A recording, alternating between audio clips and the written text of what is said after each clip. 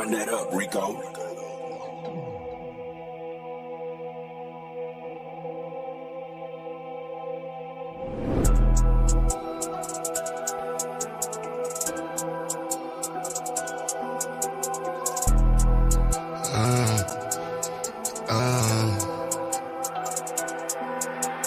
Caution, wait, please do not play with my mind, hey.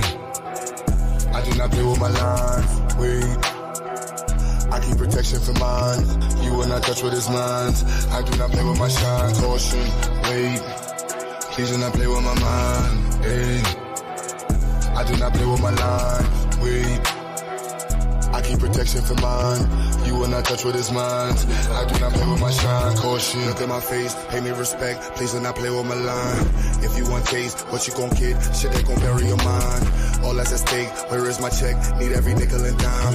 You play with my race, put you in check, but stopping the vision to climb. They mad that these niggas done woke up and now all our visions to go. Where is the bag to get us so caught up? Yeah, that is the mission and goal. Staying on cold, some of y'all doing too much. Straight up be looking like hoes, never gon' grow. Can't count on you and cuz most of y'all doing the most. Like this is a show, doing it for entertainment, or you're doing it for clout, or you're doing it to sit at the table with crackers with words in your mouth.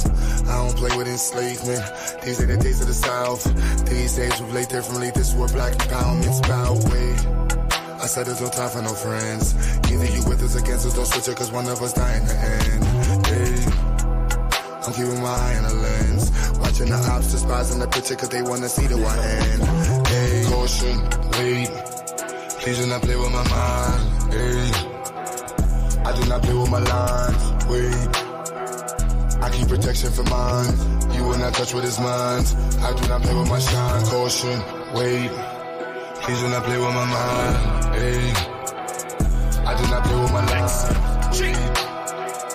I keep protection for mine, you will not touch what is mine. I do not play with my shine, caution. Hold on, wait.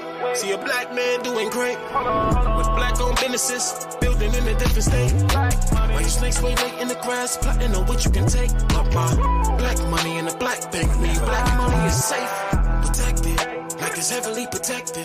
If he ever feels threatened, then he go with lead and knock him off his check this. For the record, he can never be weak. Disrespecting any checking your cheek. Rep your city, reppin' red, black, and green. Never fall, won't pick. There's no limit to what I do for mine. But you sort of don't take coming with the anger and hate up all of my ancestors combined. You wanna get one time? I keep it fully loaded, extended in a fully auto effing to keep you from crossing that gun line. Hit you in violation. I ain't never shot a caveman. Should be the first, I'ma give you this work. You get in the way of my occupation, yeah. Like I'm the boss and I don't like the way that you talking. This is my office, get permission before you walk in. The yellow tape across the door, Miss Caution, wait. Please do not play with my mind, hey. I do not play with my lines, wait. I keep protection for mine, you will not touch what is mine. I do not play with my shine, caution, wait. Please do not play with my mind, hey. I do not play with my lines, wait. I keep protection for mine, you will not touch what is mine. I do not play with my shine, caution.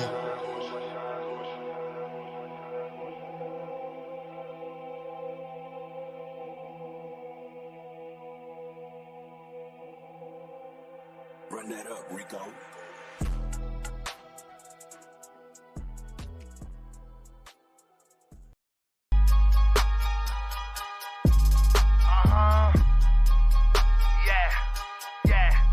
Yeah.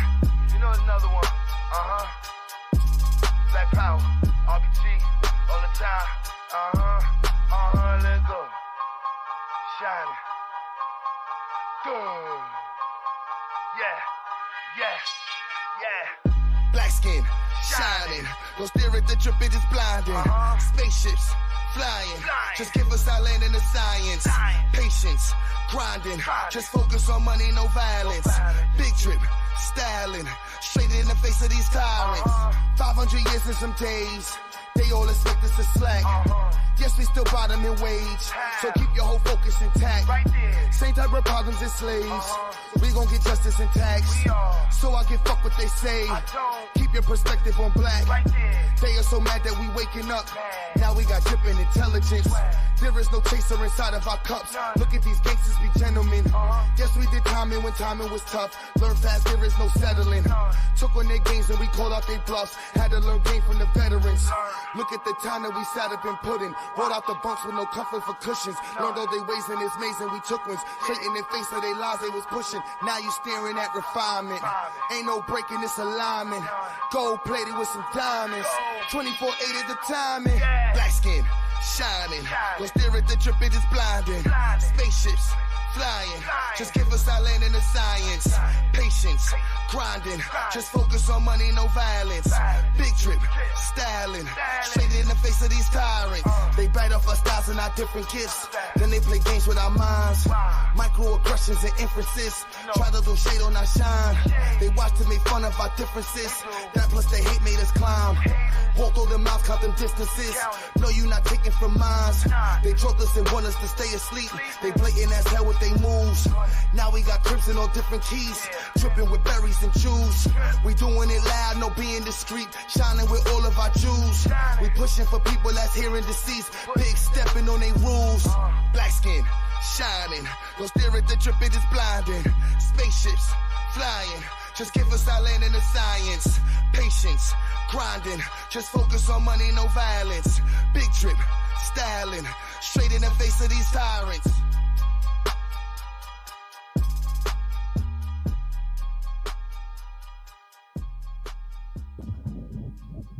What's good, Black family? Hope y'all can hear me loud and clearly.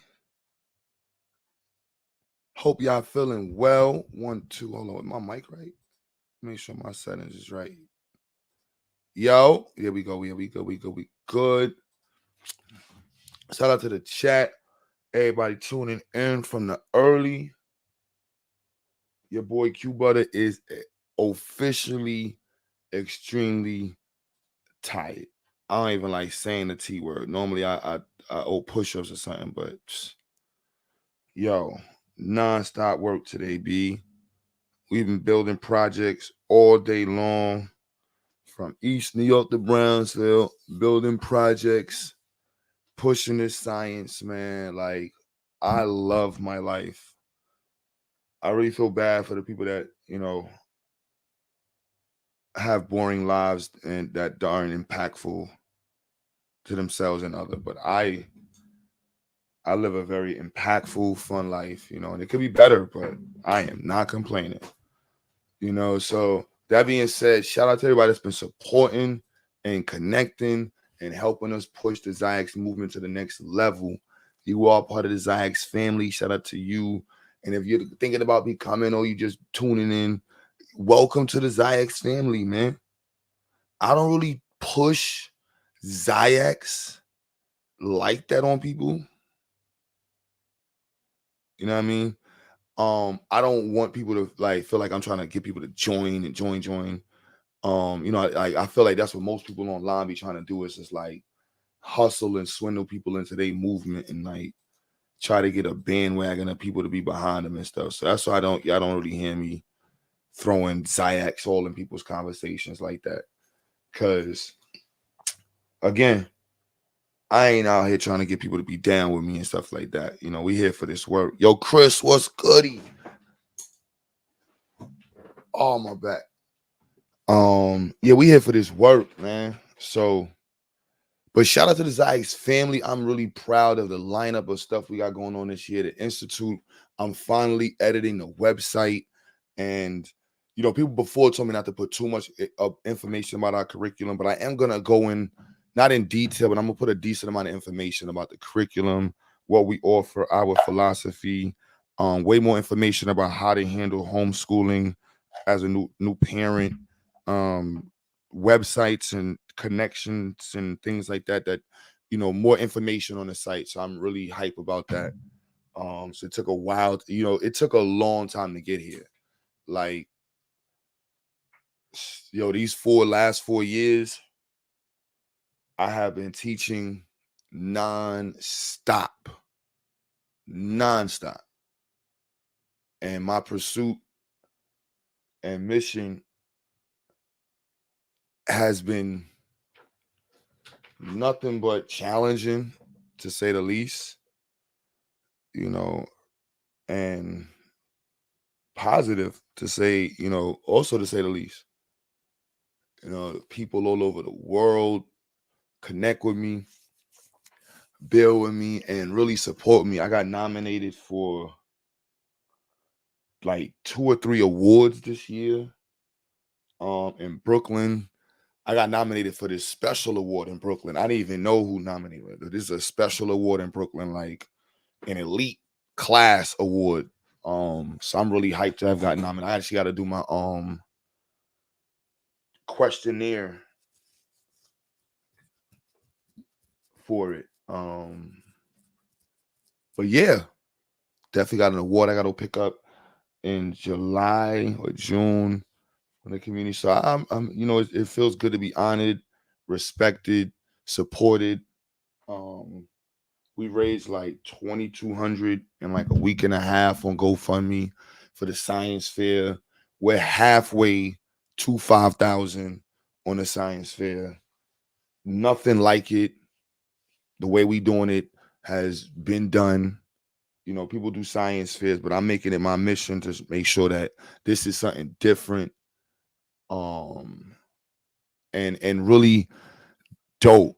Not to say that other science fairs are dope, but shout out to everybody who's actually coordinated science fairs, especially for the Black community. Like, if you coordinated science fairs for the Black community in the past, shout out to you, because it's not easy, and it's a testimony to your vision of how the community should be supported and embraced, and the mission of empowering our people through education. That's not something easy for people to understand. A lot of people think there's all these different things you could talk about before education, but the reality is education is the foundation of the conversation. No, that sound like some just cheap bars, but that's a fact. That's a fact. And so when you hear me say pushing scientific literacy, comprehension, mental health, I'm not saying that as some YouTuber. No, this is my life. This is my testimony to the world, to my youth, to the generation. Like, nah, Q done helped and pushed and tried his best. Not tried, he did his best to educate as many Black people as possible. And like today was just one of those days where it's like it really was dope. You know what I mean? Like going to Brownsville, I'm East New York, building with Man Up, one of the top organizations in the city, working with their youth, had about 15, 20 kids and children in there on a super, I'm talking about it's pouring outside. These kids made all types of kids, man, all types of stuff, man. From hydraulic cranes. And this is with y'all money. Oh, y'all want me to, matter of fact, I gotta switch my camera. I brought my camera upstairs. We just built our special project, one of our special projects for the science fair. I ain't gonna lie, because I want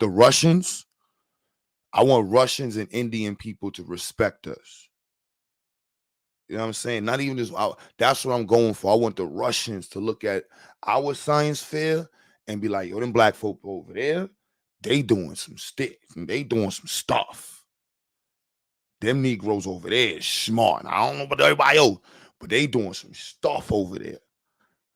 They doing some stuff. I'm not gonna lie. That's I want the Indians to be like, yo, boy, they doing some that's where we at with it. And so I'm really excited to be able to like put it together. The layout for the science fair is gonna be super fire. Shout out to my sister, and also Sister Lifoma, DC, or Dr. Lifoma. Put some respect on me. 1 second.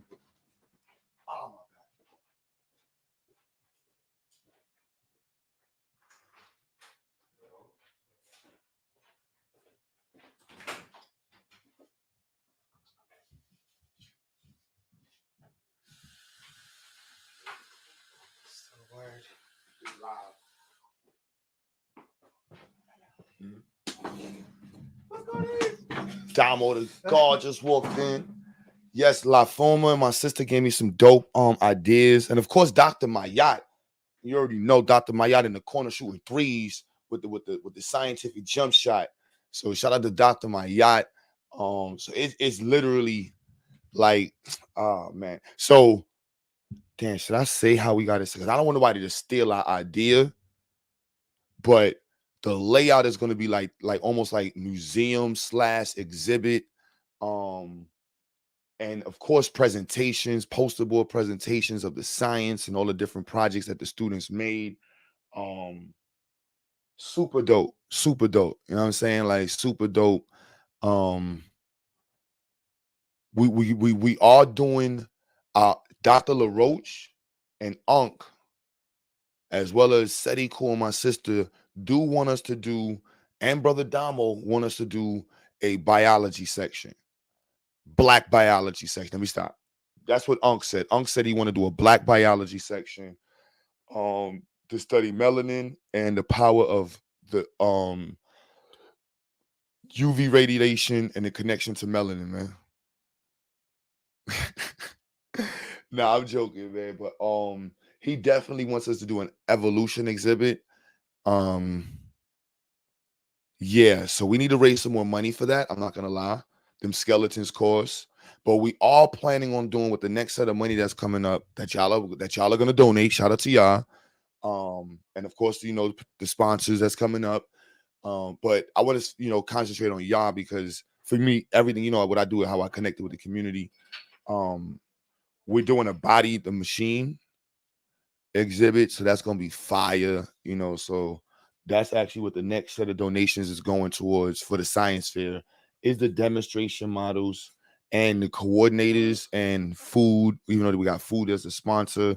But that's where we at with the event now, making sure the coordinators is good, guest, food, and demonstration models. We want to have, I want to have, it's $100 for this damn thing though.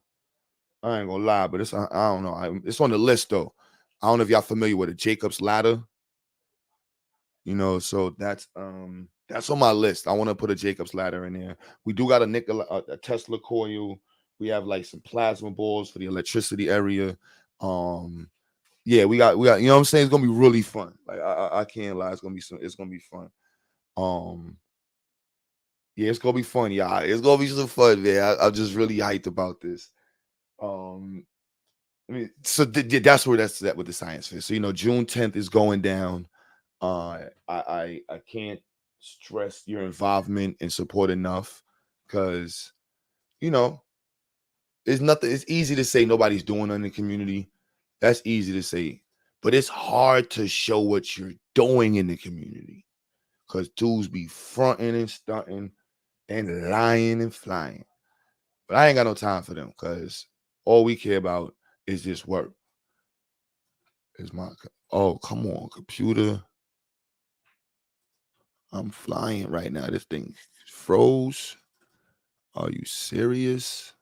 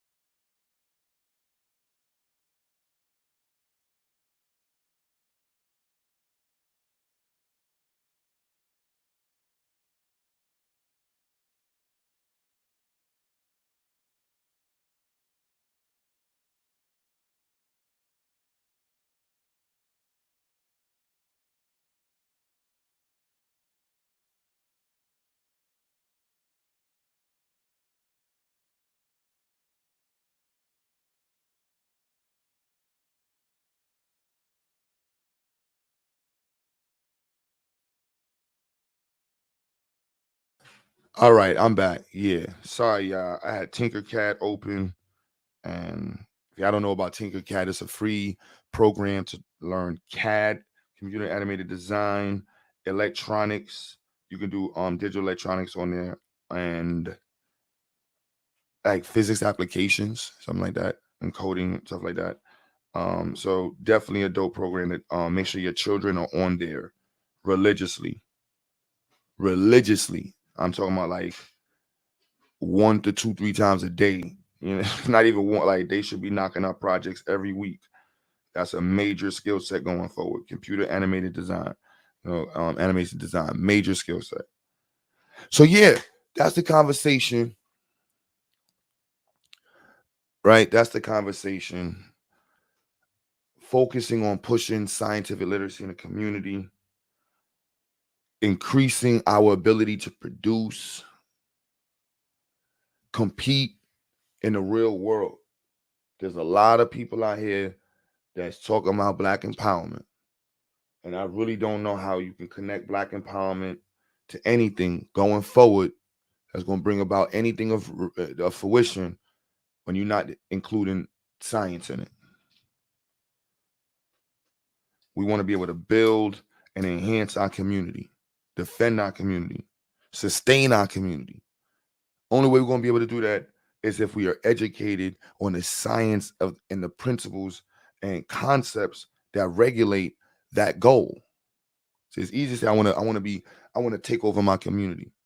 In order to take over your community, that means you got to regulate, you got to produce water, you got to clean you got to make sure that the food is provided, you got to produce sources, all these different things.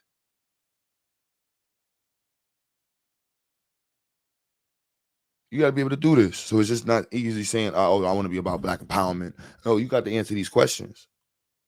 And then how do you answer these questions without science? Unless you're just talking about being a consumer.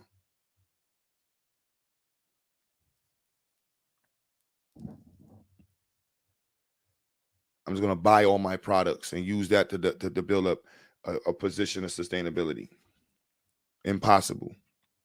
Impossible. Impossible. Yeah, this is only for smart people, yo. I told you when I do the anything goes topics, anybody can join. I'm not interested in 1,000 people in this conversation. I'm cool.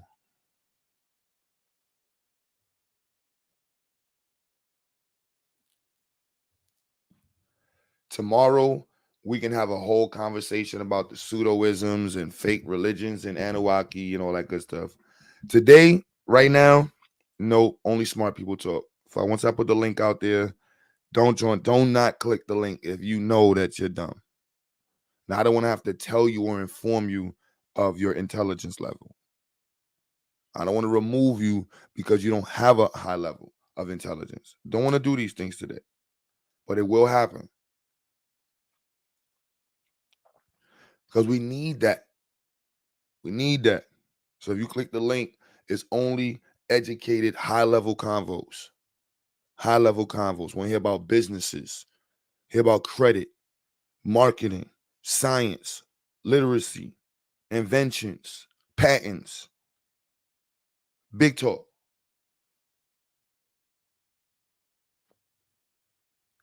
Big talk.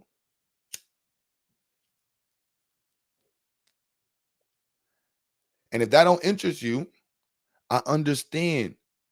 You're not smart. I'm sure there's a relationship channel or a sports channel that you can watch right now, or a flat earth review movie that you can watch that will be catered to your level of intelligence, to be a lot of colors and pictures and things of that nature. Plenty of things of that nature for you. I, right now, don't want to deal with that.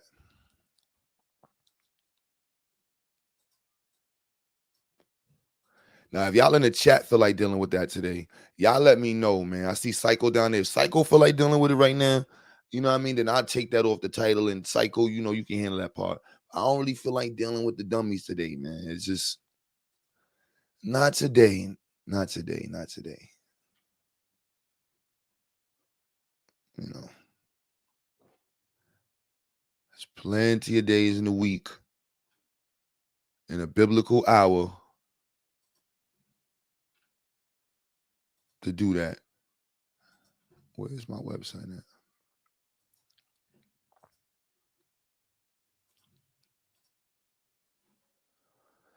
So yeah, I'm gonna be updating the website in like a day or two, hopefully, adding some more videos and pictures. I do all the editing on the website, so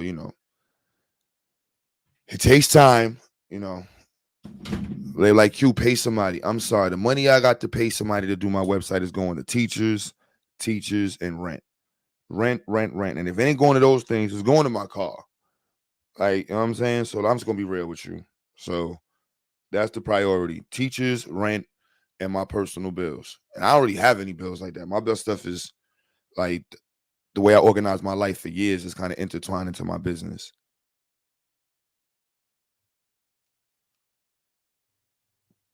I had plenty of business expenses, but I keep my personal expenses down to the minimum. However, that ain't got nothing to do with what's going on up here. Shout out to Jerome. He just graduated from the university. That's what I want to hear. Who else just graduated? What are we learning in school right now? What are we pursuing? What's the new career path? What's the top skill sets that you should have in 2024? You know what I mean? What are the features you like in cars? I don't enjoy talking to people who don't even have a vehicle in real life. Like, how you don't got a car? You're like 40 years old, bro, and you just be on foot and you live in the South? That's crazy. Yeah, that's crazy. That's sad, actually. Really sad.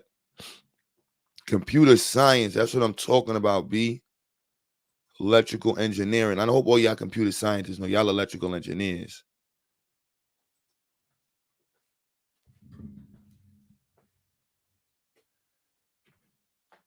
Science fair going down. Going down.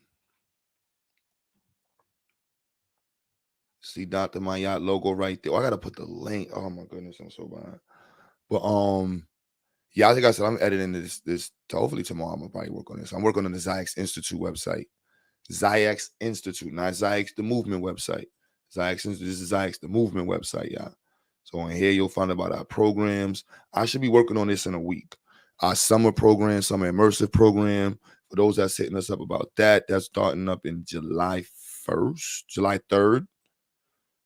So you got the Conscious Ingenuity Summer Program with Baba Amin going on in June. That ends in July 1st. We start up July 3rd and we go all the way into August 11th. Only for smart children. Only for families who produce smart children. This is not for just regular people. Yes, it costs. Now, I do want to talk to y'all about that because I do want to run this program differently. So I will be putting up a GoFundMe for the summer program to offset that. Like, because a lot of parents want to be involved, and I don't want to seem like a crummy person. Like, it's just very intense, the summer program. And, if your child is interested and you can't afford it, of course I'm gonna work with you. That's without a doubt. But it's not, some just drop your kids off program. Like, I can recommend some drop your kid off programs, where they just, kick a ball around for 3 hours in the sun, eat some ices. You know what I'm saying? Like that's playing a fire hydrant in the hole, what do you call it? Water. You know what I'm saying? Something like that, playing some water. If that's what you're interested in, I don't have that for you. That is a great free thing to do. You know what I'm saying? Go play basketball and sports and just run around the park and have somebody watch you with a staff shirt on. That's great for you. That's not what I do at all. No. This is for parents who want their children to excel in scientific-based careers, especially engineering, who want their children to have a high understanding of mechanical engineering, electrical engineering, structural engineering, mathematic and algebraic reasoning skills. These are for those people. Like, I'm catering to those people with this program. And the Institute, you already know, it's African-centered, baby, STEM-based, and social justice.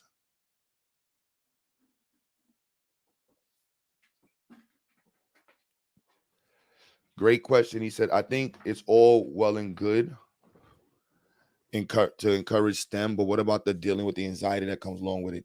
I think the anxiety from what I recognize, comes from the fact that we're pushing black kids into STEM without giving them the experiences of STEM. So it's different when you see a child whose parent is a mechanic, or, typically mechanics, especially in the hood, you see a lot of children who grew up in the shops. They're confident. They already know how to change tires and do a tune-up and change headers and, replace a muffler and change brakes, and 17, 16, 15 years old. They know different types of engines.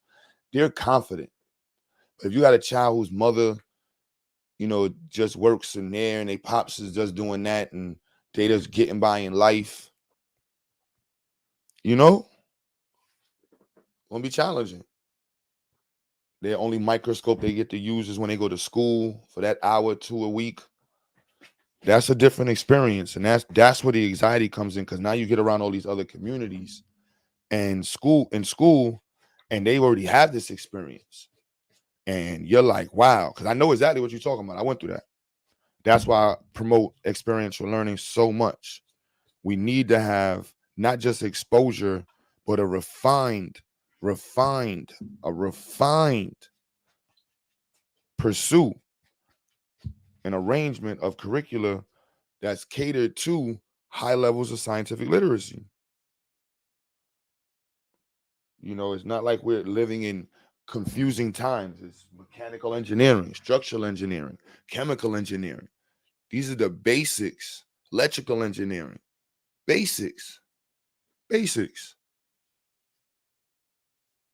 So we need to be able to say, like, yeah, the black community, Q Butter for president, I will make sure that we have 50% of black people within 5 years actively involved in STEM-based fields.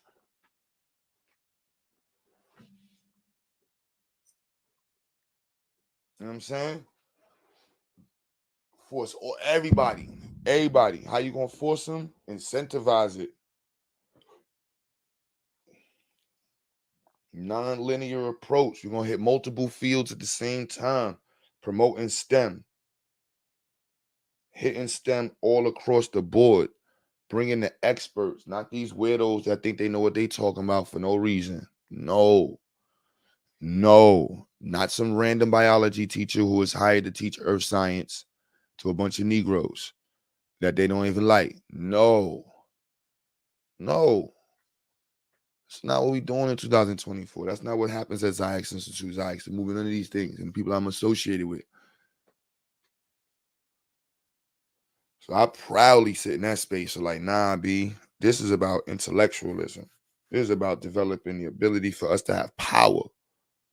We're not going to be able to do that without scientific literacy, without being centered around our blackness, understanding our history and embracing our history proudly. Yeah, Damo, it's politics. I mean, my bad, Mr. Legit, Renee in the chat, Damo, read Rob, I couldn't do a dummy. Damo, this is one of your nights too, man. He was like, yo, Q, I can't be doing them conversations. Damo in the building. Yes, sir.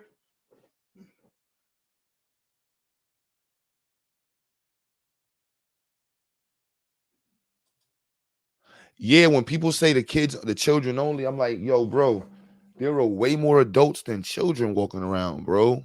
A lot of dumb adults. We have to figure out a way to get our 20-year-olds in STEM, these 30-year-olds in STEM, these 40-year-olds in STEM, these 50-year-olds in STEM. You 60 and up, you know what I'm saying? I might leave you alone. But you in your 50s, nah, bro, go get yourself a 3D printer. Go get a mechanical engineering book. Go learn how to freaking crochet. Go learn how to build. Learn something. You have the ability to do it. You just might need some motivation. And that's what I'm here also to give you.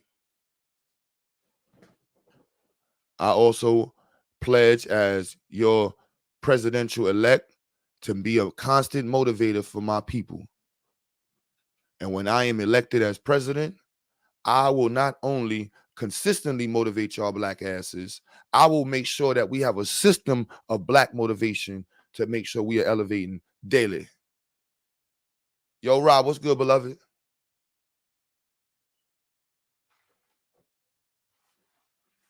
Yo, Rob, you there? Hey, what's up? What's good, family? Basically what I was getting at with those last few comments is really just the idea that in order to pursue a STEM degree for most people, it requires a network, at least for the academic portion. Now, once you get into a career, then yeah, you can kind of go off on your own and be an individual. But as far as going through the schooling and the education part of STEM, it requires a network of people. You're talking, especially when you're coming from people who have failing schools, um, they lack proficient teachers, and just all of the conditions that Black students really have to deal with. You're talking about people who you can trust to go into tutoring programs with, right? If you're going Black nursing, a group of core individuals that can go. What am I trying to say?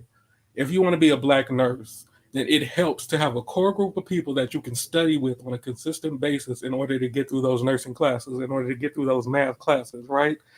And a lot of the times, what you find is Black students are isolated.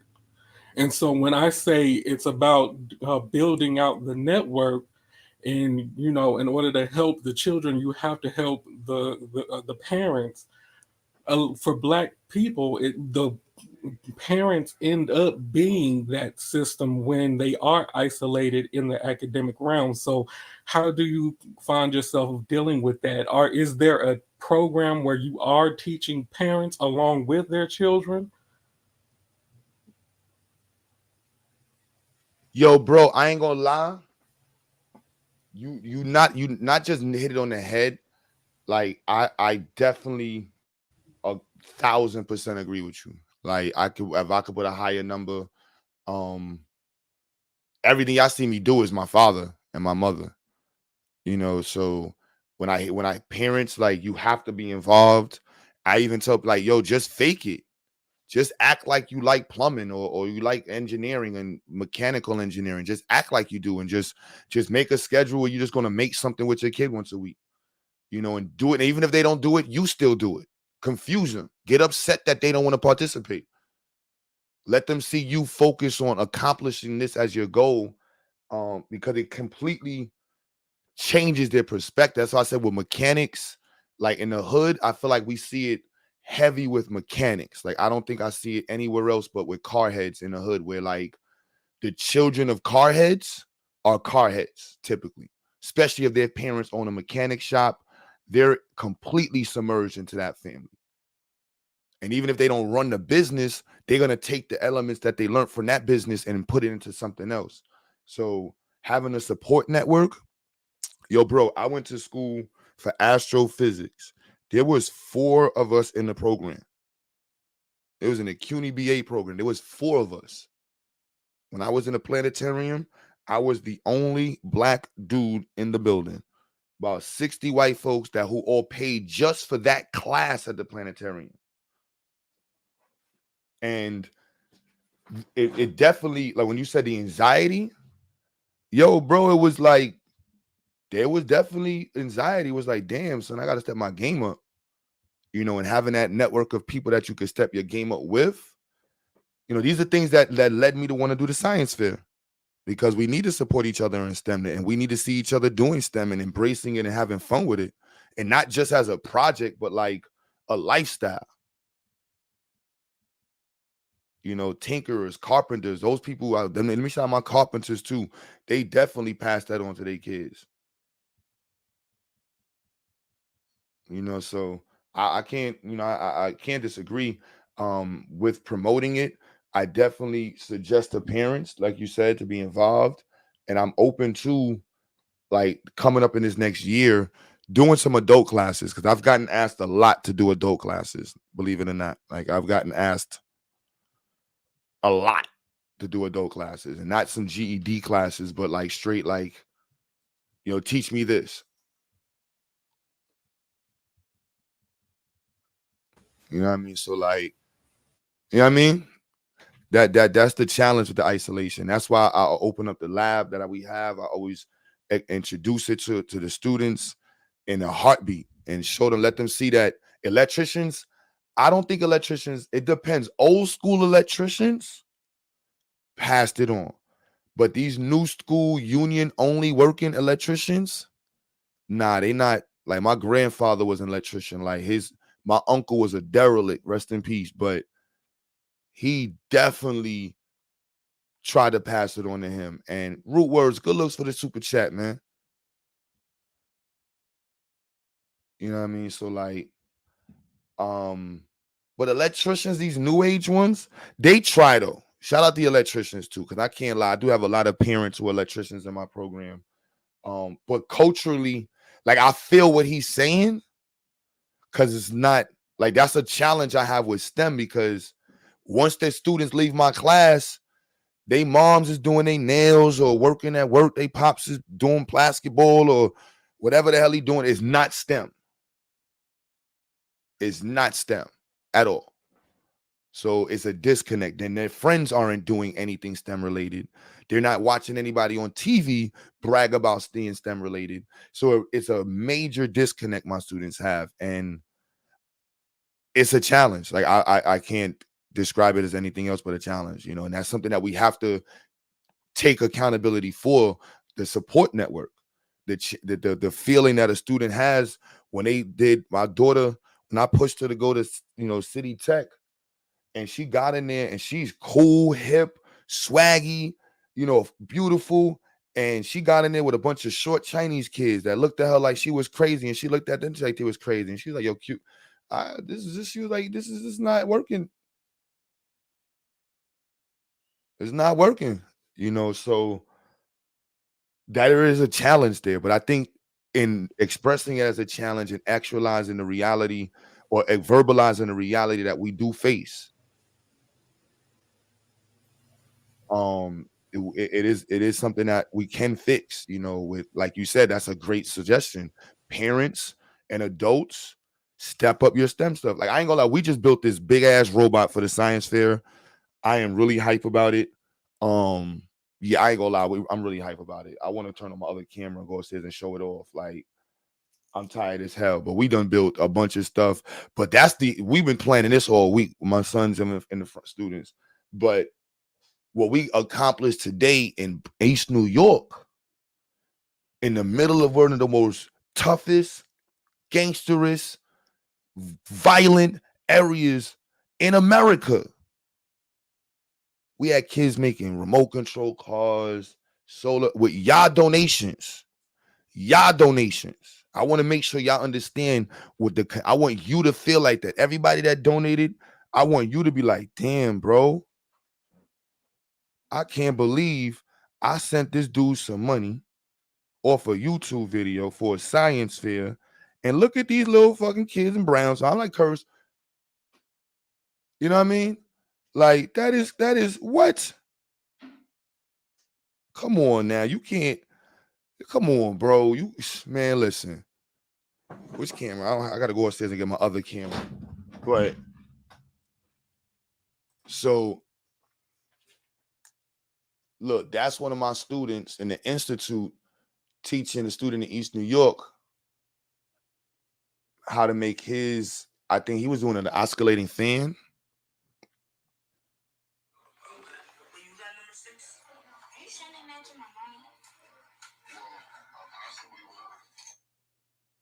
Let me see the next one. Yeah, this little kid right here is a genius right here. Not the one in the glasses is two, but right there to the over, he's an aggressive genius right there. He's like, look, this project right here was like $100. So whoever put up that $100, you bought that right there. Whoever want to claim that donation, but you bought that.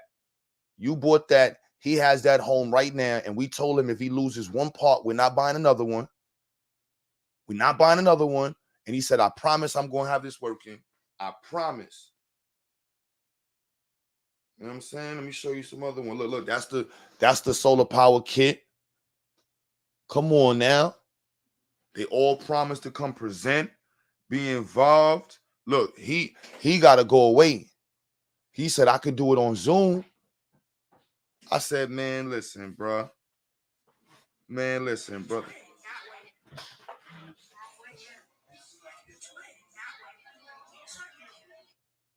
And this is after. Look. Look at that brother Prince right there. Brother Prince is in the field with me, showing them how to put it together. They making a Newton's cradle. Come on now. Look at the young brother right there. Look. Y'all bought that. Y'all bought that. Not the white man. Look, that.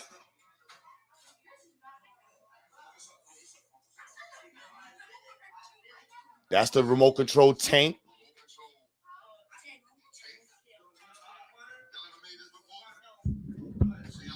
So this is like engineering stuff. Is it that hard? No. Like power. Little geniuses, how y'all looking? Y'all looking good?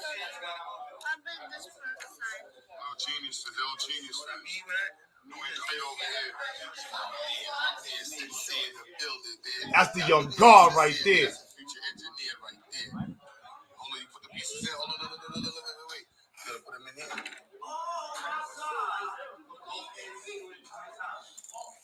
Look, this gonna go in like this, B. You see? Wow. And look. Hold on. Wow.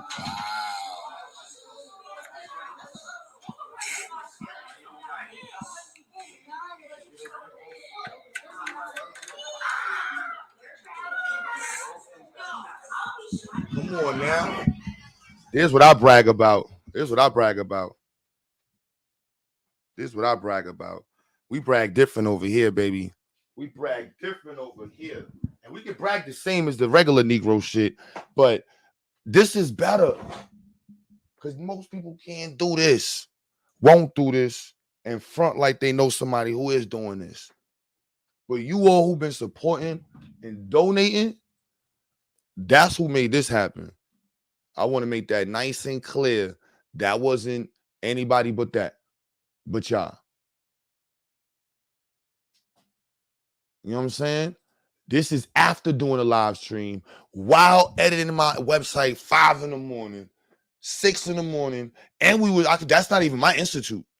That's Man Up. I want y'all to see the interconnectivity. You know what I'm saying? Where this is going down. Man Up in Brooklyn, George Macon in Philly.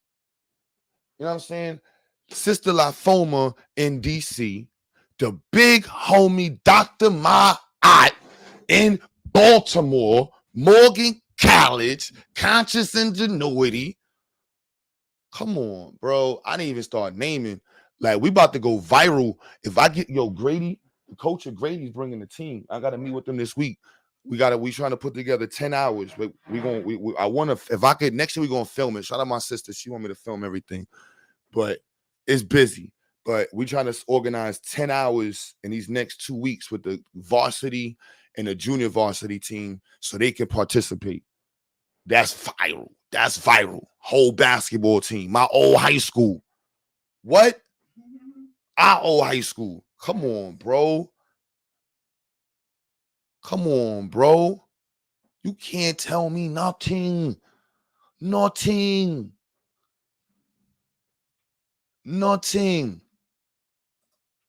Space paid for. Dr. Ma'at about to swing through with the majors freaking support, with the funding and sponsorship. They're going to take it over the ledge. In between then and now, y'all done brought up $2,300. What is this? May 10th. $2,300. What's today's date? Today's May 20th. Well, it's 21st now. 21st, 11 days. So we're going to break that 5,000 immediately. We're going to break that ASAP. I got faith in y'all. We're not going out here sounding all crazy with the people, calling my people trifling, all that other stuff. We're going to break that 2,500. I mean, that 5,000, which is $2,500 pretty much more in no time. So the event going to be kicking. I already told you the next things we buying, Liddy. Next things we getting is the display models. Like, where my Amazon at? Since we up here, it's fun talk, science talk, right? Shout out to Dr. LaRoche. Hold on, my bad. Dr. LaRoche came through with 100 books. Y'all understand what's going on? It's so much, and my life is just moving so fast. Shout out to Dr. LaRoche, man. Because not only did he donate the books, and he's going to be doing a presentation, but he gave me some dope advice this week. You know, a great suggestion.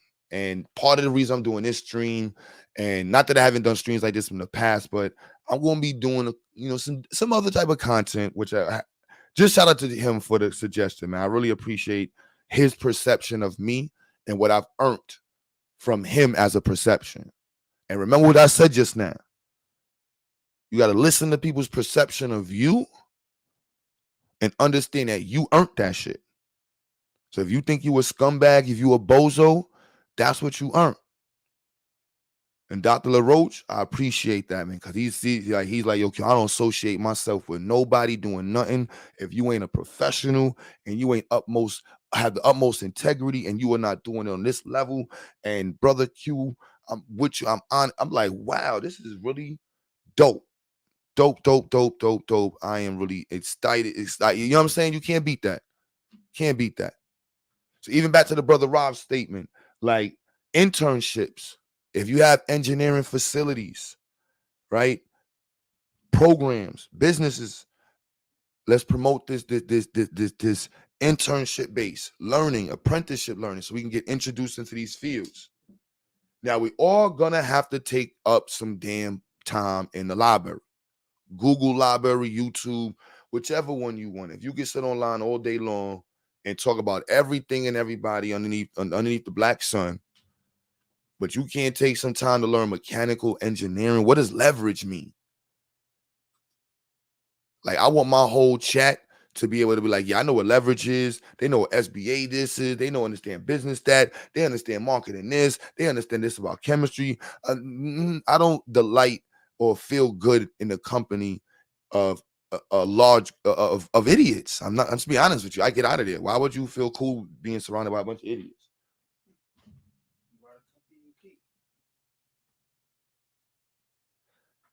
You know what I'm saying? You are the company you keep. That's right. So I'm cool knowing this the audience didn't vote here because these people is smart. These people got good credit. These people doing stuff in life that's progressive. It's just that simple. We can dabble into the niggerdom, but again, that's just for entertainment. There's nothing beyond that comes out of those conversations. Nothing. All right. So let me go look this thing here.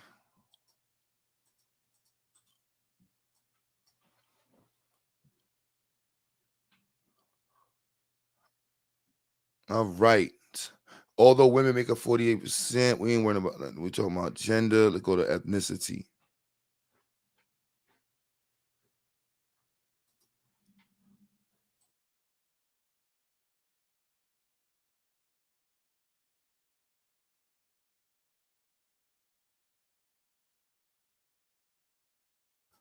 Let's look at this by ethnicity. Oh, no, this is a class. So I'm clicking the wrong damn link. Hold on. My bad. 1 sec. Wrong damn link.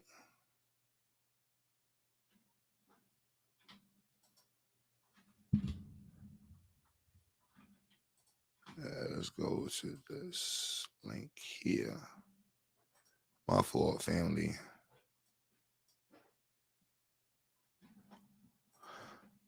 All right. So even as colleges pledge to share, improve and share of engineering and math graduates who are Black declines. The supply of Black scientists, engineers, and mathematicians is flat or falling even as demand goes up. Right? The proportion of bachelor degrees in science awarded to Black graduates remained flat at about 9% in 2001 to 2016. In engineering, it declined from 5% to 4%. And in math, it dropped from 7% to 4%. It's not much more we need to read after that. If that doesn't explain the community, I don't know what does. 9%. So again, Q Butter as your president, an elected representative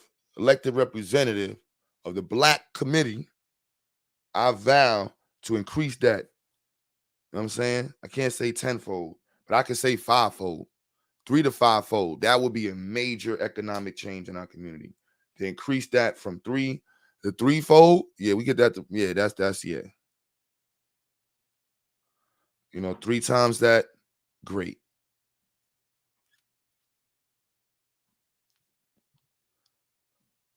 Because these politicians who come up here hooting and hollering for us aren't connecting the reality of what 9% looks like. That is crazy. It's crazy. That's just terrible. And to think that nobody's talking about this, politician after politician,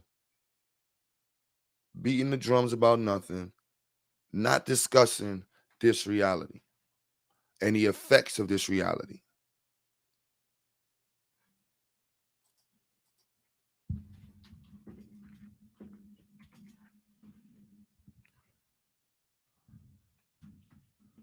We are in the wake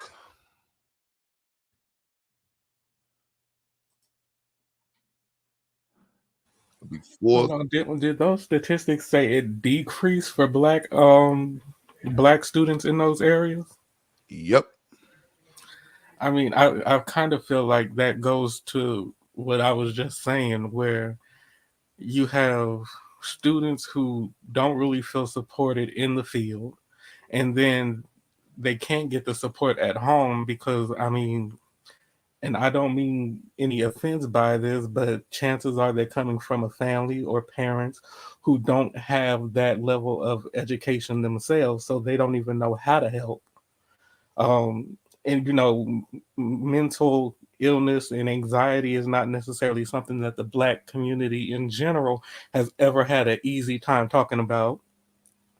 And so you have all of these things coming together to encourage, the Black students to just feel like, to just give in. And I don't necessarily think that I'm any better, because for walking into, I'm in bio, not necessarily the physics part, but going into those classes, like you said, usually you're one of the scant few people in the classroom, and it is pressure, like the anxiety that I be dealing with, especially in math classes, because math is not necessarily my strongest suit anyway. It goes all the way through just learning the material, but then my test anxiety is horrible, horrible, horrible. And I think the only reason why I continue on is because I'm stubborn. I ain't mad at you. I am mulish. I don't like giving up. I hate admitting defeat. But all of that combines to just like where you have Black students who just don't even want to deal with the pressure of it all. And so this is where, if there are any mental health professionals in the audience listening right now, I think that there is a legitimate career in supporting students, Black students specifically, who are in the STEM field. I think that could actually be looked at as a genuine career field in order to help them process what they're going through in order to navigate that world. I definitely agree. And the schools don't be so. When I was in school, and I got to Mega Evers B, I can't say it wasn't a support, but it was just weird and it was whack. And it was like the struggle at the same time as the support was extreme.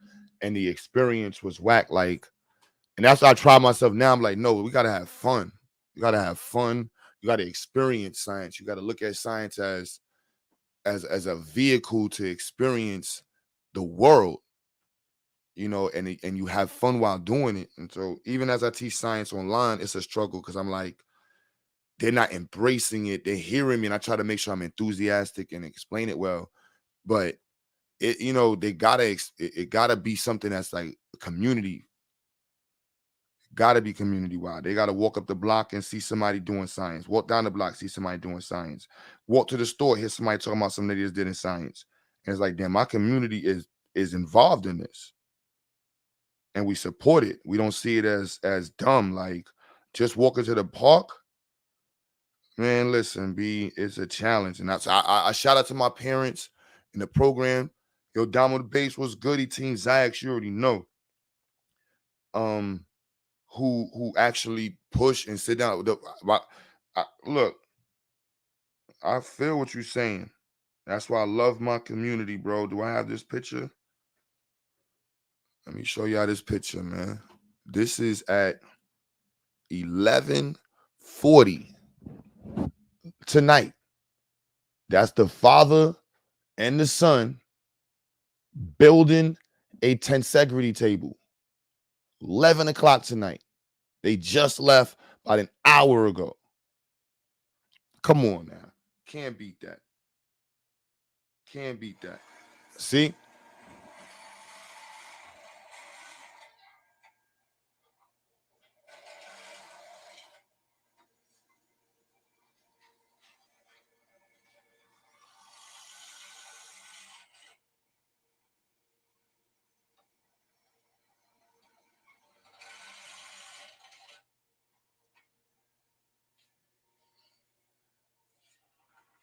Come on now.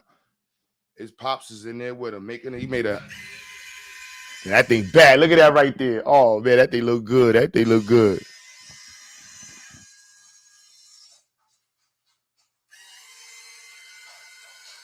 Yeah, that's it, wrong. Yeah. Ooh, that thing I ain't go. Oh, that thing. Damn, I love science. Oh my goodness. But yeah, father's on deck, mother's on deck. Mom's was there earlier with her daughter. Miss Stella was in there yesterday with her son. So parents, be involved, man. And don't be one of those parents that try to do it for your kid and make them sit up there for you. No, embrace it. And if you ain't got nothing to do with your life but watch television after work, get your lazy ass off your ass and go do something productive. Start tinkering and watch how your children understand it completely different when they see you involved in it. When they see you go to your friends who do the same thing and they hear you enjoy and experience and socialize with people who do the same thing. That's what I'm doing now with my son. I got to make sure they see, like, it just can't be like my dad, because they're like, they're going to get in the real world like, damn, nobody does this like my dad and stuff. No, I need them to be embraced into this and embrace it and have a whole, like you said, network. You know, and that comes with a form of intellectual nepotism and like I always say, I'm racist, B, so I keep what's for us. So we need to be pushing that down to us no matter what. And we need to be active on it. You can't expect a black child to come out of the middle of the city to go to some big school in the middle of nowhere and think he's going to be supported by a bunch of people that don't know him or her. Nah. And that we can't, it would be crazy for us to, in 2024, to have our children going into these sciences having not experienced it from home. How? That's almost abuse. Unless you're homeless or going through something crazy, if your child says they want to be a doctor, there is no reason why they have to wait to go to school to do a dissection, to look at the bodies of animals, to examine and or have a microscope. That is a parent's duty. Yeah, I said that's a form of abuse. Your child has to go to the white man's school, whatever you want to call it, Now, unless you going through something, I get it. But if that's it, public school, nah, B, get off your ass. Yep, I said it. Get off your cheeks and go put some work in. Go learn how to do something. Get a CNC machine. All my people in the South, them big ass garages and yards that y'all got for no reason, go get a shed, build a shed, put a CNC machine in there, some 3D printers, and just start making stuff for no reason. Get into fabrication. Then connect with people who also do fabrication. Just take on electricity for no reason. Buy a freaking electrical circuit kit and just learn circuits, learn how to solder. All my adults in the chat. That's a great idea, Rob. I'm giving that to Rob today. All the people in the chat, learn how to solder. That's one skill set. We can just all say, if we learned how to solder and we learned electronics, a year from now, our conversation revolving around electronics and technology will be completely different. Guarantee it. Guarantee it. Ms. Lamb is in the chat, so I already know she'll be like, yeah, throw some financial literacy in it. Take a year and focus on learning finances. And don't talk about coming here to crypto and Forex. Just learn the basics of finances and banking and business and money fluency. Then you can add in all the other stuff too. But understand the core. Understand the basics of business. Watch how far that'll get you. Guaranteed, man. Guaranteed. You be like, yo, I listened to a Q Butter live stream and I went and bought a circuit, a soldering iron and an FM radio circuit to make, and I've been making circuits ever since then. 5 years later, I got my own damn blow dryer and radio line, and yo, this is the power of science. The power of science. There we go. Lathe, mill, bend saw, welder, grinder. You have a machine shop. Yeah. Oh, yeah. You saw what we got going on over at Zionics, right? Yeah. You saw all of that? I thought you were talking about, yo, watch when we expand the next location. I'm telling you, y'all going to come to Zionics and be like, yo, Q, what the hell is this? Like, yo, bro, B, this is Zionics, man. This is Zionics, man. You got to lower a lot, man. So, yeah, we need more space. When we get this new building, which we're focused on, that's the priority this year. More space, new locations, more space, more people on the team. We need way more people on the team to get this to the next level. Way more people on the team. Like, I need to increase the amount of people on the team tenfold. Tenfold. Now, that's tenfold. That's the mission this year. I need to increase the amount of people on Zionics to like 120. Yeah. Oh, yeah.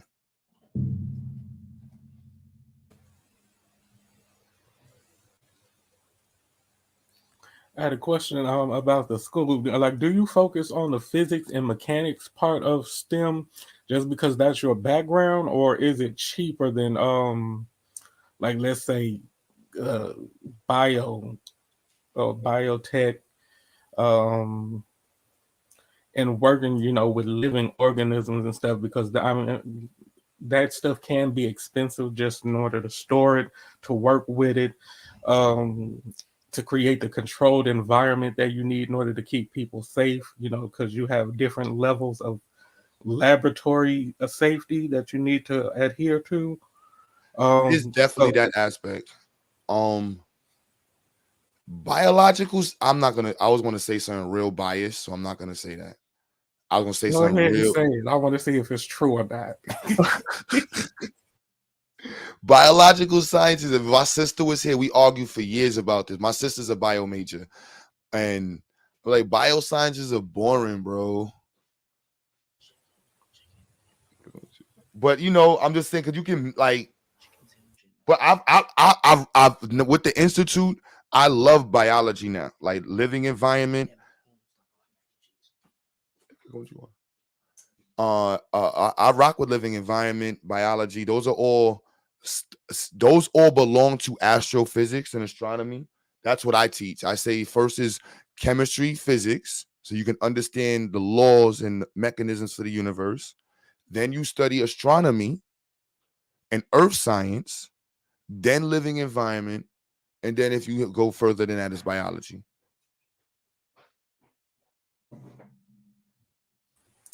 I can see that. I'm not mad at that.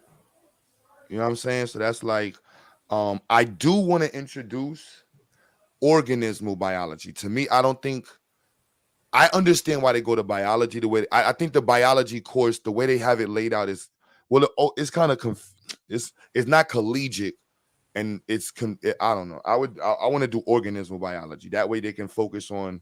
I would break it down to like the different families of different family organisms or groups of organisms, whatever, and then break the dissections and examinations and study by the categories of animals. So they would have like a well-rounded understanding of the animal kingdom and the nature that these animals have, whatever you want to say. Well, yeah, that seems more like a specification, because when you talk about biology, really biology is just an umbrella term. Um, you can go into, I mean, biology is life science, so anything that is considered alive is the study, right? So you can be talking about plants, you can be talking about animals, you can be talking about fungi, viruses. Well, there's a debate about whether viruses are alive or not, but you get what I'm saying. Like biology is the umbrella, and then you can specify even more.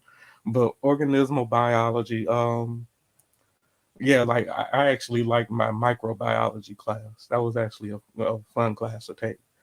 Hell yeah. I got mad microscopes. We're doing so I'm on the science fair. I'm gonna set up a table that's gonna have a bunch of microscopes so people can just walk by and see slides. And I'm gonna have I would love to do the embryos different animals. Like they have the big displays, but they mad expensive for them shits. I ain't know them things was that expensive. But yeah, I'm with the Howard is introducing a early introduction to medical fields. I would love to do a crossover program that focuses on medical technology and producing the next group of engineers who also focus specifically on medical technology. I think the revolutions going on in the the fourth industrial revolution is happening and has been happening in the medical sciences and also with the technology for medical sciences. So that for me is a connecting point. It is expensive, as you said, like you said. However, the technology component isn't as much, it's just very much refined, especially like dental engineers. You know, electrical engineer for dentistry makes mad money. They like 180, 200,000 a year. You're not making less than that if you're a dental engineer. Forget being a dentist. You make the machines for dentists. Yeah, that's kind of what I was getting at with my question, because um, oddly enough, when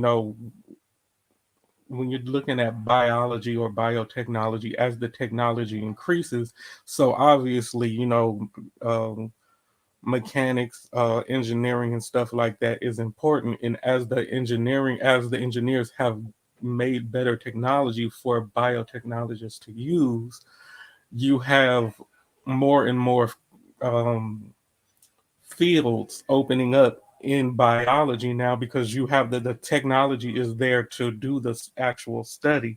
And so um really it was just I was kind of leading into, there's actually a whole world of biology that is opening up now that the technology is there to actually do the study around it. And so maybe some people might actually be interested in what's out there in the life sciences. Yeah, I love it. I love the life sciences, and is it my I again, I'm a tech head. So like one of the first things we built upstairs, which we're gonna do over this summer, was our glove box. I was gonna buy it. Yo, bro, I'm obsessed with science, bro. So like I was gonna buy the reptile incubator, and they also, like you said, storage and I was definitely gonna looking at, they have the little mini fridge incubator. They have the horse sonogram machine for $800 on Amazon. They have the yo, bro, I like I said, to me, I can see a connecting because the medical fields, they're not as expensive as they were before. So with a little bit of credit and business, like a sonogram machine, now you can get one for $7,000 to $12,000, and you can just hire somebody involved with it. Like I'm with it. So like I said, when it comes to that side of it, I'm not opposed to it. It's just like you said, I guess what resonates with me, and not even with me, is just the foundation of the sciences is chemistry and physics. So I try to just stick with that. Not even stick with that. That's the 4 classes. And if I would go any further, it would be specifically on like biology or organismal biology. That would be the next year. But we don't really do that would make us a 3-year program. We're a 2-year. So I wouldn't know how to do that. Hold on. So how does that? So you're a 2-year program. So you get students at any age, and then once they complete the 2 years, it's over. How does that work? Most curriculums are 2-year base, 2 to 3 year base. Okay. So K to 1, then you have 2nd and 3rd. Some people group 2nd to like K to 2. A lot of people group K to 2, where the K to 2 is the foundation errors.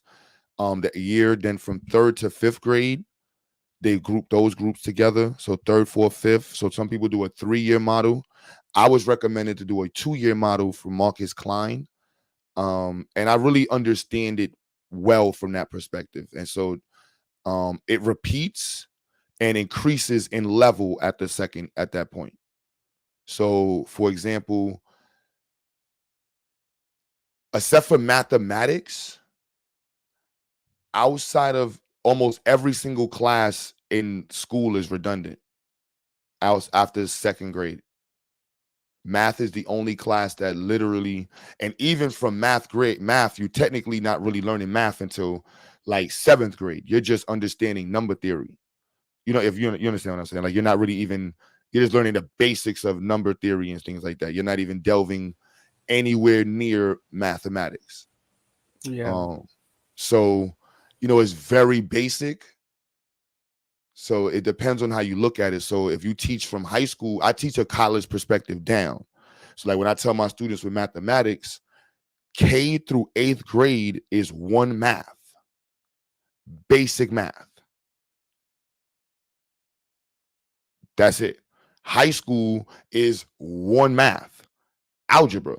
Like there's barely, you can count the amount of high schools that focus on calculus or classes beyond algebra. Like you could dead count that on hands. Like that's not even, and even the algebra curriculums, they're weird, if to say the least. Like the way they organize, I understand it after teaching it for the last 2-3 years. I understand why they break it down, but a lot of the breakdown in algebra is because it takes so long for a lot of people's minds. What I'll say in 2 ways: with certain people's minds don't develop mathematically for algebraic reasoning well, or the teachers do not have a good enough or the experience to help someone understand algebraic reasoning or to develop the algebraic reasoning. Yeah, most high schools offer calculus, but as a concentration, you pretty much won't find most schools with a large population of their students who take calculus. You're more than likely to take AP algebra before calculus. And that we should, but it's just, so the curriculum, so it's even from that perspective. So even if you look at high school is like 1 grade level. You take 3 years to do really one math subject, algebra. You know what I mean? Like and then if you finish those on your last year, you can choose to do calculus or pre-calculus, pre-algebra, pre-calculus, not even calculus, pre-calculus, technically. So like Yeah, if you per-cal or trig. you know what I'm saying? So like it's not even, and then when you go to college, all of that is one class. They literally, if I had to take remedial math in college, they teach you all math in one semester. All high school math. Then they're up to, 8th grade, 9th grade. And I'm like, how did y'all? It's just your, it's the teacher and your brain develops. So it's how you look at your curriculum. I'm saying that it's a 2-year perspective because I want parents to understand that it repeats, and reorganizes and steps up a level in 2 years. How the child's brain receives the information. Like living environment is living environment, whether you're teaching it from a 12th grader to a 12th grader or a 3rd grader. You're going to start off with cell theory. It doesn't matter what grade they're in. You see what I mean? Chemistry and physics, it doesn't matter what grade you're in. You're going to start off with understanding mass. You know what I mean? So it's whether it's just how do you teach that to a 12th grader and what do you expect this 12th grader to be able to respond to and comprehend as well as express. And that's literally why English and ELA is the core of all of the topics, because your ability to express yourself is the only thing that really determines the differences in grade levels. Your ability to comprehend and express the information. That's just English. And the English topics don't change from 3rd grade to 12th grade. You're going to learn parts of speech, how to write an essay, types of essays, how to listen, research and inquiry. It just increases in levels.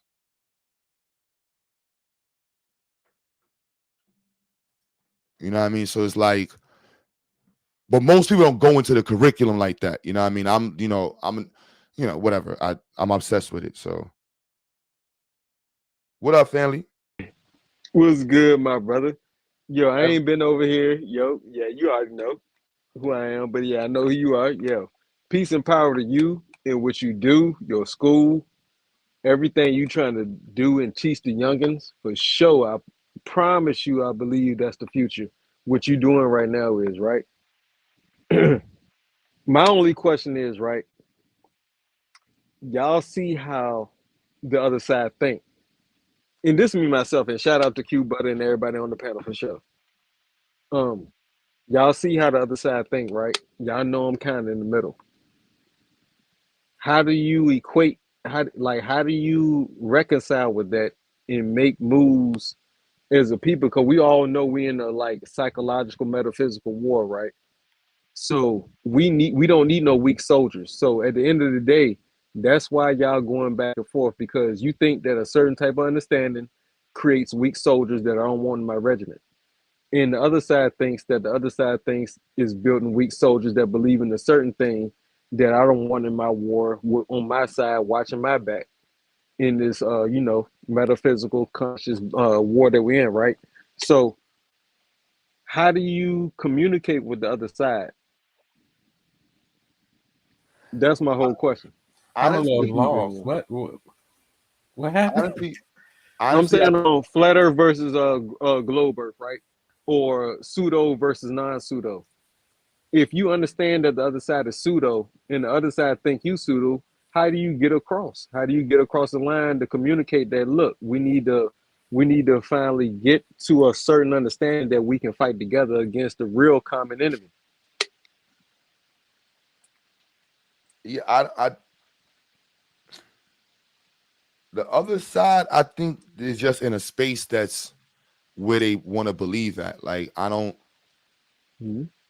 being like, if we want to make a microphone, there is no other side. If we want to increase the performance of our car, there is no other side. If I want to enhance my gun, there is no other side.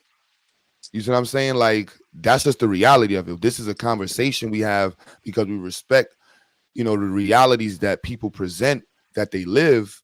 However, in the context of reality and where we are, there's only one way for you and I to have this conversation right now, and that's going to include the internet. You know what I'm And you saying? got to So, know how that works and how radio. Yeah, exactly. You got to yeah, know the that's it. science. So what? Yeah, I understand that. I'm Trust that seeing me you myself. on a screen. You know what I mean? Yeah, Whatever people want to say about cameras, NASA, I'm looking at you through a camera. You I know what get I'm it. saying? Like, Facts. I took photography in school. I know exactly how it works. there's How light burns the image on the actual photo paper, and yeah, I know how that shit works. so And the there's no photo getting. paper is built to certain chemicals on the actual paper that holds the image of the burnt in. Yeah, the lights and shadows. Yeah, I've built cameras out of a box, a cardboard box with a hole poked in with it. I've done that shit. I understand the science of it, right? But explaining this to people who haven't looked that shit up, which like that's the other side, right? Some people just won't go and look up the things that they're talking about. How do you get across to those people in real time, right Well, away? it Real really time, I is just ignore them. yeah. I Like, know what y'all talking about. Yeah. how are you gonna allocate your time? Really, like, is it worth it to spend 4 or 5 hours 5 times in a month to argue people down over flat Earth versus global Earth, or can we sit down and talk about how do we get people insulin? Because it's hard to fight against a belief system, but it's easy, like, to sit down and say, look, this is how you create insulin. Well, if you can agree, if everybody can in the room can agree, okay, this is how we get insulin, then now you can move forward. That's something that there's no argument about that. So focus on the things that you can control. The And common ground. Yeah. yeah, so other than that, then what? I don't understand. And that's my I'm question. sorry. Like, what's the common ground? Like, what's the common ground that we can come to so everybody can get to a level playing field? It's the There things is where the no facts are irrefutable. there is no in the world we live in. That is the common ground. Science. We're saying something that in this community, the common ground is science. That's why they put it in movie. They put it in no, we on mathematics. That's the common ground. All right, now Q better now listen to what I'm saying. Imagine that what reality is that the common ground told us we were stupid and dumber than the rest of the people that we are around and go to school with, right? Imagine that was reality like it actually was, right? And that was the actual science. So how do you equate that in like how do you explain that to people that like look, the science told us that we were dumber and we were the cavemen. Then we found out that the science was we weren't. Now you want us to believe the science that tells us that this is what we're on and disbelieve our imagination, what told us that we were right in the beginning. You see what I'm saying? So this is the mindset of most people that y'all are arguing against. I just want y'all to understand that it's not just the average person. Y'all get that right? No, I get it. The All right. the position that most people that I recognize have is that they're upset with white men. White men, the imagery that they saw of black people. Exactly. You know what I mean? The words, the lies that they were told in media, they attributed that the fact that the government lied about this and the government regulates that, then that means they lied about this. That's those for people How that do we decide what's real and what's not? See, like a lot of people that are listening to us want us to tell them what are the fake lies and what are the real lies. What is the real truth and what is the fake truth? And see in so science, what we yeah. don't in science that's the beauty of science now. It's 2024. You can test it yourself. Like Facts. Do the there's math. no, Facts. I understand. you know Yeah, what I mean? Like that, trust me, I understand. like even the fake pseudoscience of whites being superior was completely thrown out through science. Absolutely, it was. So it's like, that those conversations, And like that's it what science means. And that's what I was like. And I brought this up like before years ago when I hopped into the classroom. I told people that science is not anything near 100% factual, fact, truth, and forever will be this truth. Science itself is just the understanding of what your reality is, cataloging it, and then understanding it from that point on, and then cataloging it and understanding it, and then cataloging it. And that's what that's what science is. And science is forever changing. It's nothing that's a constant and stagnant. It's forever moving. It's forever flowing, like a true flowing river that's not dammed up. That's what science is. And that's what it states it to be in the definition of it, right? So I told this to people a long time ago. What I'm trying to understand really is, Well, science is more than that. But you get what I'm saying? Yeah, but I'm saying like there's no 100% fact in science that stays that forever. That's not what science ever was and ever will be, right? well, Science will not that's always not change. Like that. you are going to grow tomorrow than you were today. You're going to Well, breathe that different. Your why organs going would to be it? different. Yeah, you see what I'm saying? Why, Yeah. why I wouldn't word it like that? I know you wouldn't because you got a degree in it. And I don't. But No, yeah. I didn't. Yeah, I know. I dropped out of college. I dropped out at 96 credits. But Oh, shit. Yeah. Me too. Yeah, Yeah. I agree with Q on that. Like, you're not entirely wrong, but you're not entirely right either. And I Absolutely think not. that For sure. the reason why you're right is I don't think you completely understand why you're not right. Explain it. I mean, because you're saying that science is changing, and it's true. Like, science, at the core of science, is the idea that for every one question you answer, there is always 3 or 4 more questions that pop up. There is always a why, right? You can always ask why. However, to say that there are no universal truths, that's where I'm having an issue. that's the first thing I thought I about. said universal, a constant, like that's never changing. What I'm saying is If you science is go not a jump off universal of a constant that never 100-story changes. building, you're not gonna fly. I mean, but eventually you might though. So science is not a universal constant that never changes. So what I'm saying is factually true Well, according the to way what the definition of but the science is, though.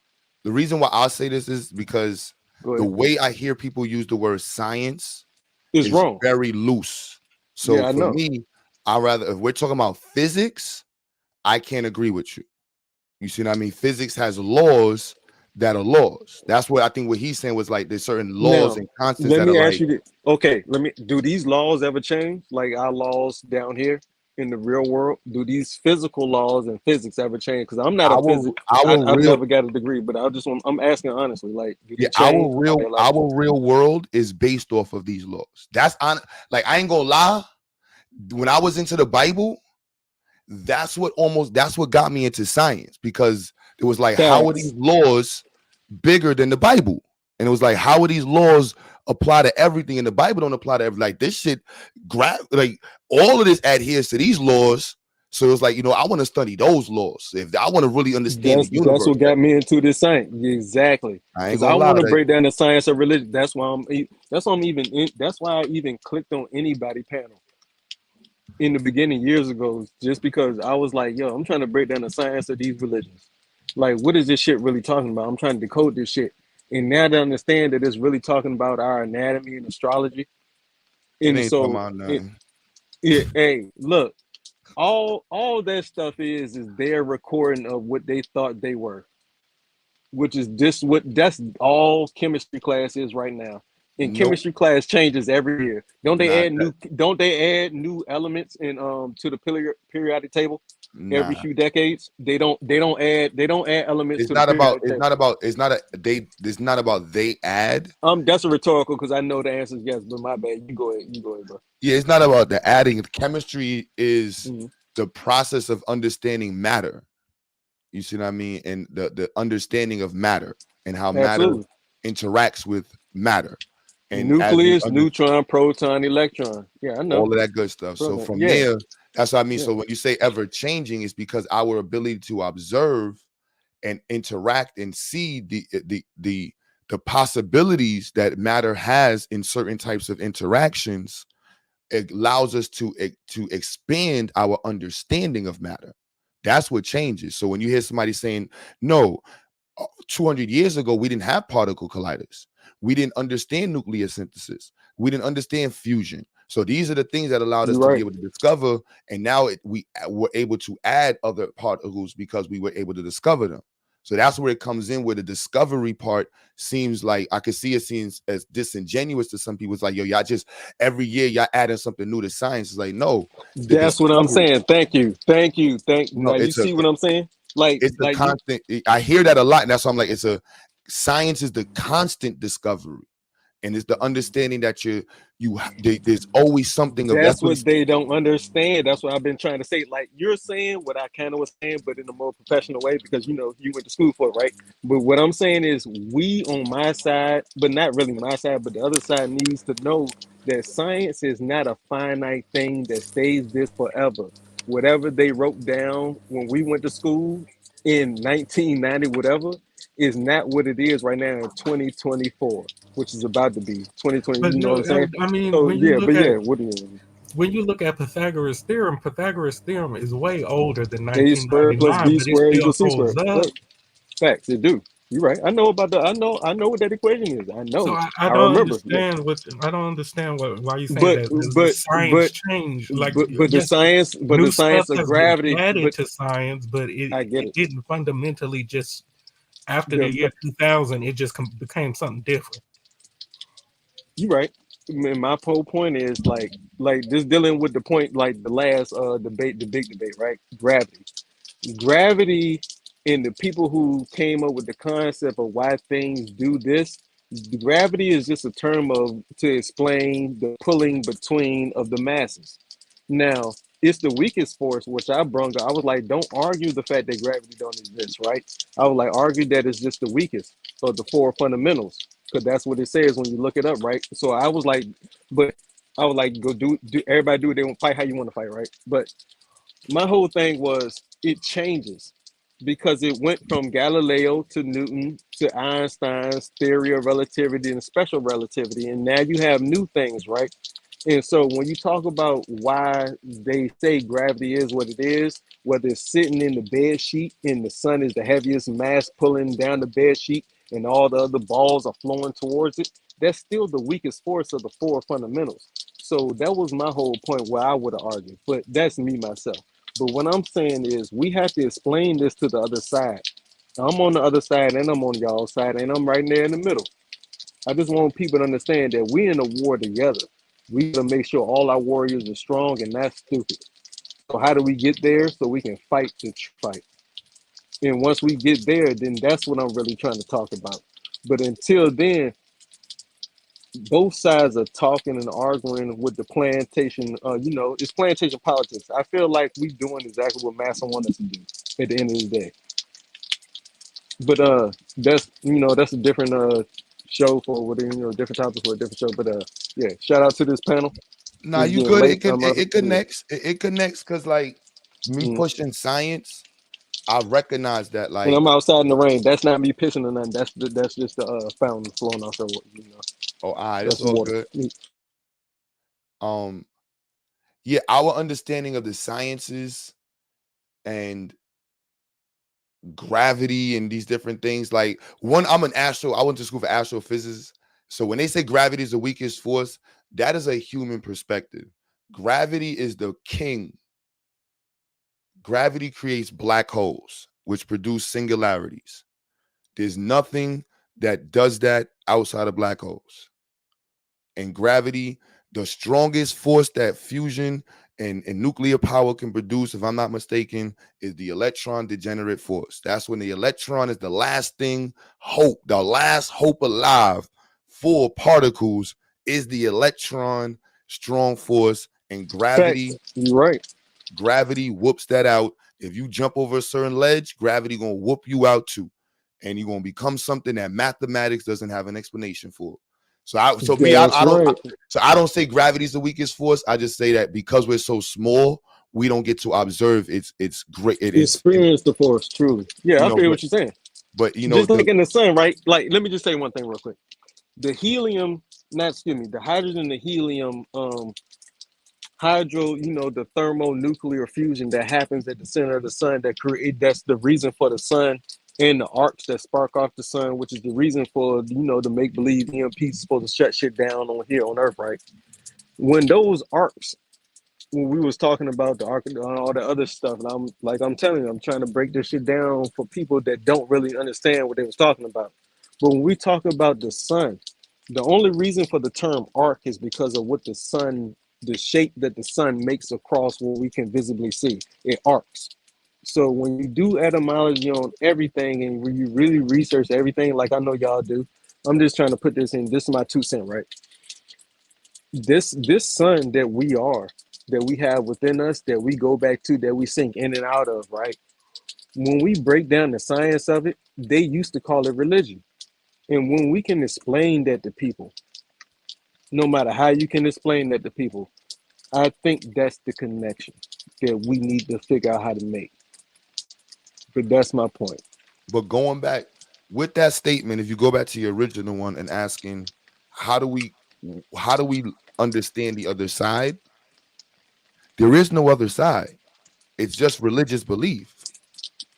It's somebody's belief that they want to impose on other people. But what are we producing with that? If we're talking about war, how are we producing technology? How are we producing means of communication? How are we producing weaponry? What vehicles are we using? You see what I mean? I don't see China, the leading world power against America, using non-gas based vehicles. I see them using cars that use petroleum.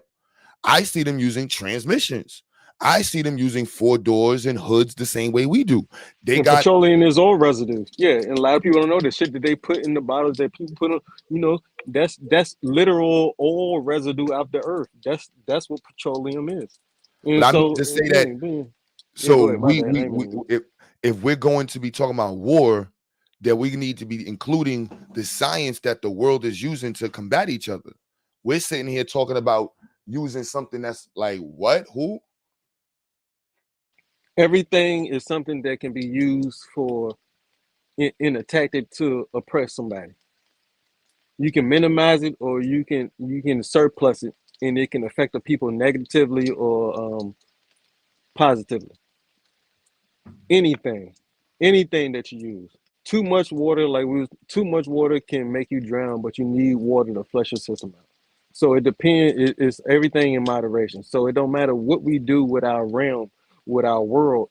It's like what I'm trying to get at is like I get that everybody is on a different path, and everybody's understanding this knowledge at different levels at different times, and they're coming into it at different wavelengths, right?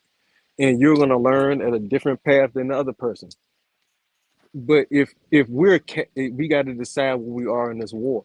Are we captain generals, or are we soldiers and whatever else they call them that's below, grunts? You know what I'm saying? So I'm not no grunt. I'm not no person that don't know. We know. Now, since we're in the know, how we communicate with the people that don't know, and then sound like we're not an idiot that don't know, because there's a disconnect. Because on one side, people are like, "Yo, those people are idiots," and then on y'all side, like, "Yo, those people are idiots." So it's got to be a middle ground where we have to figure it out, or we gonna keep going back and forth for the next decade like they did decades ago. So yeah, that's all I'm putting out there. But that's what I mean. The other side is a phenomenon. It's an effect of the internet. It's You an right. if literally, it's just the fact that if this was no internet, you would have isolated people in their areas who believe whatever.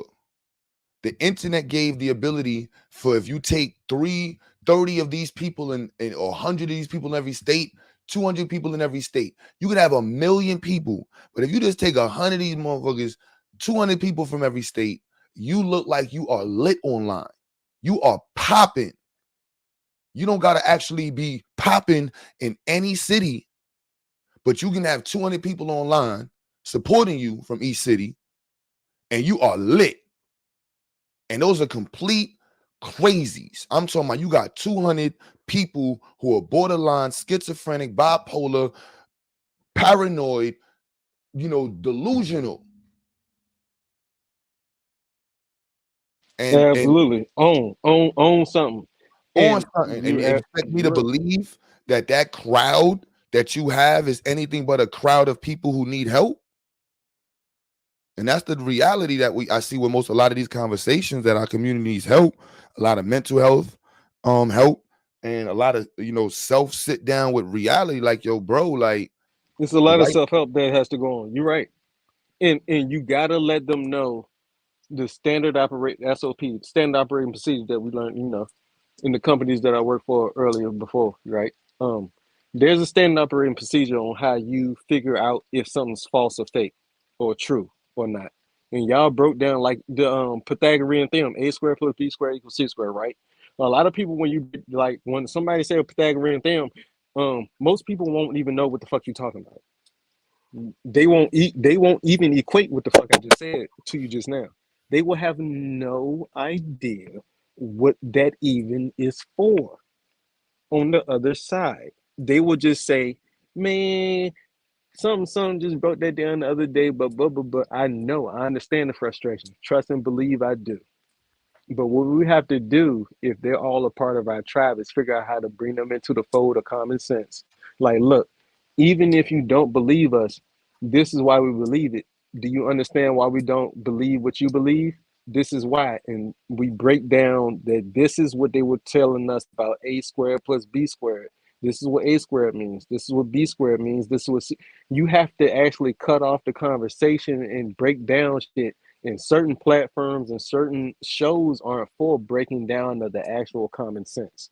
And so we have to understand on the other side that the technique of how to get in there and break down this shit in quick formation. You see what I'm saying? And I don't think we on the other side that know the equations are that quick at combating the nonsense. And that's what we have to be trained up in. Because sometimes dealing with nonsense means that you like dealing with nonsense. Yup. You know what I'm saying? So why would you actively I like having conversations about science, but then I catch myself like, what am I doing? That's the majority of our people, though. You see now, right? And that's what's scary. So we gotta engage in it, and how we engage in it depends. That but matters. You can't do it like if you go to if you go to some of these platforms, like it is a complete, clusterfuck is what they call it. So it's like I open the door all the time and I go down the lines. You got to get used to the mosh pit type of energy, though. You got to learn how to jump in the mosh pit, how to talk to the mosh pit, the clusterfuck energy, the clusterfuck bro, energy, like lingo. It's frustrating. It dumbs you down. I know. Nah, I think I've done a good job. You know what I'm saying? It's like there's you only have, so much you can go. You know what I mean? That's why I'm here to show your respect, because you've been mad humble, you've been mad respectful, you've been mad everything, to the point where it's like I don't even know how you do it. But hey, shout out to you, cute, for doing what you do. It takes time, you know what I mean? I think a lot of these adults that we see online haven't really had these kind of conversations outside of the echo chamber of their head, and then they found an echo chamber online, and now they're trying to combat with other people, and they're not used to that stuff, and they get to be a parent to their children, they get to be their person at work, and then they get to be this person online, and that's their world. And so who cares if you challenge it? Their world is founded. So it's like, whatever, bro, you're not making anything with that. You know what I mean? Like, and that's just the reality of it. You're not making nothing out of those concepts. Can y'all go ahead. Yeah. Right quick, can you just bring up the definition of science for Derek Bradley? Because I think he has an idea of science that doesn't quite meet the definition. Derek Bradley is dealing with the Holy Ghost right now. He's being chased around his house by Jesus. What? Don't you do that? Because I can break down the Yod Hey Wah Hey. Don't do that. No, Jesus is chasing him around the house right now. The fact that he's listening to brother, Christ is different, though. Jesus Christ is a totally different thing than yesterday. I'm talking about baby Jesus. You know what I'm saying? On Sunday, little 8 pound, 8 ounce. Oh, okay. Yeah, little 8 pound, 8 ounce white Jesus. You know what I'm saying? Little white baby Jesus. You know what I'm saying? That all our most of our grandmothers had on that wall. My grandmother that talked about her great grandmother being Aboriginal and Native, or whatever you want to call it.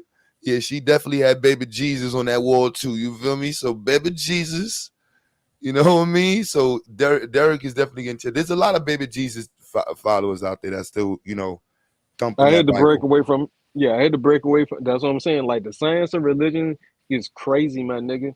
Like when you But break that's down the but claustrum, I call it the claustrum complex in the medulla. Everything that has to do with the brain, the cloud, everything, right?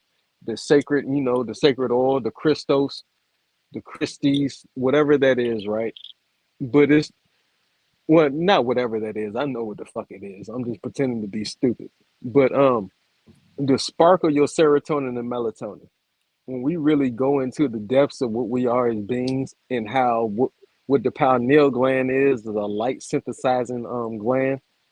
What it oh do? man. Now Oh look, right man, now look. I heard you. look what I that heard you talk pseudo about it a judo. little bit, right? I heard you talk about it a little bit, but you ain't go that deep into what your actual glands really are and what they're used for, though.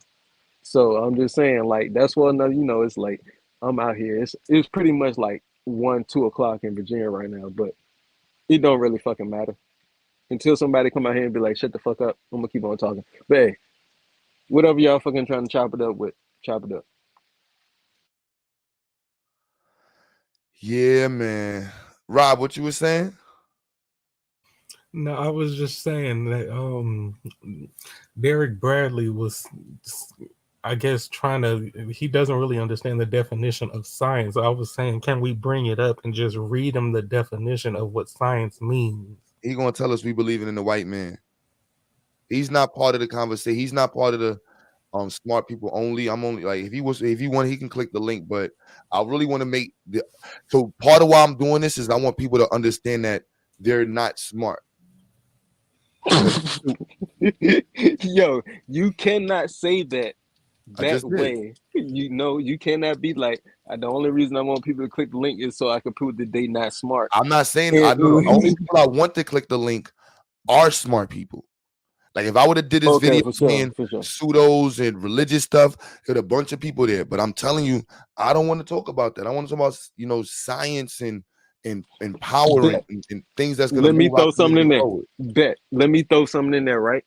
Have y'all seen the video when like explain this for me? I watched the video where they put a plant leaf onto an actual radio transformer, right? And the transformer gives off so much heat or whatever, electricity, where it like it plasmifies the actual plant. Now the plant is literally screaming out what the radio is transferring to, like what we hear, like remember the day's weather is going to be 75, and as soon as the plant burns off, it stops, and then you got to put more plant to the actual transfer. Have y'all seen that video yet? How they got plasma speakers, right? So look up plasma speakers and how plants are giving off the actual plant speakers, plant plasma speakers. If you look that shit up, they got actual videos of that shit. What I'm saying is that what our realm is, what our earth is that. So what if everything that is like the trees and whatever are antennas and amplifiers of a cosmic song that's being projected that we can't really hear because we're not tapped in. Nah, So see, when you look that's what now, listen, look up that's what the I just other said though. side, Before man. fuck what I just said at the end. Look up what I said at the beginning, real quick for 'em, and tell me that ain't something. Everything you just only what I was all you saw I had hello from the other side. I know that's what you heard. I know that. I Yeah, it's know, like my hold up. nigga. That's where the other side started talking. Like I know. I we know. gonna set with that today. Again, we want to talk. We building That's on why I gave you the very source first. specific. Hey, y'all talk about But sources. even that Yeah. source, like keeping it. So that's how we help the other side by staying on. Do you Like know what I'm talking about, Q? Do you know what I'm talking about? Yes or no? right now, like so, what in technology should we be investing in as a community? You see Plasma what I speakers. mean? They actually got it. They actually built a plasma speaker from the plasma. Yo, look this shit up, man, nigga. Like, you got the panel. Like I'm on my phone, but like yeah, look, type that shit in. Plasma plant speakers. They got speakers that are built off plasma light and plasma energy. But there's an actual film of these non-speaky Englishes that are putting plants onto a transformer on the bottom of the radio tower, right? And you can actually hear like what they're saying through the plant. The plant is actually screaming out what they're talking about, what we would hear in our car. And then when the plant burns out, you don't hear it no more. So I'm saying like this is something that's going on, even though we're not tapped into it. So I just want to bring some trip shit, you know. But I gave you the source. The source is the internet that we all use. I can type it in and give you the exact wording to type in so we can all watch the video together. But if everybody type it in themselves, you'll find it out. You'll figure it out. All right, so that's not a source. So what's the source? What y'all call sources? So a source is something that verifies a concept or a statement. So you'd have to make a statement to have a reason for a source. If you're just bringing up an idea, you just want us to look up something. It's not a source. It's like we look. It's on the screen. You know what I mean? So Okay, you have to. gotcha. If you're making a statement, then it would be like, all right, that's your. This is the source for it. But it's just random information. Oh shit, I look weird as fuck on camera when I'm like that. Oh my god. Oh, there we go. All right, cool. But yeah, man. If you look it up, it's something. I ain't just put it out my ass. I didn't. It's something that's real. There we go. All right, I gotta hold my camera this way. So there we go. That's the angle right there. Now I'm lined up, symmetrical. There we go. But yeah, man, I'm not lying to you. Pull that shit up. Like, what the fuck is that? Why is the plant speaking out English? When you touch it, you don't hear nothing until you touch the transformer. Like, what the fuck is that shit? But hey, y'all check out what I just talked about. That goes on without us even understanding it. Like I said, even if we tap in or don't. But I understand what you're saying. I appreciate both sides for sure. Understand that I do. But the end goal is, if we think we got an enemy that we're fighting against, how we all get together to fight against it. If we think we separated, how we get together. That's the end result. Not talking about the differences, but talking about how we get together. And I'm trying to communicate that with both sides, his side and y'all side. So peace and power to y'all and everything y'all do, especially y'all school, because in New York, because I got people out in New York that know about you for sure, that know who you are. I see what you're doing. You're doing big things. And yeah, keep that shit pushing. We need more people like you for sure. Peace and power, y'all.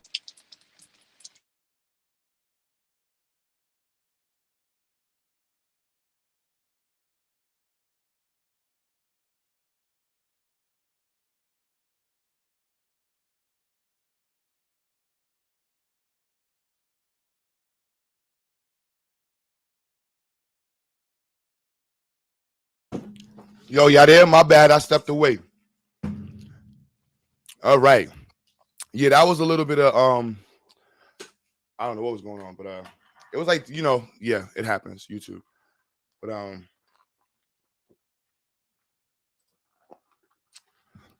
back to this, what we were talking about. Pushing the community forward with science is just not talking about science. It's really pushing it out there so we can get our community to a point where we could produce, compete, and enhance our lives. When we look at the statistics and take a deep analysis of the realities that many of our people face in these fields, it's like the brother said earlier, it's really sad. It's like, damn, how are we going to get our people to compete in these fields when they don't have the means of support? And I think the support question relates to what the brother was saying on the stream, though, just now, because the people online are confused and they're combated with information. So how do we reach them to support their growth? People in the schools want to support and go to school for STEM, but they're met with a form of adversity that for most people is subtle and not understood, but is very much understood by those who pursue fields in STEM. And so it's like, how do we support our people in this conversation? And I think this is a dope connecting point. I know I find a way to connect all of the conversations. But Rob, did that connect it together? Or am I bugging? Maybe I thought it in my head, and then to y'all, you're like, Q, what are you talking about? Yeah, I just think that some people approach the conversation about what a science actually is with such different notions of the definition of science. Like you have to start there first, making sure everybody gets on the same page. Yeah, that's the comprehension. I guess. Yo, Henny Mars, turn your camera on first. I don't recognize you. Yeah, that's the comprehension challenge. That's like my boy Buddha. Shout out to Jesus Christ. He told me that first. He's like, yo, Q, it's the comprehension. Comprehension, B. Getting our people to be able to understand, getting students to be able to understand. It's everything. Everything. So a competent adult who can write in a chat, who willfully chooses not to understand what the definition of science is, it's not about them reading it on the screen. They're just gonna find some excuse for it not to be real. That's the white man. You believe anything on Google, they put anything up there for you. They're gonna pull any type of statement. They're gonna say all types of weird stuff, whatever. You know, so that's why I said rather. So when we're on our square, I want this. What I'm doing here is also almost a social experiment where I really want to focus on the smart in our community, and I want those who choose to embrace talking points and things of that nature to recognize that, like, yo, we don't need to have a conversation with you every day. There's actual things that we discuss that are meaningful, impactful, and empowering.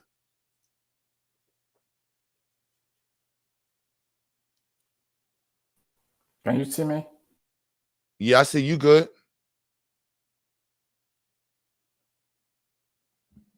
Can I turn off my cam? Yeah, you good. All right. What's up, brother? How you doing? I'm doing I good. am I'm great. doing good. What you bring to the convo? Yeah, I just want to first of all give a shout out to everybody, and a big shout out to you as well. I think what you're doing is fantastic. I am a 30-year engineer in computer science, Nice. and the things that you talk about is basically the same thing I see. I'm right now in North Carolina, but I was born in Africa. I've been here in the US for over 30 years now. And what you talk about is really the same thing I see in the community. So, and big shout out to you and big shout out to what you do. So, No, I appreciate that. You see, that's across the country, across the waters. Same issue here, man. Same challenges. yeah, it's the same challenge, I think, in really in all Black communities, actually, even worldwide, is that we have been conditioned to focus on being more or less entertainers for white communities, right? When you look around the world, you see a lot of Black people into sports, into music, into anything that is related to entertainment. You will not see a lot of us in technology, in science, in research, in those type of areas, and it's worldwide, right? That's the beauty. Not to cut If you you. go to any country, sorry, go ahead. Yes. Not to cut you, but to keep us on the positive. You are that. Like, you literally. What do you study? What profession you said you in? I'm a computer science engineer. So that's fine. What you have your own business? What do you do? Like, let's talk about No, that. no. I work. Yes, I work for. So in the last 30 years, I've worked for small startup. I've worked for big companies like IBM and Google and those type of companies. Right now, I work for myself, but so basically a computer science engineer. So anything that run on a computer, even YouTube, all of that, it's computer science, right? It's what engineers do. It's what computer science engineers do, right? Are you familiar with Arduino? Arduino, yes, that's a program for, I believe, like Raspberry Pi and all that. C++. Yes. So Linux operating system, Microsoft Windows, your Mac OS, anything like that. These are all the result of computer science engineers. Yes. Now that's Programming, AI, all that kind of stuff. Yeah, that's what we do. Basically, computer science engineering is basically writing code that can talk to your basic machine, right? Because your basic computer really understand only zeros and ones, right? So as a computer engineer, you write programs that convert.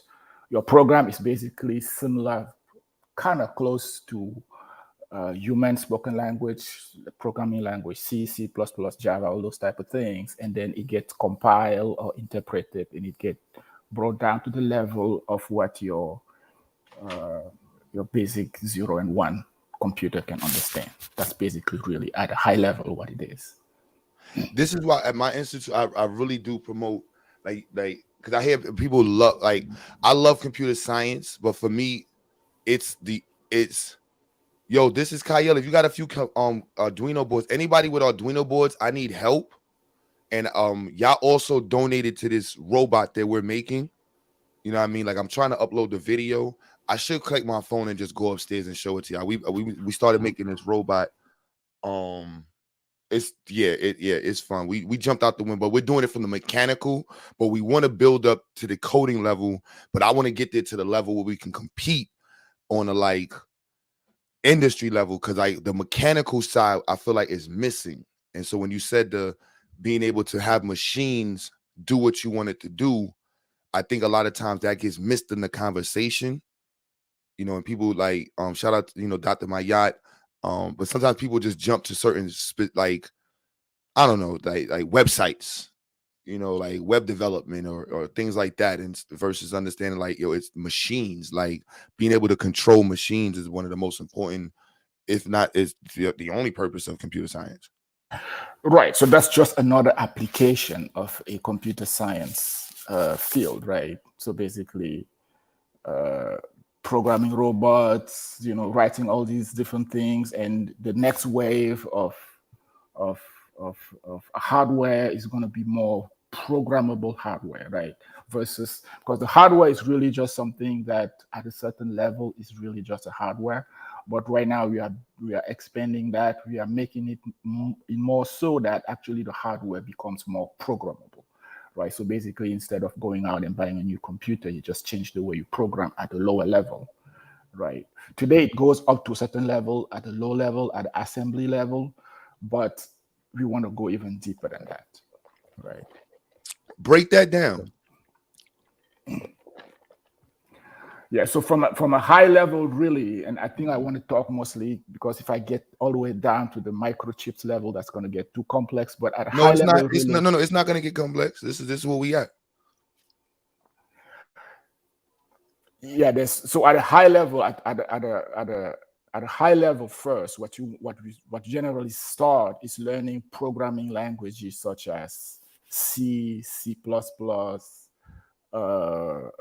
Which is something that actually you want to encourage more younger people to do. And that's what some of us do here in North Carolina, because where we are here, we have similar problem. What we try to do here as well is create an environment where my focus more is in terms of trying to connect young Black engineers, young Black people here with funding, with the ability to find money for projects, people who have ideas, being able to connect with funders, people who have the financial resources and those type of things, right? But also try to bring people together,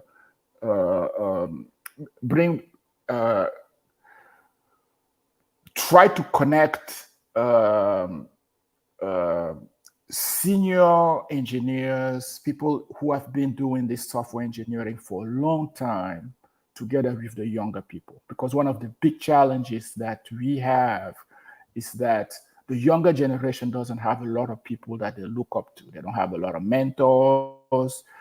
They don't have a lot of people who talk to them about a career as engineers. A lot of people, specifically younger people, don't understand that as a software engineer, over the course of a 20, 30-year career, you actually make more money than the average football player, than the average basketball player, right?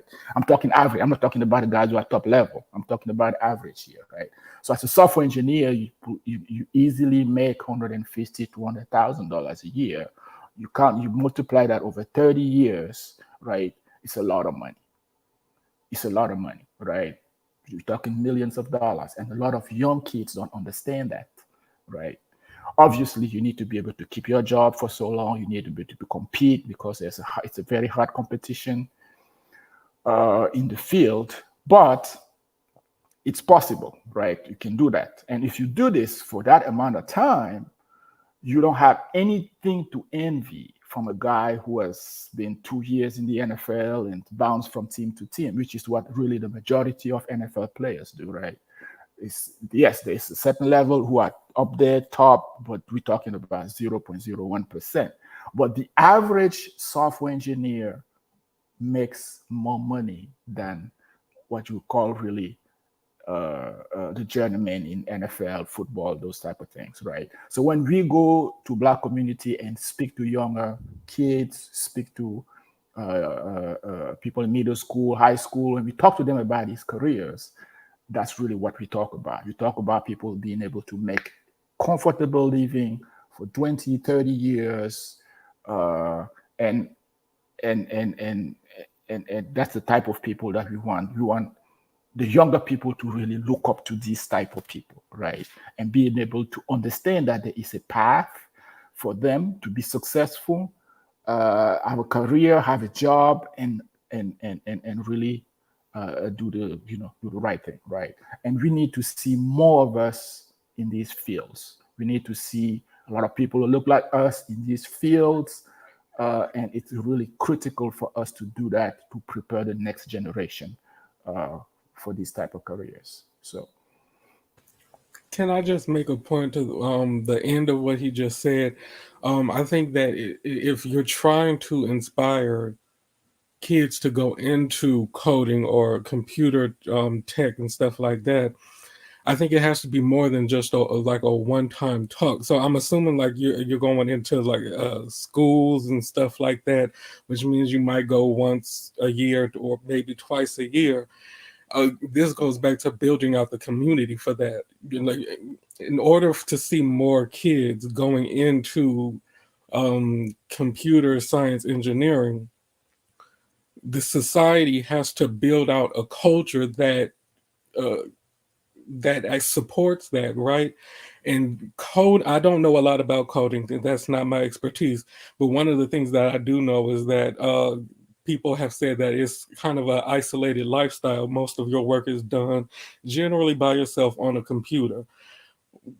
Well, we just got finished talking about early in the stream about the isolation that many Black people experience, particularly going into STEM in general. And so what you have to do is find a way to like do coding boot camps where they're around a whole bunch of other people who look like them, and they're working out things to make coding fun.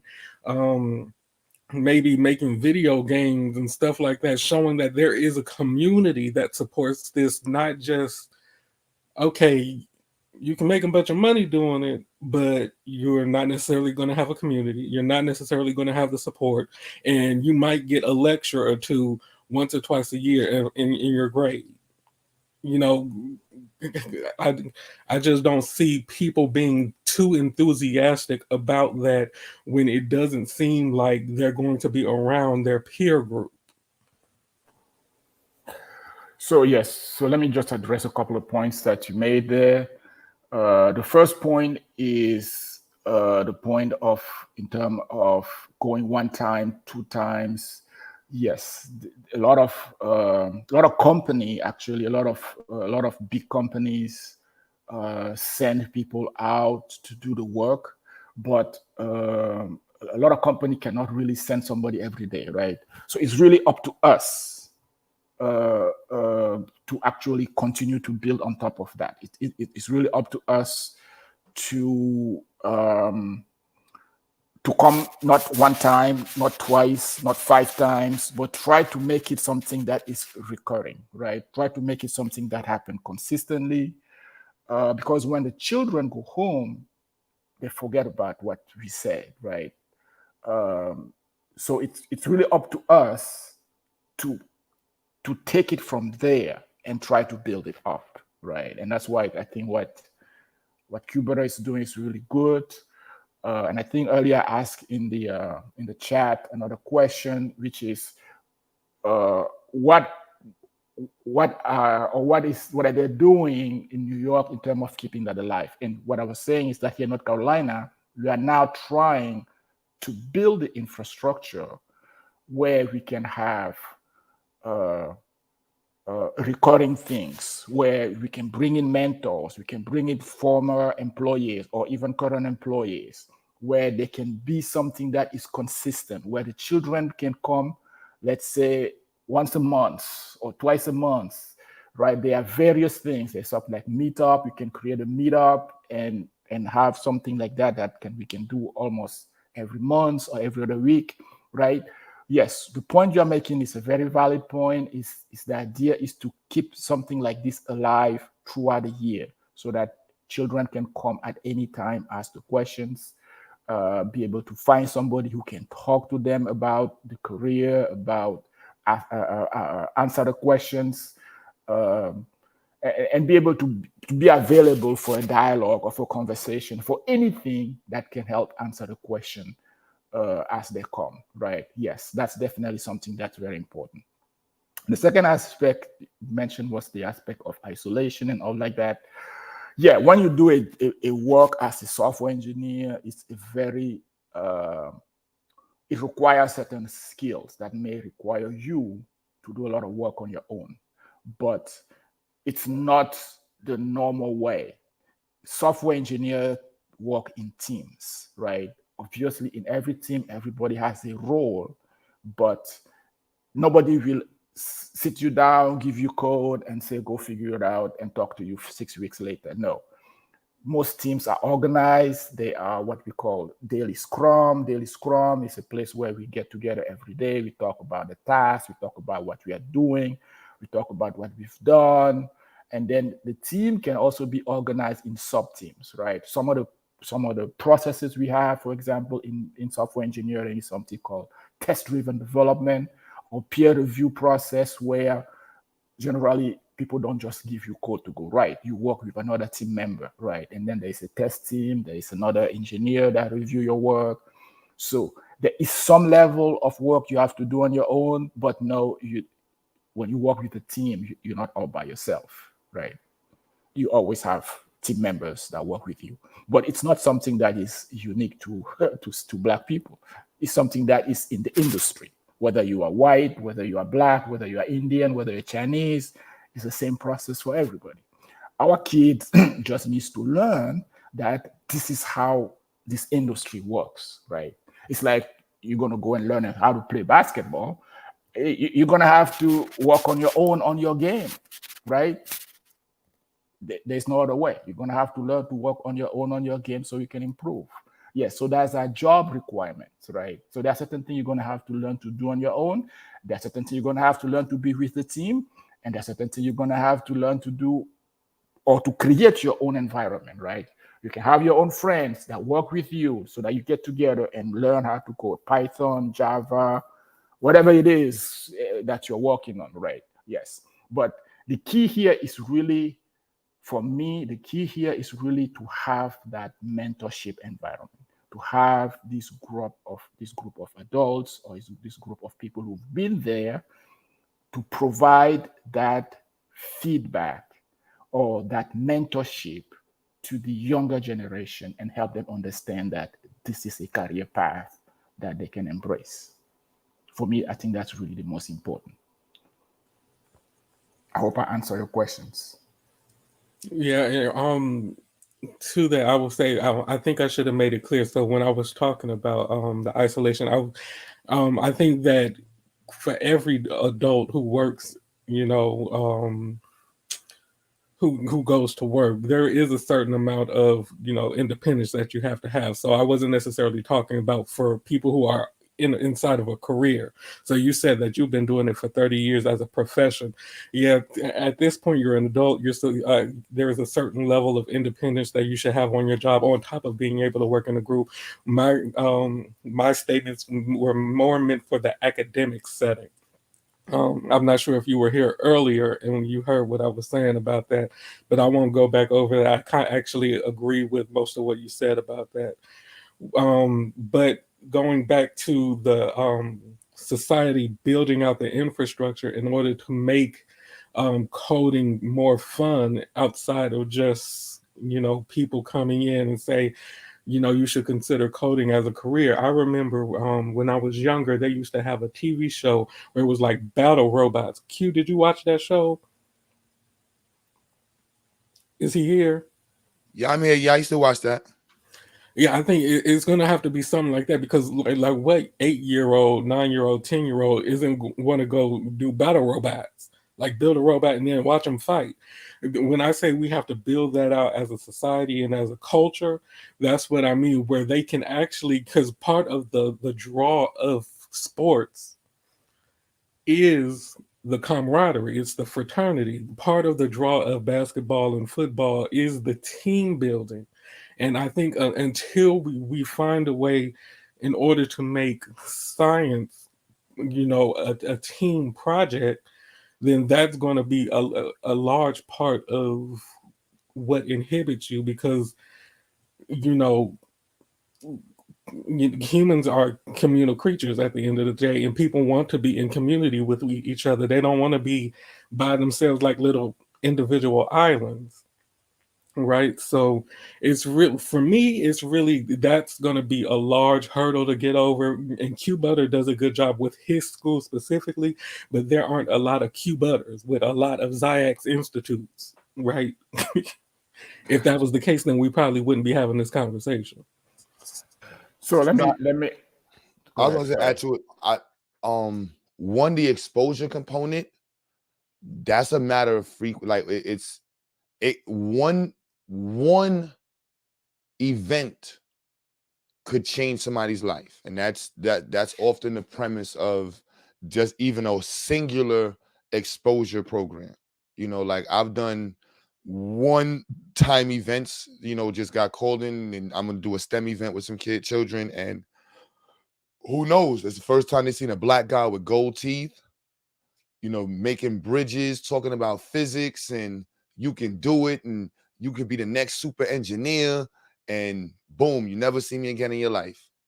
It's like, I get it, but it's also the other side, like you never know what that could do as a singular influential event. Now, increased exposure is something that we want to have become a consistency in our community. Now, I do find that the challenge with STEM specifically and the professions is that there's a disconnect on the entrepreneurial level. And so the environment where you would see the culture and the happenings and the reality of being in the sciences isn't really done in our community. And so if you go off working in engineering labs, a bunch of white folks, and you work over here, you over there, it's not embraced in our culture. And so you go off to somewhere to work, and then you come back to your world. You come back to being a regular black person, enjoying regular black stuff, and then you go off and be an engineer over there.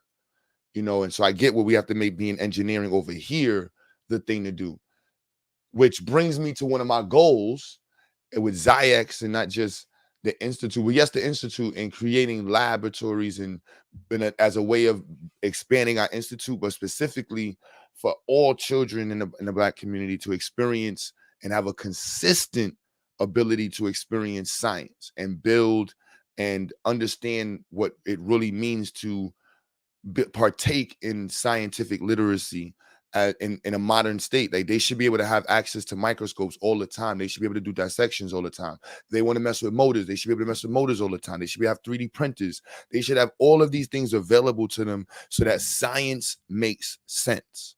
And when it makes sense, it makes money. And that's the reason why we want to do that. and to get our greater audience of the community to recognize the need to promote scientific literacy and increase the levels of exposure our youth have and our community has to it is going to overall increase the wealth of our community over time. And that for me is one of my political, I told you I'm running for president, y'all, for the Black community. So that's my, I want to throw that 2 cents in there. So just to answer the question, I don't remember his name who asked. Was that Rob? I asked the question earlier. Yes. In regard to, okay. Sorry about that. Okay.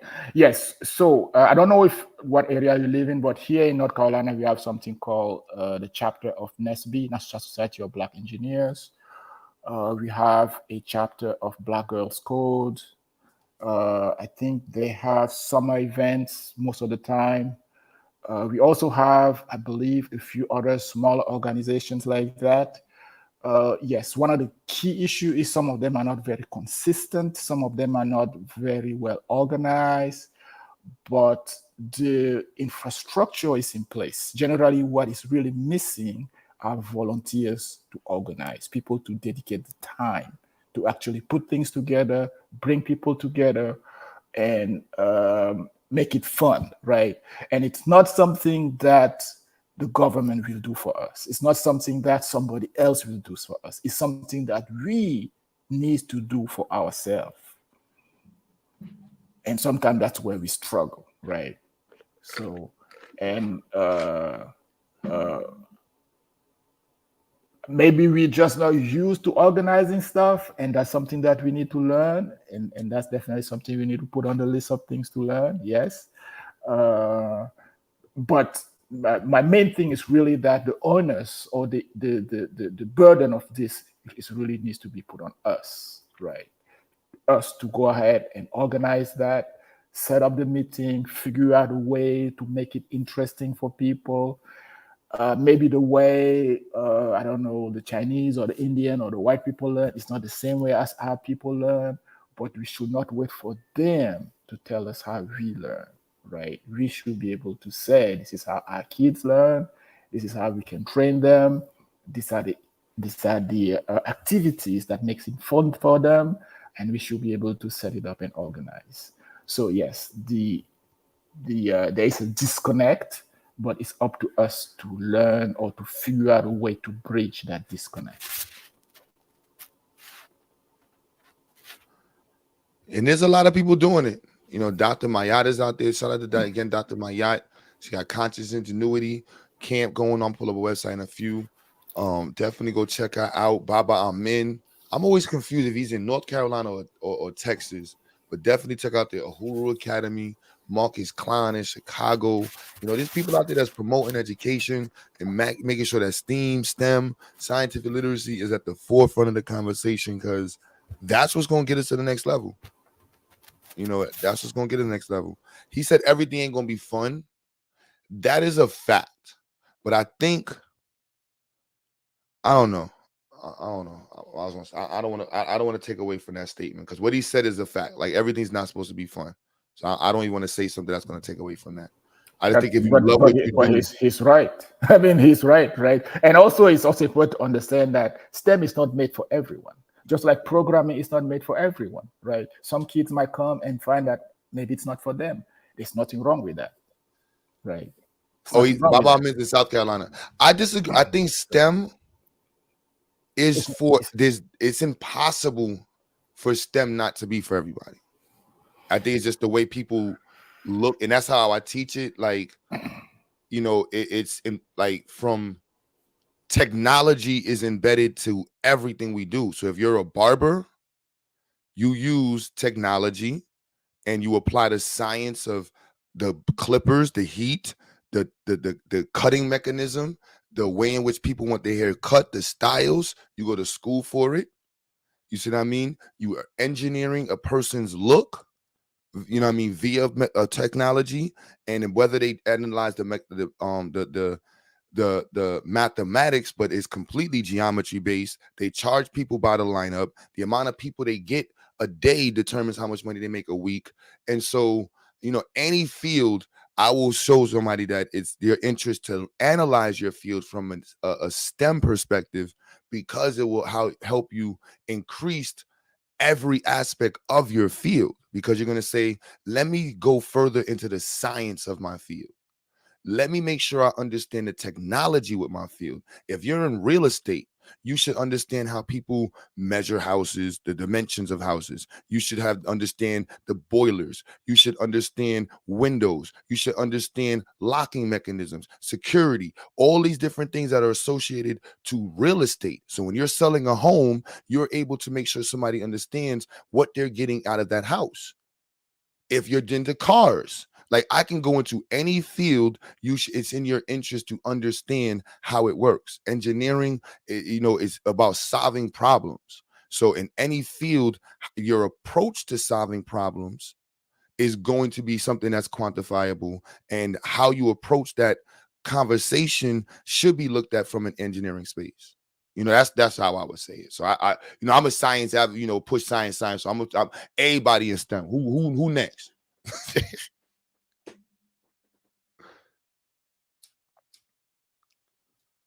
So yeah, that's how I push it. I tell everybody, basketball, all my sports players, you should be looking at basketball from a STEM perspective. That way, once you retire, you're now looking at, maybe I can make some new technology that's going to advance this field. Yeah, I think from that angle, that might make sense. But from my perspective as a software engineer, I've talked to a lot of people. I've seen a lot of people who are very good with numbers. I think those people generally end up in finance. I've seen a lot of people who are very good learning languages. Those people end up more, like speaking, translating, writing, those type of things. But those that I've seen ended up in the field of computer science engineering, it's not necessarily everybody, right? So that's why I made a statement earlier. And Not for me, I'm trying to promote people getting into it. That's why. Right. I understand. That's why I say that from your perspective. Yes, I see. I understand where you're coming from with that. Yeah. And I think it's also now, it's like a coalescence of the minds in a. And when people talk about Elon Musk or certain people, it's like you're watching them artistically use their understanding to create. If you look at Robert Smith, the way he describes his business and his understanding of science, the way he quantifies solutions and challenges, is everything engineer based. So I always, promote that, because for engineering, as it's about solving a problem. Like we live to solve problems. Right.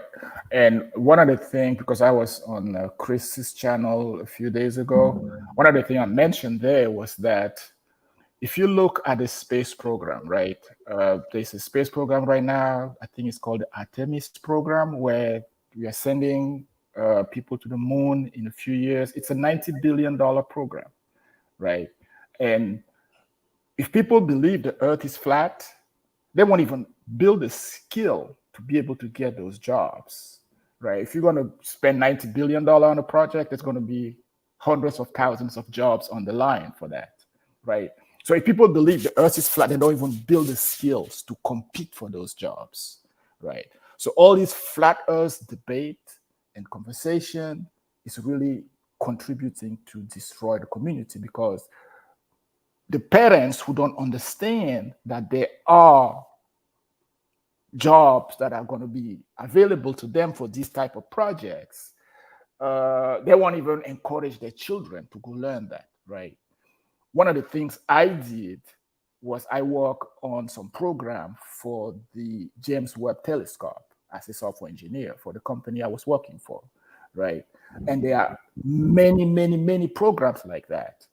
But if the people in the community don't even believe in utilizing science to do what we do in space and all these other places, they're already taking themselves out of the competition for some of these jobs, right? They're already taking themselves out of the competition for these careers. And for me, this is a big damage to our community.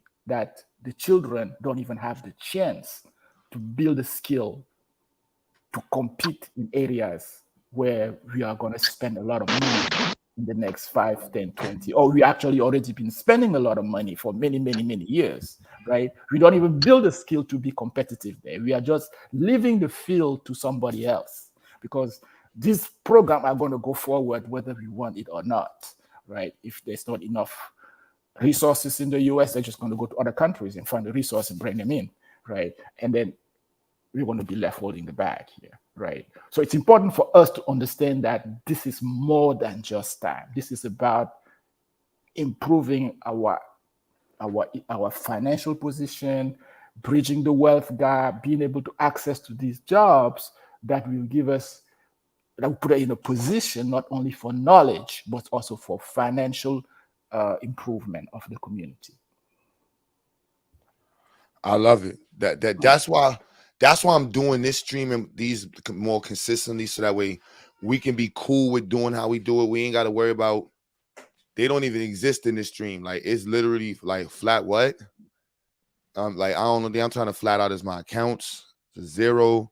I'm trying to, that I don't like, we're not even acknowledging them. That's why I said earlier, like, all I want to hear about is like what you got going on engineering. Let's push it. What businesses we talking about?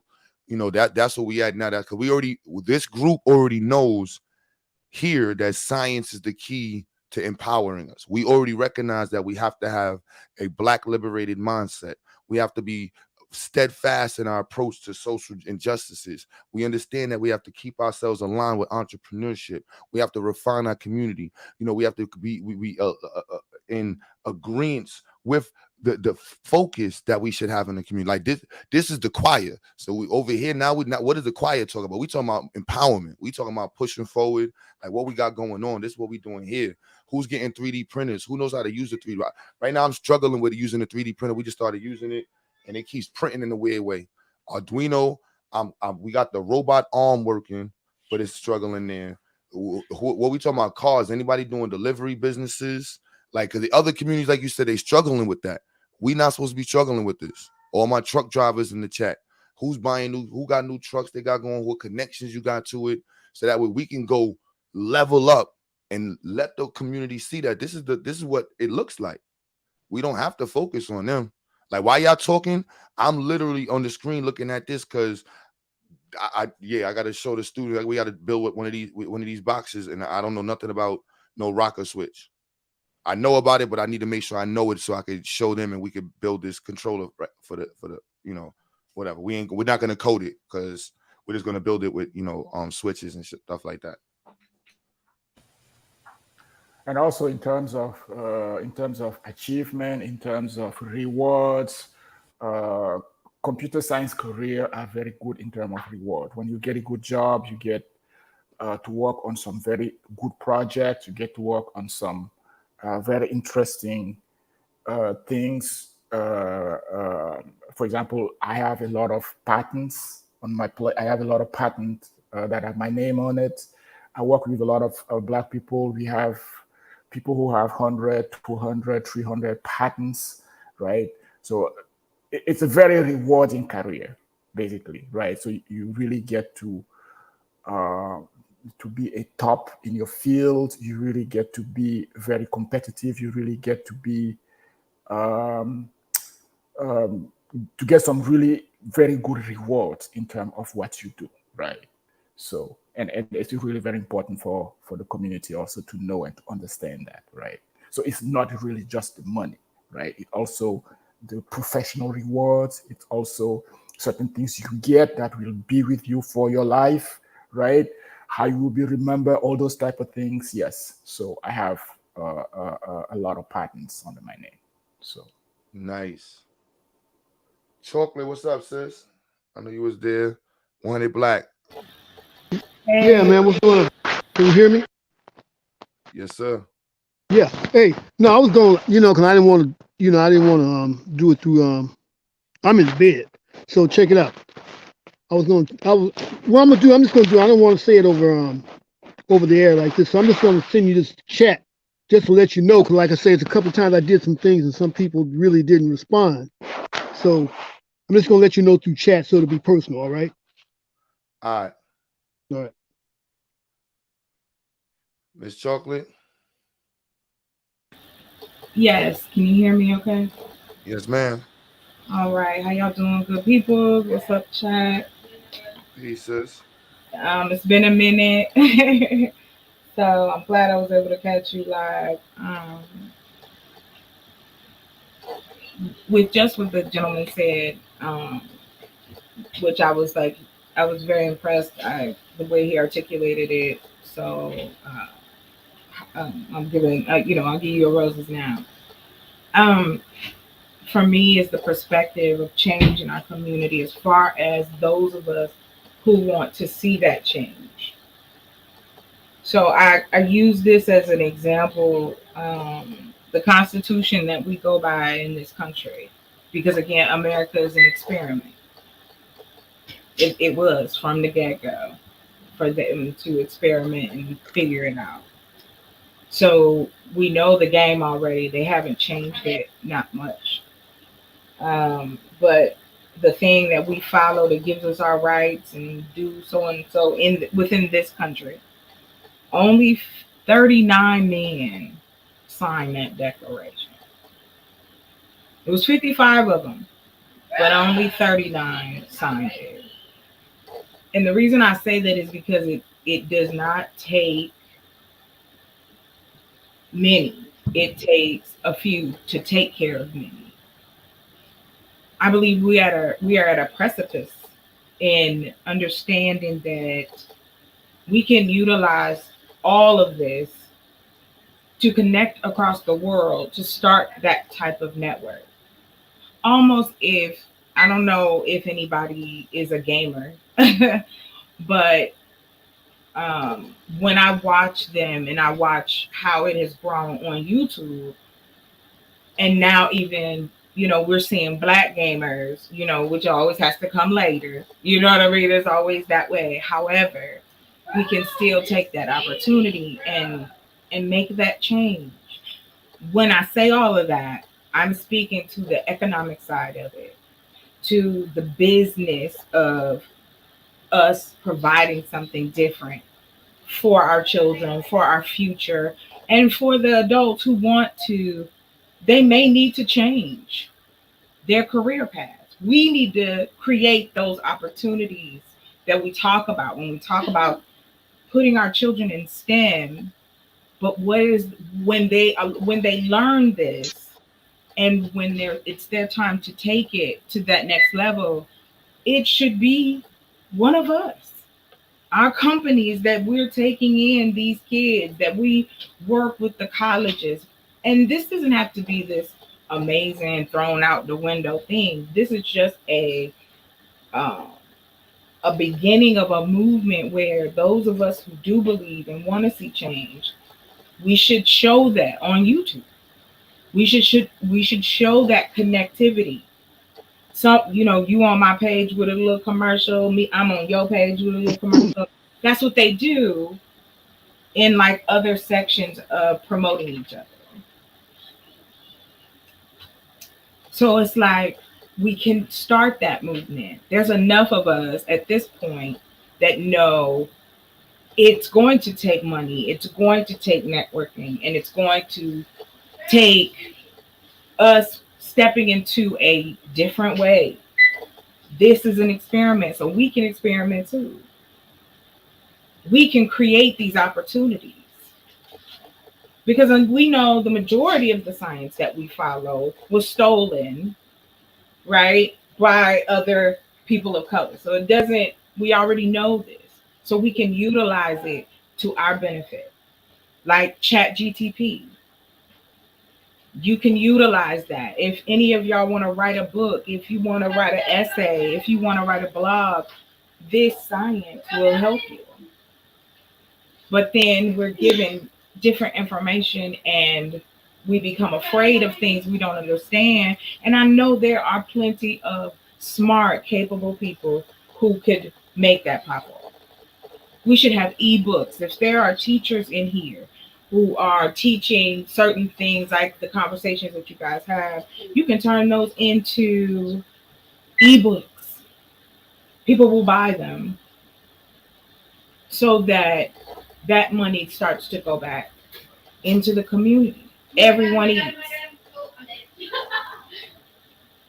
So I don't like. I'll give an example, and then I'm sorry. I think my niece is having a good time. So I just want to say this. So the example that I'm trying to set is this: I create coloring books. Where my head is at is okay. To Q Butter School, I'll say, hey, you might not have these coloring books in there for the children of particular ages, but they have brothers and sisters and young ones that you can start to put those different things within those tools. We can make the things that will give us the opportunity to reach more than one audience. So that again, now we're going generation. We're hitting those points. We're already teaching. And we can teach this way. Ebooks. You have the majority of a lot of children that are on tablets. So I'm gonna mute up until everybody calm down. But I just wanted to add that to the conversation. Thanks.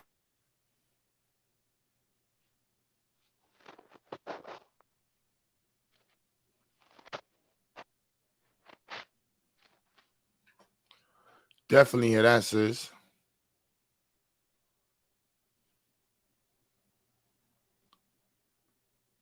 Um,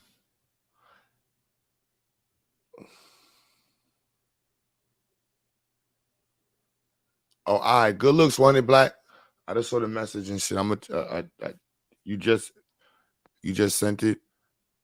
No, it was, yeah, it was early. It was early. I had to grab my phone. I even look at my. I don't even got the other phone on me, but I'm sure I got it if you send it. I appreciate You that. better get that money on out. No, I don't want anybody to hear about that. Yeah, I was showing earlier. Get you some popcorn or something. I don't know what you're gonna do. Oh no, we got all types of stuff for the students. I'm gonna show those some more earlier. Right now on the screen, I got Dr. Mayat's camp. And it's not just me. There's a bunch of people, and we pushing to work together. That's the whole thing here. That's why I'm like, no, let's focus on this thing. Focus on us. Don't worry about anybody else. You know what I mean? You know, I be having fun with the YouTube scene, but let's focus on us. Promoting. I know it's real. You know what I'm saying? Like, this is what's going down. So yeah, I'm trying. If I could, like I say, you know, but when it comes to relatives and in-laws and stuff like that, man, really, you know what I'm saying? You have people in your family. You know, there's a such thing as biological family. But as a community, we have to realize that we're distinguished from a lot of society due to the fact that we allow certain, what I say, glitches, certain impairments in our mentalities to keep us from connecting. And it really pisses the shit out of me off, okay? They might devalue, they might not understand, they might ignore, they might reject what I'm trying to tell them. But I really would like to have my granddaughter into this. See, this is one reason why I'm saying that if they can't see what the hell I'm talking about, I'm getting ready to get the hell away from here because I can go and do better so they can understand that I mean business. Okay, this ain't no time to play. Okay, we are older, but we got younger people coming up. We need to do the best we can to let them know that we're trying to give them to understand that this is a different world. And you got to get this thing together before you start. You know, what some of the things I've actually mentioned, I said, listen, they need to be just like you've heard these Chinese kids. They need to be on these studies as much as possible. No. She needs to study. She needs to study as hard as possible. This is how you develop her mind. You develop her mind into thinking strategically and thinking, what would you call it? You know, thinking in a way that this society is real and is developing. Now, a few years back, we didn't really have to worry about that. But you got to get playtime out of the way. It's a time when you take a break.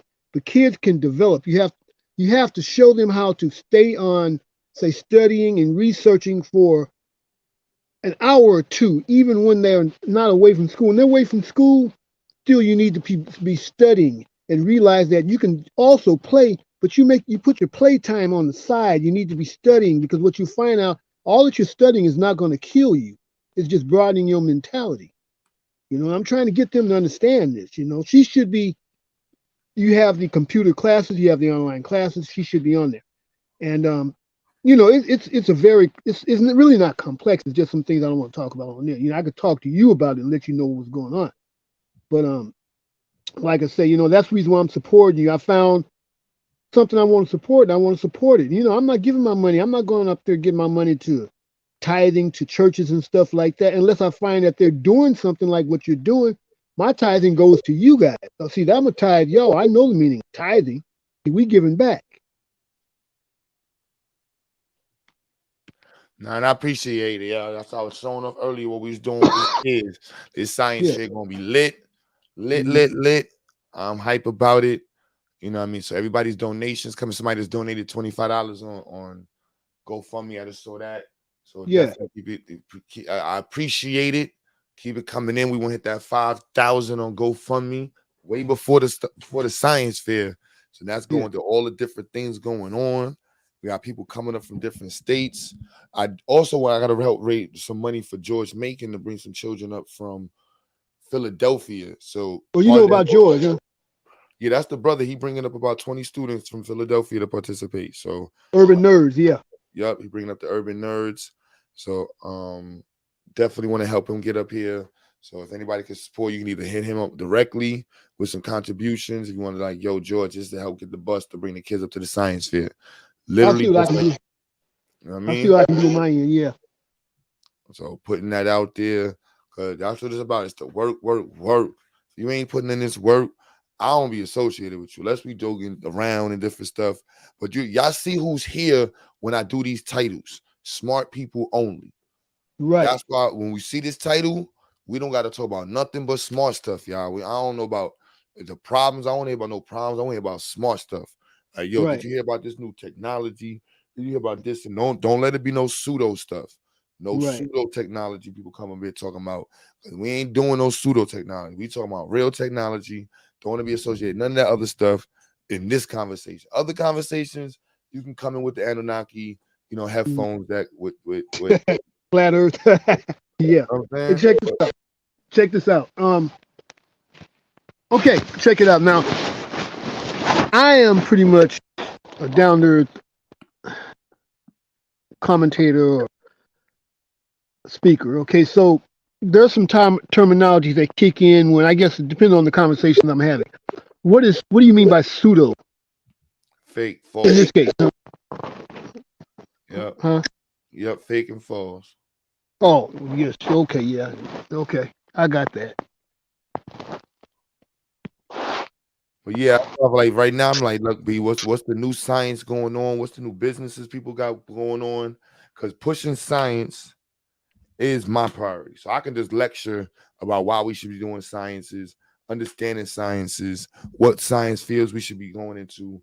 That's the content should be creating. But I go there. I go there. What I'm going to do with the little bit of knowledge that I can accumulate from reading, because you can always pick up what's actually new, in magazines, like Science Today and different things like that, but you have to pick and choose and see what's appropriate for your school, for your class. And I'll do what I can, because I'm always looking at something. I'm always doing something in the area of science. I'm just novice science, things I do around here, so my interest is always in creating and figure out new ways and strategies and structures and sciences and different things like that. So when I pick up, I'll try to, when you're talking about something, I'll try to figure out an appropriate conversation or an appropriate page of something that might be new that might fit what you're talking about. Let's do it. You know what I'm saying? Let's do it. All right. I'm going to get off of here and look at some sci-fi. That's one thing that helps science fiction too. See what they got new going on here. Because just about everything you see on sci-fi, they working on it any doggone way, So I'll get with you later. All right, brother. Yeah.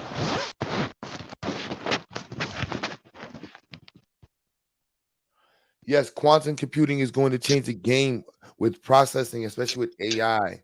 What are your thoughts on AI? I'm an avid user. I was against it in the beginning, and once I did all my research, um, now I figured out a way how to incorporate that into my business model, agriculture, agri-tech, how to, to be able to do certain things with the growing rooms, the connections of that. Um, and it also allowing you to do things that the majority of the time you may not you have the time to do. Like I said before, is anybody familiar or have used Chat GTP? Yeah, everybody. Yep.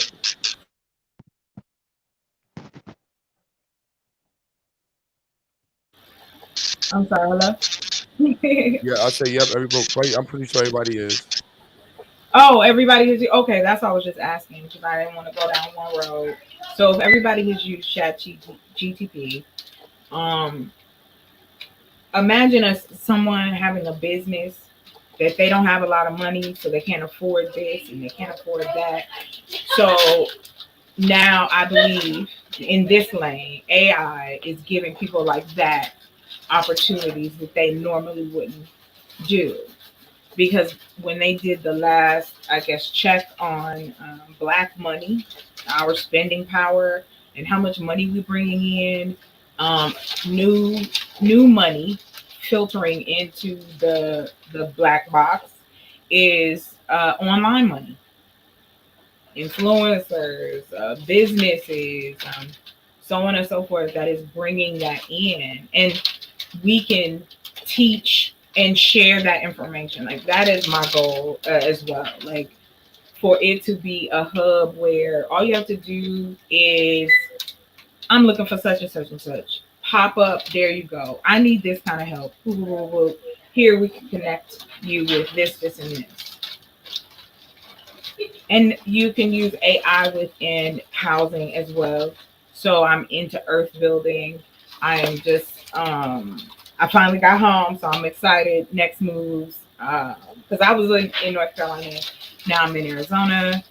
Um, it is a necessary need to educate AI, but we also need to deal with the social issues of our communities.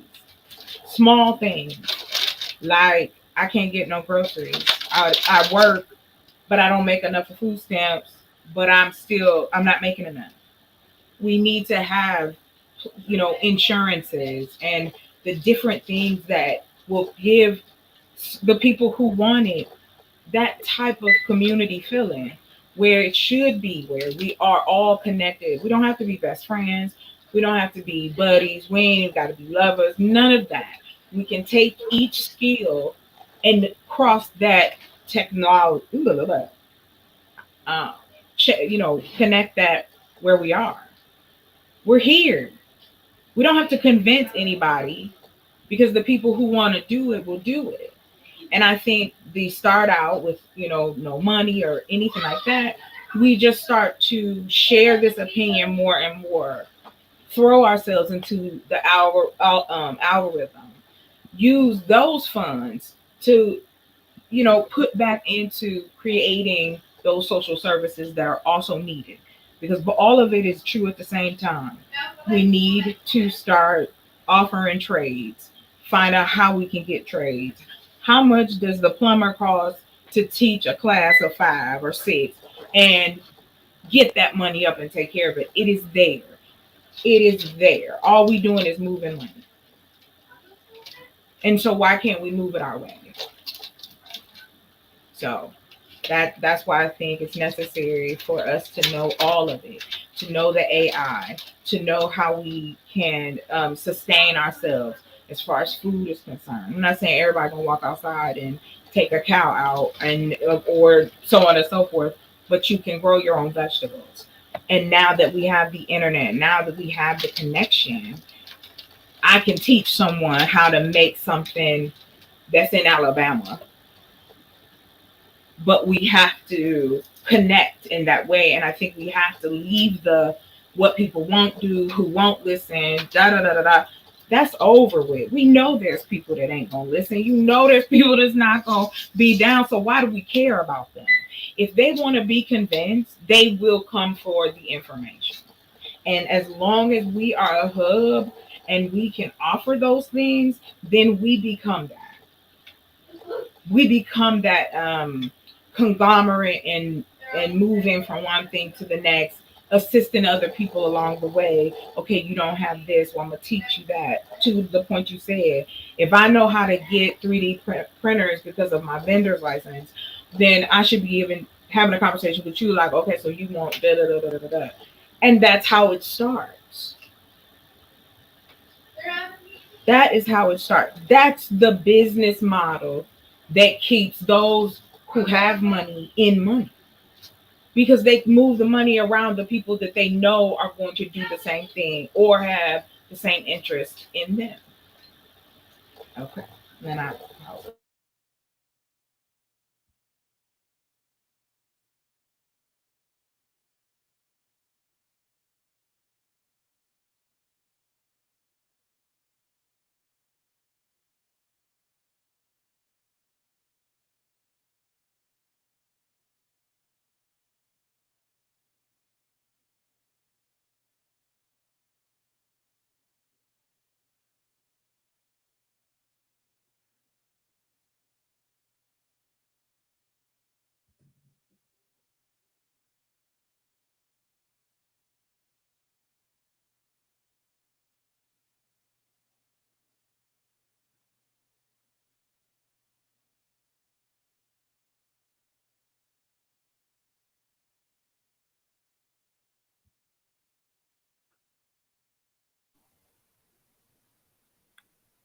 Hello?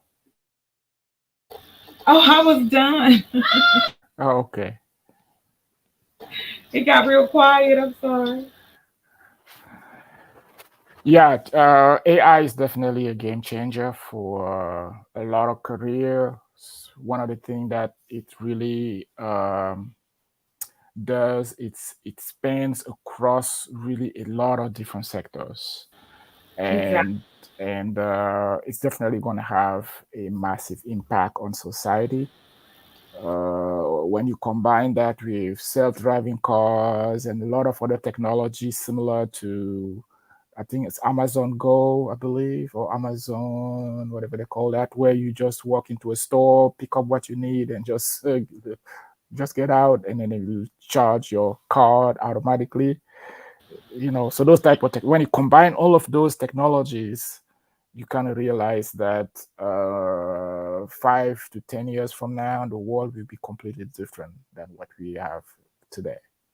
So people just need to make sure they are prepared. People need to make sure they take education on it. And I will strongly suggest the parents first, right? So that they can talk to their children, being able to orient them properly in terms of selection of career, selection of what they need to do next, those type of things.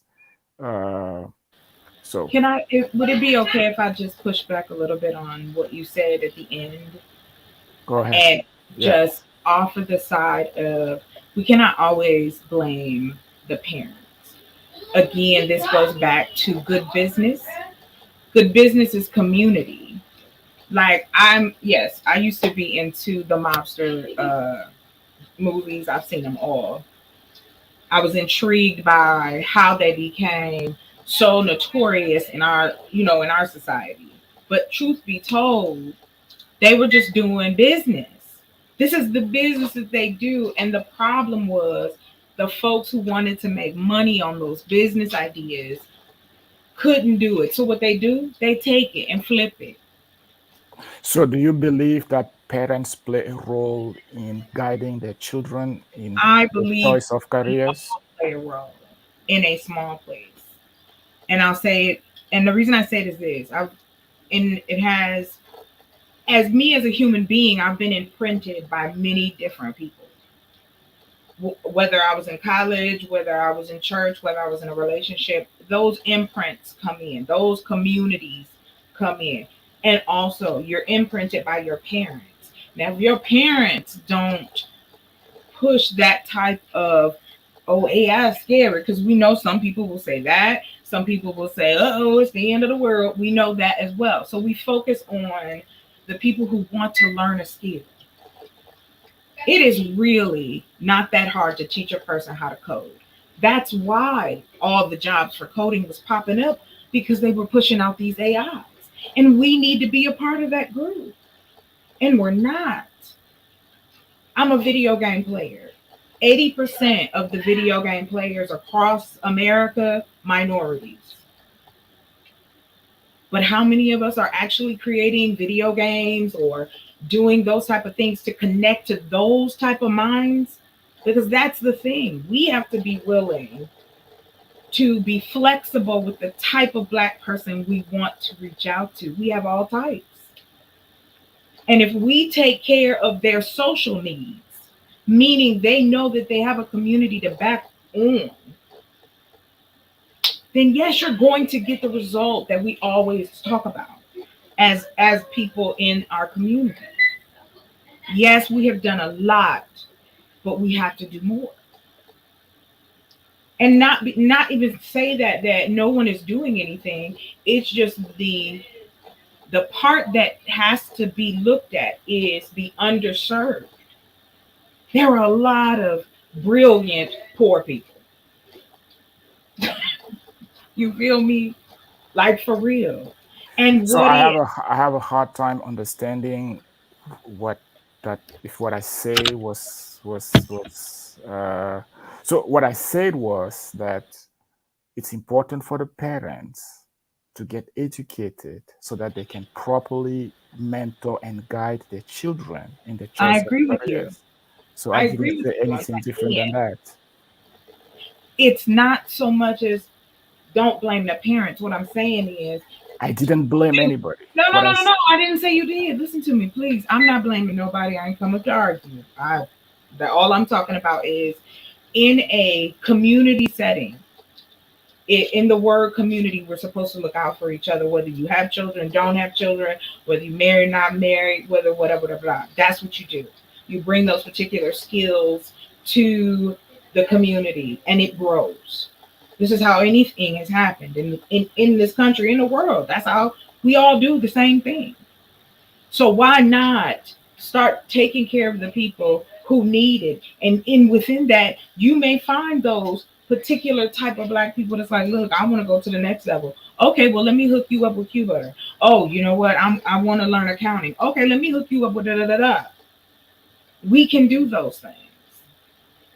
And everyone can eat, because of course there has to be a monetary value to it. And the monetary value is if you are creating opportunity and then you bring in people and teach them opportunity. Now you got somebody else working with you that knows what you do. It's going to keep going. They start, and I'm just flipping it real quick on the political side. The Republicans, I follow their business practices. I follow Democrats, Libertarians, all of them. But the Republicans are interesting because they start them young. They have a Donald Trump or whoever is a Republican coloring books for kids. There's a whole network geared toward teaching our children a particular type of way to live. And we should be at the forefront of those particular things. And we can with the technology available. You could have a whole channel, just share the channel, and it's just running documentaries or the different things we're talking about, or advertising, and on and on and on. Somebody gonna look at it. Because we have people that look at everything on YouTube. But in all honesty, like, I'm ready to put my hands in that dirt to create what I need, because I know no one is going to give it to me. And I believe in, if we are a community, then just like I've been helped by different people along the way in my life, why can't I reach out and teach someone a skill as well, if that's what they want? And that skill may take them to a different level. Our needs and comforts and desires for our children or for ourselves It's really not complicated. What's complicated is finding your path so that you can get there, so that you can put food on the table, so that you can go on vacation if you want. If you don't want to do that, if you are straight, I want to build a rocket in my house, that's what you should be able to do. And I think this is it. We can take the technology and flip it and start to put money into real projects by literally just hyping each other up for free. We all share the same subscribers. The human beings that's going to be on here, we all share them. So why not? So I'm muted.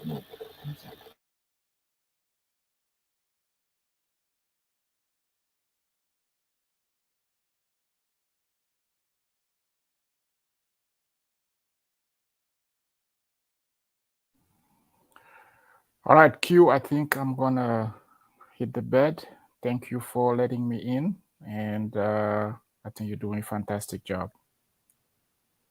Thanks everybody else on the panel and in the chat. Good night.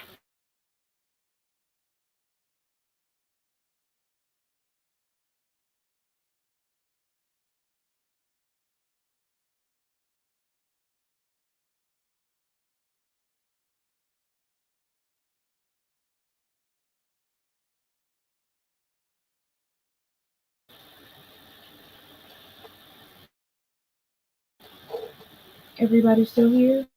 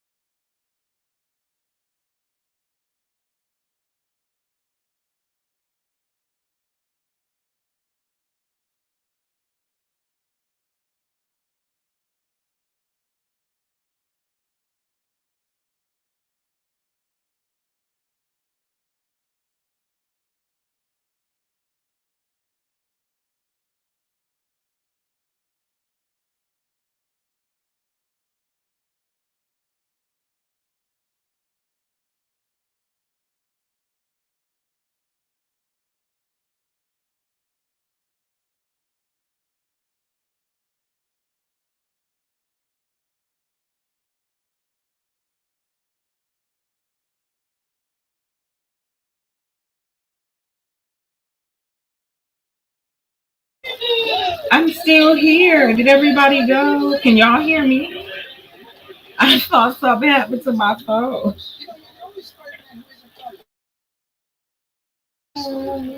Well, I'll just keep running my mouth down.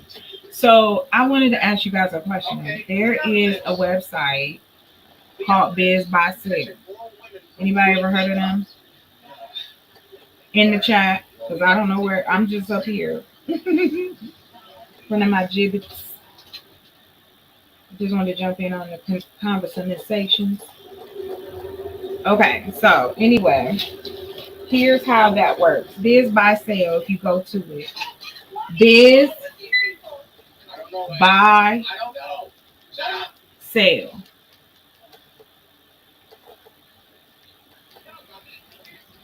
Okay, so it's Biz by Sale. Wait, I think I can I put in a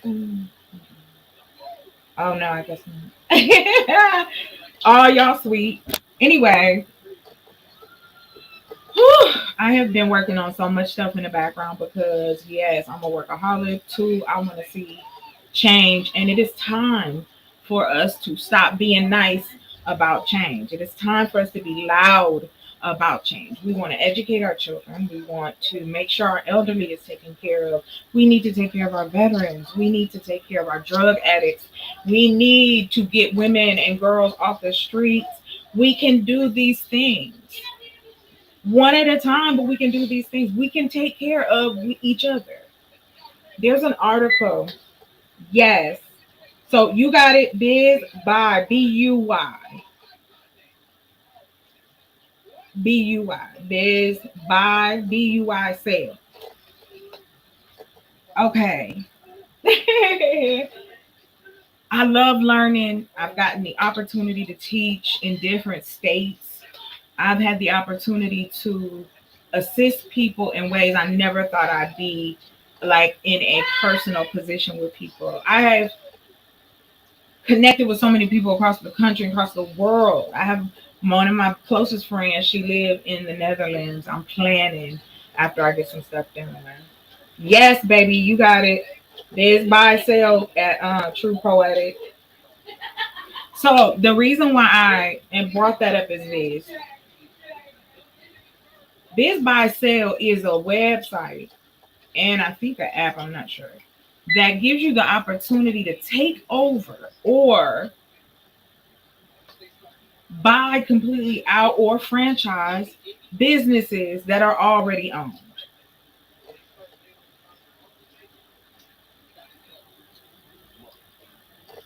I don't care about, I'm not going to make money to me off the information.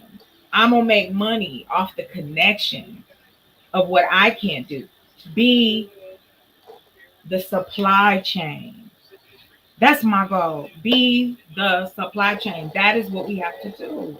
We have to become the supply chain. And we can become the supply chain for our down on their luck or just just need a hand to come up and do the job that would be trades or building and plumbing and welding. We need to have those things going on. We got our children in foster care or in these different camps across the country. Now that we can connect across the world in a matter of seconds, we should be able to do anything. We can have our own school online. So we can teach children. We can say, okay, look, who knows how to make a cartoon? Okay, well, did you know you can make a cartoon for free, or you can make a cartoon, you can use PowerPoint, blah, blah, blah, blah. Those are the conversations that should be being had with the information available out here. And just My use bad, it. y'all. Oh, okay. I'm done. Okay, I'm muted. Yeah, I'm still in the Zionics. I'm having a field day with upstairs. I'm killing myself. My body killing me. But yeah, this the Internet of Things right here. Sensors. You know, being able to see We the need to be able world. to build that Q. That's where we need to be. Building our own. Well, that's what it comes down to in the context of our own now is recognizing when people say AI is, you know, only as good as the sensors that it has available in the world. You know, the internet. Exactly. Right. The coding feeds into the AI. That's why they need it and the rush for coders. Because they're going to. Because other businesses are going to use this to benefit. That's the AI, like that's chat GPT stuff. That's like cute. But I mean, like, when we're talking about the ability for the algorithm to be applied to real world machinery. But it already is. Yeah, it's just there's levels to it though, and that's where the IoT. You familiar with Well, that's what IoT? I mean. Like the manufacturing part, if we start low, and what I mean by that is, okay, the basis of the majority of the wealth in this country is agriculture, manufacturing, and technology. Whatever it was, from the industry age all the way up to the janky machines to now. So maybe the AI will do the arm work that now you're not going to be in pain, but somebody still has to work on the robot if it stopped working. That's also. Are you familiar with IoT? You familiar with IoT? IoT? No, I'm sorry, not at the moment. Mm-mm. What is See, that? that's the centerpiece one of the main pieces for AI in the real world. Okay. Yeah, that's the Internet of Things. Where like Yeah, awesome. it's I like love to learn something every day. yeah, so like this is the one of the main But precursors to like getting the machines to right. be able to understand the world is through sensors. And so like Well, see, putting that's what I'm sensors saying. in tires, putting sensors in elevators, putting sensors in temperature, wherever you can put a sensor, and then allowing the information to be Yeah. processed in real time and Mm-hmm. allowing the machine to make Right. real time changes to At what the it's at the possessing. request, right? At the request of the human that's going to be running it. Well, not even at the request. That would make it unnecessary for the AI. Like for example, so Well, that's where the regulations come in. So certain things is like because like when you go on like flights, like autopilot. We've been using autopilot for years. So it's a okay. matter. It's a I matter of understand that part. What I'm talking about is yes, Chat GTP being small, but it is a key to allow people who wouldn't before feel comfortable with that kind of technology starting off. That we should be teaching that. There should be little thumbnails of okay, we're gonna go over ChatGPT, but we can talk about science. Blah, blah, blah, blah.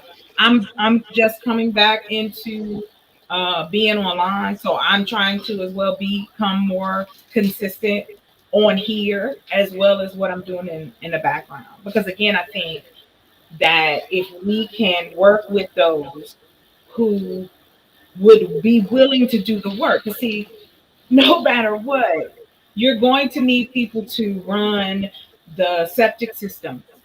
You are always going to need people who have to do the dirty work for the clean work to go on, for houses to be okay. The plumbers, the not anymore. So like that's the reason why sensors and being able to engineer. Like once you understand the challenge, your job is to produce a solution. So if it's a well, septic tank that's what I'm thing, saying. The solution would be to start manufacturing parts, start breaking it down and seeing, okay, there are plenty of empty manufacturing that for computer parts. That's what I was telling you about I don't know if you heard me, but I was telling people about the website Biz by Sale, and people will sell their businesses. You can find new businesses, old businesses, and it'll tell you there are even businesses with seller finance, meaning I'm gonna take care of you while you get on your feet with this business, and then I just run out. That's happening in the background where us as people are, black folks can invest in those type of things that run themselves and use that to then create, yes, the manufacturing of exactly what you're talking about, the teaching of that to different people to build it. We should have a part of this technology just like everybody else does. We should be using it in that way. no, that's the way it's being used. It's just Well, no, actually, no, it actually isn't because not for our community, not for our community, not for the people you guys were just talking about. yeah. I'm We not do. talking about them. I'm not even in. I don't even see them right now. My brain is stuck in Who, mechatronics, coding, electrical right, I engineering, understand, structures. Like I'm and I not get even that. like we like that's what it's But like this. what is the tangible to get to what you're saying? Because for us to be able to teach it, let's say it's not just in here. I'm gonna take exactly what you're saying. So you're saying we need to get into that level of it. Okay, so then we need to create a think tank that deals just with that. We can still get into the manufacturing piece because again, delegation, again, letting people run That's their lane, that's what I mean. I don't but think you it, like connect. it for the engineering. That's already part of it. So when you say engineering, production is like engineering and production go hand in hand. Well, no, I'm saying manufacturing. That's it. I'm talking about straight up. We making everything that we buy from Amazon. But That's we, manufacturing. in order to do that, we have to understand science. Well, we already understand it. There's no more learning needed. Like we We got what don't. we We need. we Those we of do. us. We who don't. want to aspire. Now we start sharing the information so it continues to go on. Well, Now we take that's what why I we have see. IoT on the screen. That's why I have IoT on the screen. I understand, but who? That's through who? Intel. No, yeah, that's. I know we want to get to that level, We but can get to that level if now. you don't even know, if you didn't even know what IoT was, and then automatically say we But can get there to that are level. people who will. See, I don't have to learn. I don't have to know how to run a McDonald's. But if I'm financially able to, all I got to do is switch deeds with the owner of that McDonald's, and it'll keep running the same way it was running. Now I'm just the one making benefits of it. That's what I'm talking about. I'm not I trying have to no clue what be that means. combative as far as, but this is belongs to Intel, which also creates things, which also has the ability to teach you. So why can't we, when everybody is putting everything on the internet that you can learn, why not pluck from the things that really are viable and we start getting our people involved? There are plenty of people who can work from home. But that's exactly what I'm doing right now. Like that's what we're doing. Well, I don't expect you to do it alone. I Like know, that's but not that's I'm realistic. trying to talk about IoT right now. Okay. Okay. Well, I'm gonna step down. Thank you so much. I appreciate it. All right, Always so a pleasure. Always a pleasure.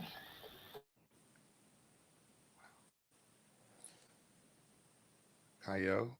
Yeah, what's up? Yeah, I think she and peace to your sister. I think you had a slight misunderstanding of how the IoT is going to work and the involvement of human beings.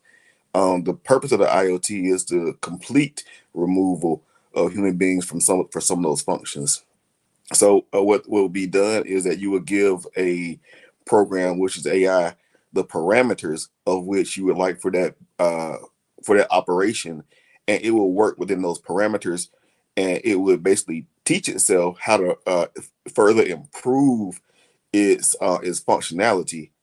So like y'all was talking about the sewage thing, it would be sensors that would be in the sewage system, and the computer itself would teach itself when to clean itself out, when to schedule maintenance that's done by itself. It'll teach itself how to maintain and better itself, and that's the whole purpose of artificial intelligence. It does the humans' jobs, and I think that portion, I think we kind of missed as a community because we're not going to have those jobs anymore, and we Well, need it to opens prepare up. ourselves. It definitely, and that's why for me, I want to have this discussion with like you said, understanding what it is that's actually driving the next level. You know how are the chips being made? Who's making the chips? Like I'm with that conversation, but at the same time, what aspects of this of society is actually going to be needed? Like everybody talking about software engineers, mechanical engineers. Mechatronics is going to be top talk. Like if you're not in these fields or relative fields to these, you're not like it's just gonna be it. You're a solution. You're and rather, I don't want to say it like that, but from an economic standpoint, for some people, you're a problem, and an engineer is going to be hired to create a solution for you. I tell my students that worrying about jobs is a perspective that people who want to have a job have. I'm like, business owners don't really like employees.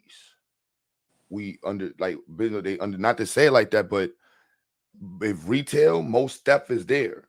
Lateness, you know, community understand. Like there's so many parts of handling employees that retail or certain businesses have to deal with, that from manufacturing across the board, that technology completely replaces Yep. and removes those issues.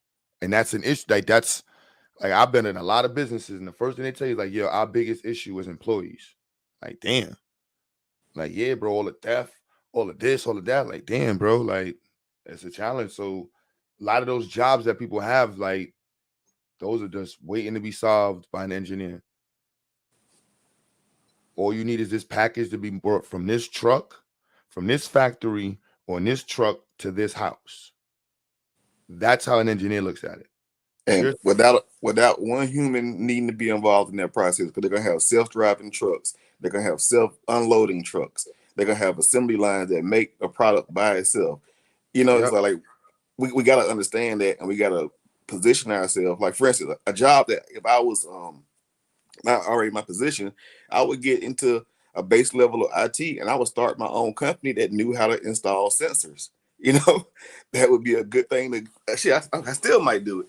But Yo, like, bro, as you said that, I'm not to cut you. And when you said this, I'm in my brain, I just pictured how to make the self-delivering. I'm like, that is like, yo, you can have the assembly line and the little conveyor belt in the shit, the sensor to read the package and analyze it. The person comes up with a little scan code on their phone, pick up their package out the truck.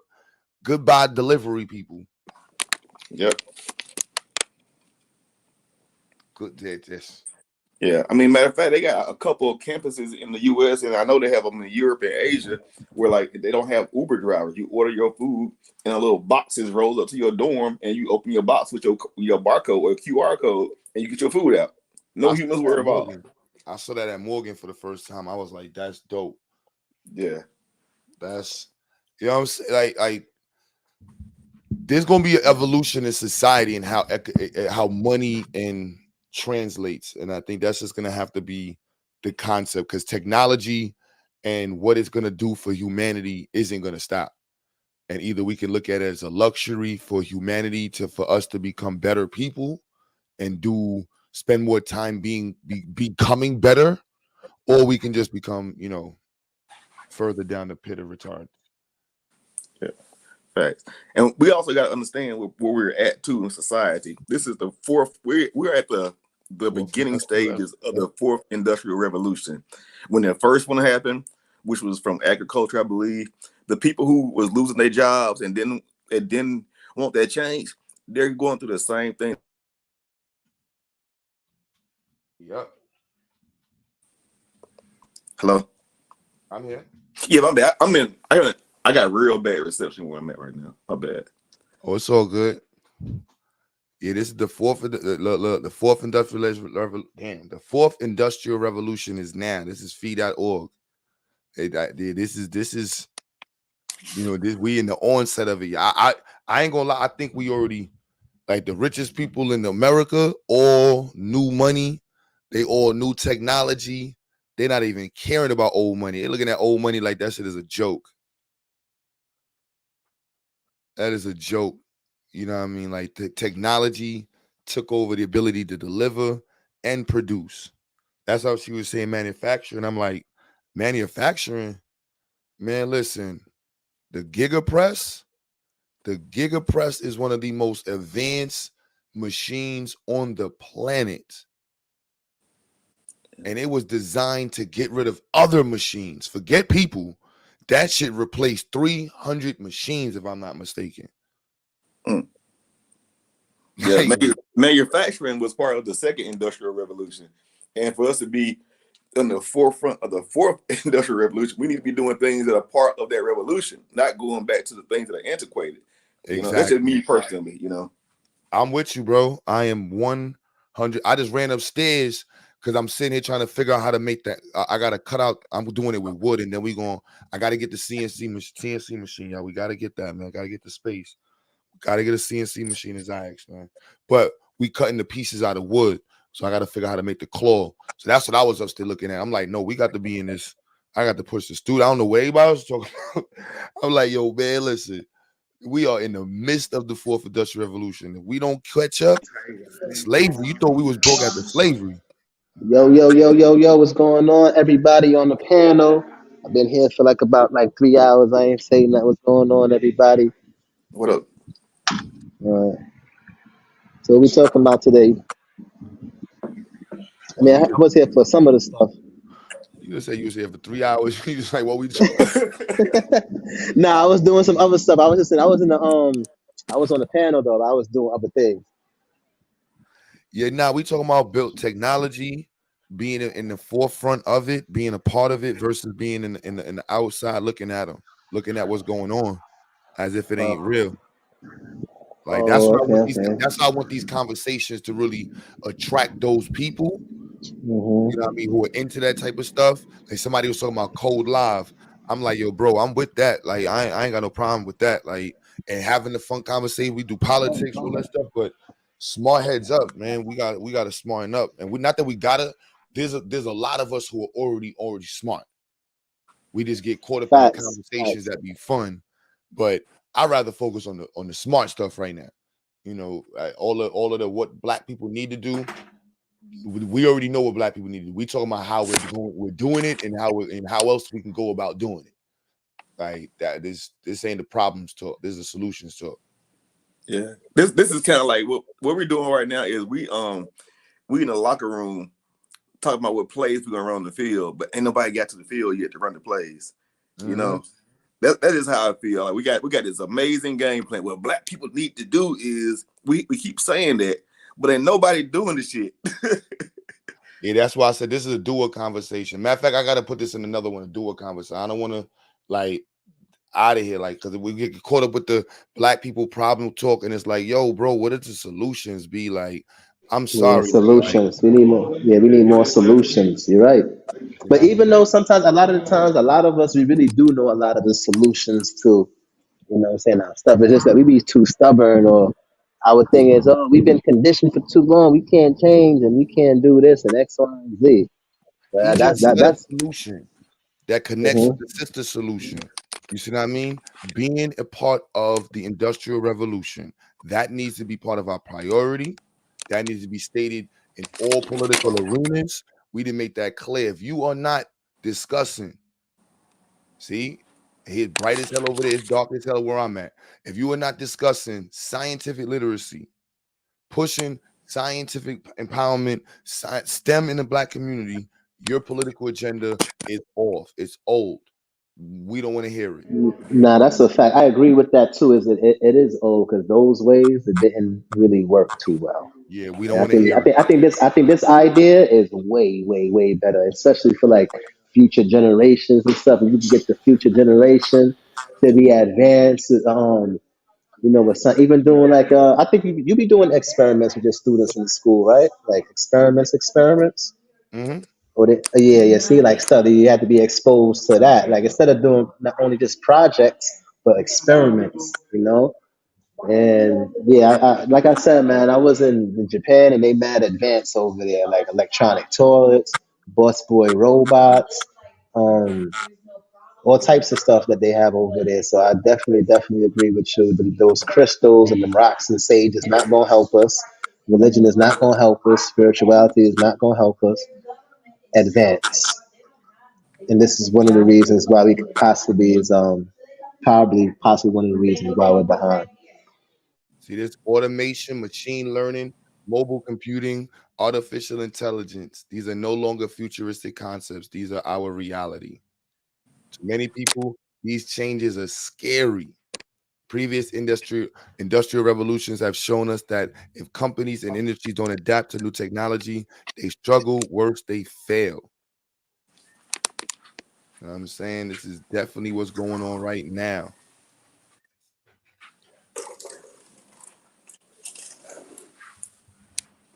This is what's going on right now. Power of data, power of people. You see this? So data collection, right? So Facebook is one big sensor. It gets data from people. That's all it is to me. It's just a big sensor collecting data.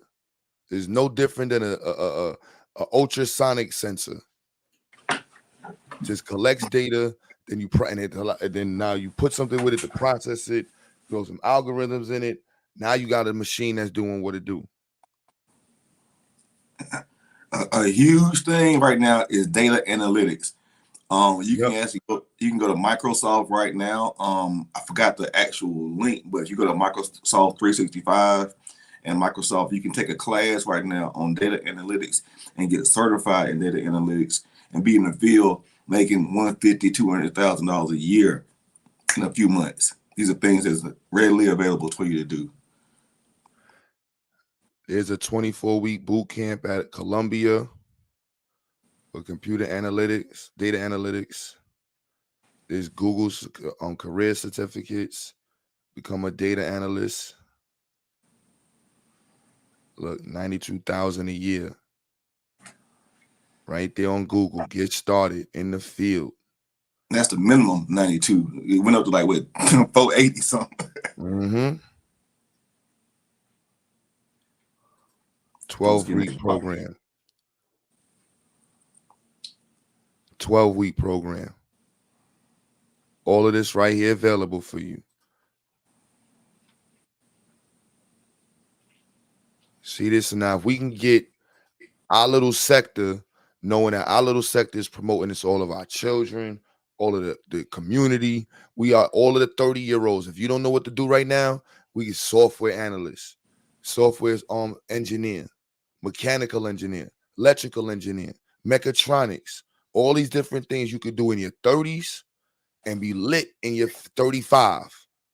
Master in your 40s. I'm talking about you could be a master of it in your 40s. Clients, history, resume. It's not too late. In your 40s. That means if you have 40, by 45, you're going to be lit. Don't get it twisted. You are not too old and it's not too late. Facts. I agree with that. You're not too old. You're not too late. Matter of fact, go ahead, Q. I'm sorry. Nah, that's it's not too late. Like that's the inspiring stem across. Cause like look if that's why I'm like, I don't know where and how this isn't part of the political agenda. This is how we handle the wealth gap. This is how we handle in controlling our community. I'm lost. Like, what are we discussing politically? That's why I'm like, they'll be like, yo, Q, I'm like, yo, bro, politics is easy for me. Money. How do we get into the money? Power. Science. Simple. It's not rocket science. It's very simple. All everything else y'all could throw in there, cool, no problem. But if you ain't talking industry, you're not talking production, you are not talking Western civilization. I don't know what politics history y'all are talking about. This is about production, means of production, advancing production, and being able to compete. That takes science. I think I've been in IT in this field doing what I'm doing about 4.5, 5 years. I'm 42 years old. It's never too late. Right now I'm a senior in my position too, senior support engineer for networks. You see what I'm at? It's like it's daytime. I'm not it's not even in America right now. I think I'd never see that. I grew up in the projects, man. Like, you can change your life. You can change your social economic status. Just like that. See? And then with that, once you get around a bunch of professionals in science, you get in business, your phone book changes, B. Your phone book starts to look real different. You got a bunch of doctors and executives and finances and all this in your phone. Like, damn, bro, you moving and grooving. That's how it's supposed to be. All of this other stuff, this is what we want to see. And we want to highlight Black people who are engaging in this type of activity regularly. Because for a lot of us, it's like it doesn't happen. I'm like, nah, B, we got to be used to that. Used to looking good, doing what we're supposed to be doing, shining. That's what it's supposed to be. That way we can, as people get rather they buy into that. If they feel like, the community or science is broke and y'all just be up there talking sciencey and looking nerdy and y'all be having nothing going on. Oh, hell nah, bro. Science community lit. We just busy. I don't know what y'all heard. The ones that's online that's talking against science, they be unbusy. So building up. So anybody that's into mechatronics, shout out to you. I know I saw my man in the chat earlier. Definitely connecting. All my electrical engineers,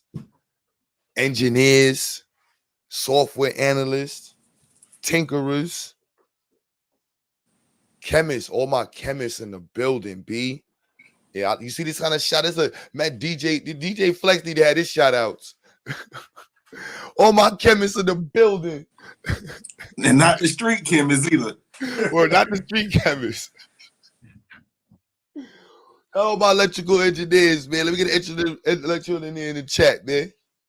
I'm tired as hell. See, I've been mumbling all day, man. But I honestly want to take my phone and go back upstairs. But it's mad late. But I dare want to go upstairs and put this anybody y'all linear actuators, electric linear actuator. We put that on there. Then we got to build up the whole circuitry. With hopefully we can get we're gonna figure it out. That's what we got plenty of time. But we started. We got the mini robots, big robots, hydraulic cranes, and we got a big boy. And we're gonna be we working on our own Jarvis. We don't call it Jarvis though. We gotta give it a white name. That's our white robot servant. Call it Scotty. Yeah, that's Scotty. Why y'all give it a white name? Because it's a robot servant. Put some pseudo on that. We gotta find an acronym for it. Scientific, cloud-based. Yup. But yeah, like it worked. Cause I was talking about Stu earlier. I'm like, yo, bro, like this is the lane, and I don't know what other we got to make it lit. I was telling the younger brothers earlier, like this is what's popping. I have my. What'd you say? This what Huey P. Newton was talking about when he defined Black Power. Power is the ability to define phenomenon and work in it and make it work in a desired manner. Nigga, that sound like coding to me. They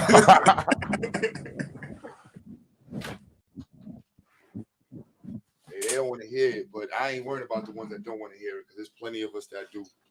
Right. And not just hearing it, they doing it. So I'm like, I spoke to earlier.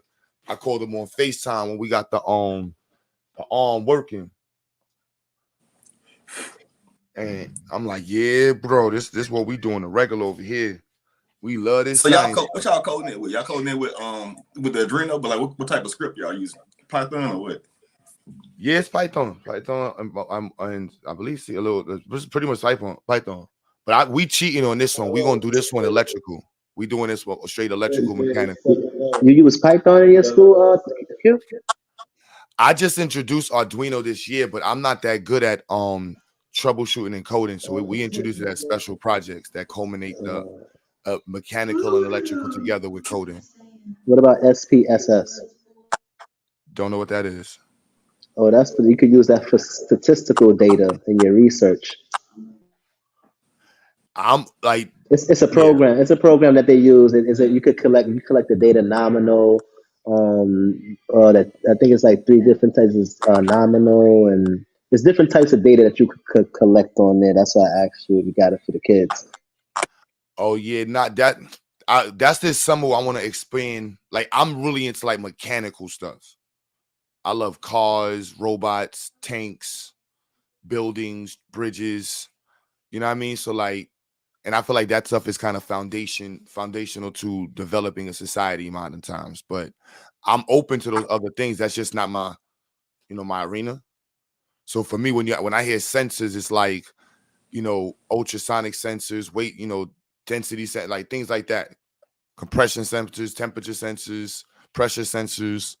Those are the things that we use to relate. And then from there, whatever device you're making can make, decisions that you pre-coded for it to be able to make, handle whatever scenario it's in. Then like he said, you have the where it learns.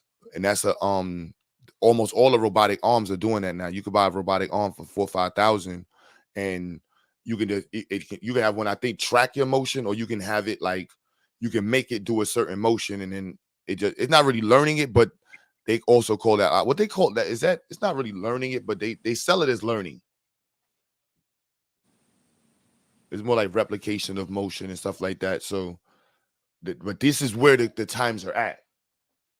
And it's not like the computer and robotic industry is all the way there. They're still trying to close the valve in Fukushima. They still have the money being raised to build a robot to close a valve one valve in Fukushima. But that's also what's driving right now this super robotic push. But all of our senses, break down in those extreme environments. So You know, it's not a simple feat. Y'all remember Fukushima, right? Yeah, that's the nuclear reactor that blew up, right? Yeah, the valve is still that shit's still there. Yeah, I think with that ended when they had cleaned up using science, they had used like a fungus or something to clean it up. Nope, that shit's still there. Yeah. Oh, Yep, there's no way to turn it off. So it's still going. Yeah, there's no way to cool it. It's just whatever the rods, they're just emanating. It's a liquid sea of metal. The last time I saw, I think the last study I saw was in 2017 or 15. It's just the liquid sea of metal, just so, and it's super hot, nuclear radiation. So the electronics don't work, Bluetooth don't work, radio signals don't work. You know, it's like an extreme environment. So it's like, how the hell do you? So that's why we said the fungus, but they'll more than likely you have to go that type of biological route because robotics right now don't have any means of handling that environment. Oh, you know what? I'm talking about Chernobyl. That's what I looked up. I didn't look it up. It was Chernobyl that they used fungus to clear up. Yeah, that cleared up. And that was more like I think that was a meltdown too, but I think that was, I don't know if it was the same.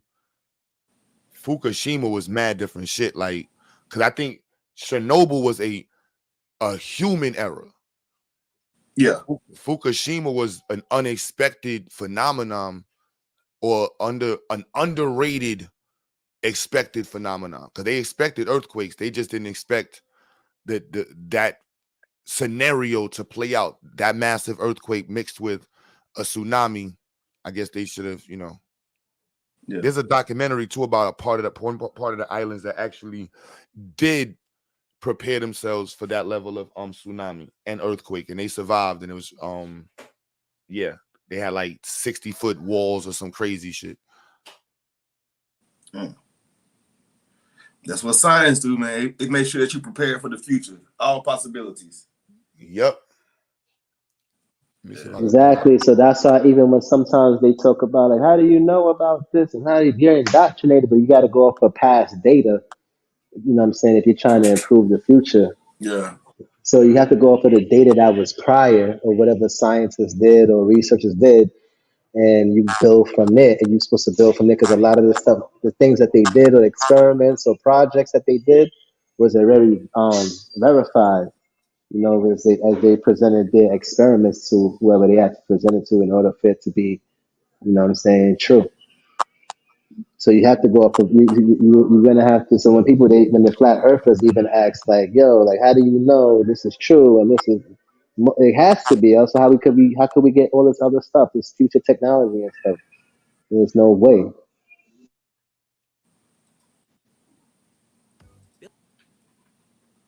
Yeah, Fukushima crazy. This.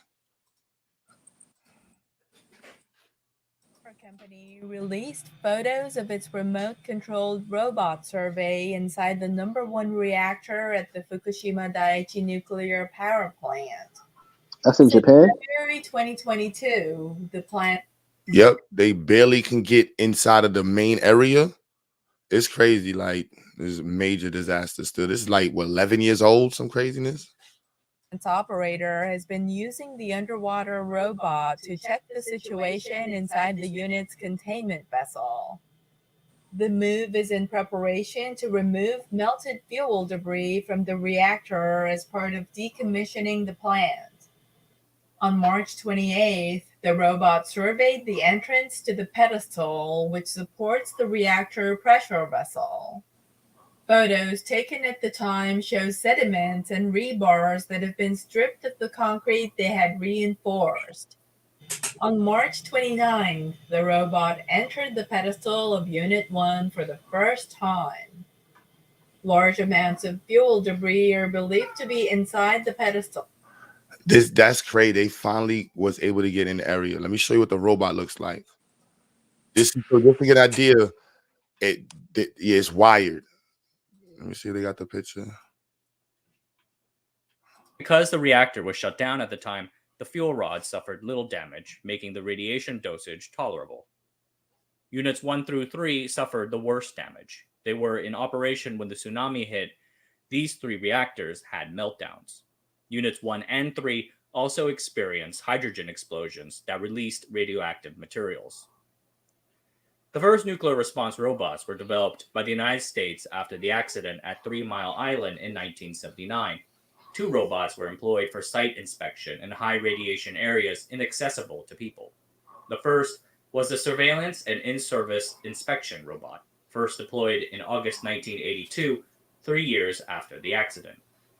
It looks like a little crawler and took photographs, collected samples, and made radiation readings. The robots got increasingly advanced and more capable. The year after Cece, another robot named Fred was introduced. Fred was special in that he was equipped with a high-pressure water spray for decontamination work. To defuel the 3 Mile Island reactor core, which was flooded with radioactive water, 3 remote reconnaissance vehicles were built and deployed. All of these robots were very practical. They were tethered, built with familiar technologies. That is what this is what the most advanced robots look like, y'all. So when you see the YouTube videos, understand that a lot of that got pushed because of Fukushima. Like, science is, gotta love science, y'all. Gotta love science. We can keep playing this. Now I'm on my nerd hours, y'all. And kept very small. They flushed, scraped, and cleaned the walls with great success. After Chernobyl, the Soviet Union called upon hundreds of thousands of human liquidators, the so-called biorobots, to clean up rubble and debris. There's a great scene in the HBO miniseries Chernobyl that follows a group of such liquidators as they shovel up pieces of graphite. Yo, that's wrong, yo. Yo, Russia called them. Yo, they put the actual people out there, bro. That's crazy. Yo. Yo, did they call them biorobots? That's crazy. There's a great scene in the HBO miniseries Chernobyl. The Soviet Union called upon hundreds of thousands of human liquidators, the so-called biorobots, to clean up rubble and debris. There's a great scene in the HBO miniseries Chernobyl that follows a group of such liquidators as they shovel up pieces of graphite and toss it off the roof. This was necessary partly because radiation levels were so high that available robots failed, and partly because of bureaucratic issues. That dramatic rooftop ceiling scene apparently occurred because the commission was denied permission to use helicopters to sweep up the debris from a far distance. Robots were eventually brought in, notably the Specialized Transport Robot, or STR-1, which was a wirelessly controlled bulldozer for removing debris. It was apparently adapted from an unmanned lunar vehicle. The first robots arrived at Fukushima on April 2011, 3 weeks after the accident. 4 military multi-purpose robots from a series called PackBot from the American company iRobot Corporation USA were brought in to enter the damaged and irradiated Unit 1, 2, and 3 reactor buildings. PackBot was first used in 2000 in Iraq and Afghanistan for detecting and defusing improvised explosive devices. Small and lightweight, it weighs about 30 kilograms and looks like a pair of metal extension arms on a tread. After a brief training session at the Unit 5 reactor, they went to Unit 2, opened a double-door airlock gate, and strolled inside. There, they measured radiation dosage, atmospheric temperatures, and oxygen concentrations. A bigger, beefier robot from iRobot, nicknamed Warrior, was later brought in for additional cleaning work. Throughout the second half of 2011, Warrior vacuumed and cleared out obstacles in the area, joining others like Bobcat and the Swedish-built Brock 90. Another notable military robot used at the time was the T-Hawk, a small unmanned aerial vehicle from Honeywell. From April 10th to July 24th, it flew over Units 1 through 4 to review the situation and collect dust samples. PackBot, Warrior, and T-Hawk were American robots. This sparked a mild controversy. Japan is known for their robotics technology. Where are their robots? After a criticality accident in September 1999, 3 different technology centers in Japan developed a line of nuclear disaster robots. Notably, there was the Remote Surveillance Squad, or rescue robots, built by what is now named the Japan Atomic Energy Agency, or JAEA. There were 3 of them for taking measurements and collecting samples. However, the robots were given little, if any, upgrades after their completion in 2001, apparently due to a lack of budget. So when the real thing happened 10 years later, the robots were not ready. With so little maintenance done, and the robots now over 10 years old, many critical components have since gone out of stock. Worse yet, there were no trained operators. The original manufacturer was unable to help because the original engineer left the project. This farce can be construed as a loss of face. So, over the next few months, JAEA re-engineered the Rescue A robot into the JAEA-3, grafting on parts from Brock they had on site. After a series of trials, it finally started its missions on September 2011, but by then, another Japanese robot had stolen its thunder. Switch now to Fios 2 Gig, our fastest internet ever. Look.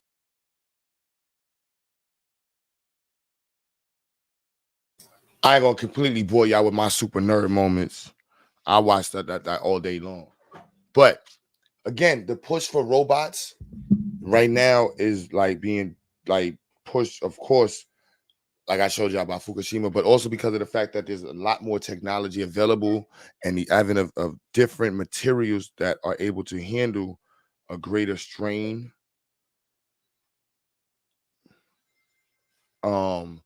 Greater form of conduction and resistance to stresses. So it's opening up a plethora of like fucking electric cars. Is it okay? Can I add to that if that's okay? I'm sorry. I'll wait my Yeah, time. yeah. I came back up because the conversation changed again. So, and I understand that can happen. I guess I just want to understand to what you were saying. It doesn't make it true or untrue. I'm just adding that component of who is going to take care of the people who need to, just in the example, know how to fix those machines if they go bad. Who's going to do the maintenance? Unless they create an AI or create a machine to take care of the other machines. But again, a human hand is going to be involved. So maybe you could just train that person. Maybe it's not a degreed position. People learn in different types of ways. You know what I'm saying? So we need to, and when I say we, and I'll take that back, I apologize. When I started setting up my business, my nonprofit, it is so that it will circle, it will feed into one thing after another. So like for instance, in the business of, medical delivery, right? People see that, they're like, oh, you can make this kind of money, you make that kind of money, da da da da.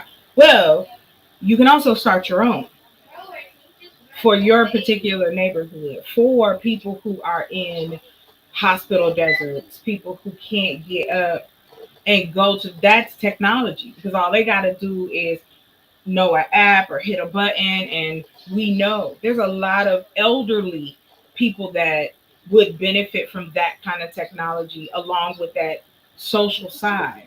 So I guess I'm trying to understand, why couldn't it be that, to what you're saying, if a person or people came to you and was like, I'm homeless, I'm hungry, okay, we're going to feed you, we're going to house you, we'll help you out.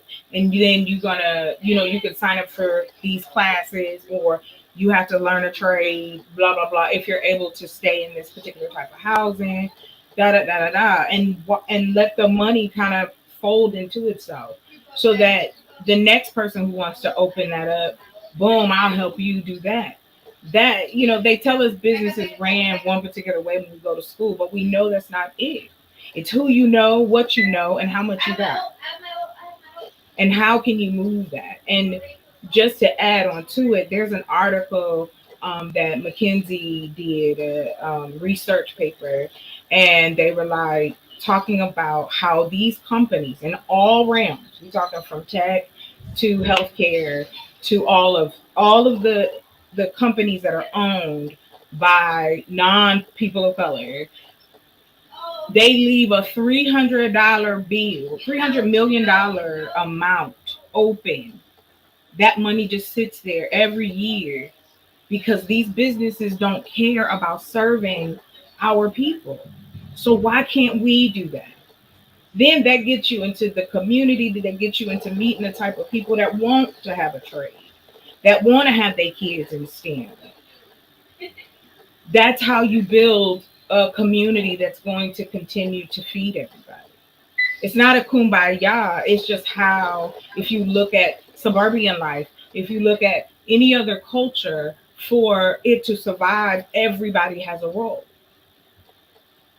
And they cool with the role. It's not so much as, oh, this is what you're going to do for the rest of your life, but maybe it'll get you on your feet. Connect with, I'm not near any, because now I'm on the West Coast, but there are plenty of like Black colleges that are falling apart and need help, and how it can be connected into, you know what I'm saying, helping somebody go to school there, or a business that can afford it. We start helping people take these classes because, of course, we are also facing inflation. We're also facing homelessness. We're also facing, still being in food deserts. We're still facing a lack of trade education, as well as jobs that are paying a living wage. I know it might seem like I'm talking like, oh, I'm just making this up in my head, but it is truly the study of how things continue to fold into our own. How do we move that money our way? We start providing the luxuries for our own people instead of allowing other people to do it. You're going to benefit from it anyway. You're going to make the money. You're going to make sure everybody all right. And it's a person that's got your same sensibilities that's going to be doing what we need to do to make that community piece stronger. I wonder is that an issue as far as like helping the underserved? Because I think if we did, and we had more people who wasn't worried about being homeless, who wasn't worried about being hungry, who wasn't worried about being evicted or losing a job from the restaurant down the street, you know what I mean? Like, there are some really hardcore things going on in our community that aren't being addressed.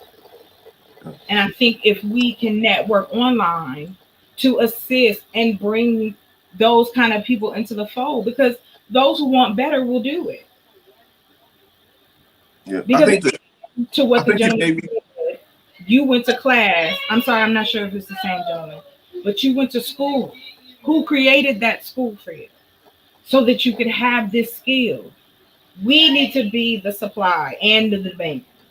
That is where we go, and that doesn't need a lot of people, because you're going to just start networking naturally.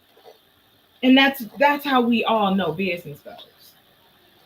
That's why it's always just a handful of people with their hands in the cookie jar. Well, now because of the internet, we can put our hands in the cookie jar. We can take care of our families off of this. We can connect to people we've never talked to before in our lives. And I just don't get why, because I'm saying that we can take care of the underserved, we can use the technology, the manufacturing, the total thing. And these are things that are out here true. I don't have to make this up. This is my goal with my business. I'm starting with the food, then the housing, and then go from there. Yeah. So like with technology and IT, let me back up and say this. I think that you may be conflating a few different things into this conversation, which may not need to be conflated together so that we can address one of the issues. The issue of our ability to push the educational narrative, that would never exist unless we create our own technologies.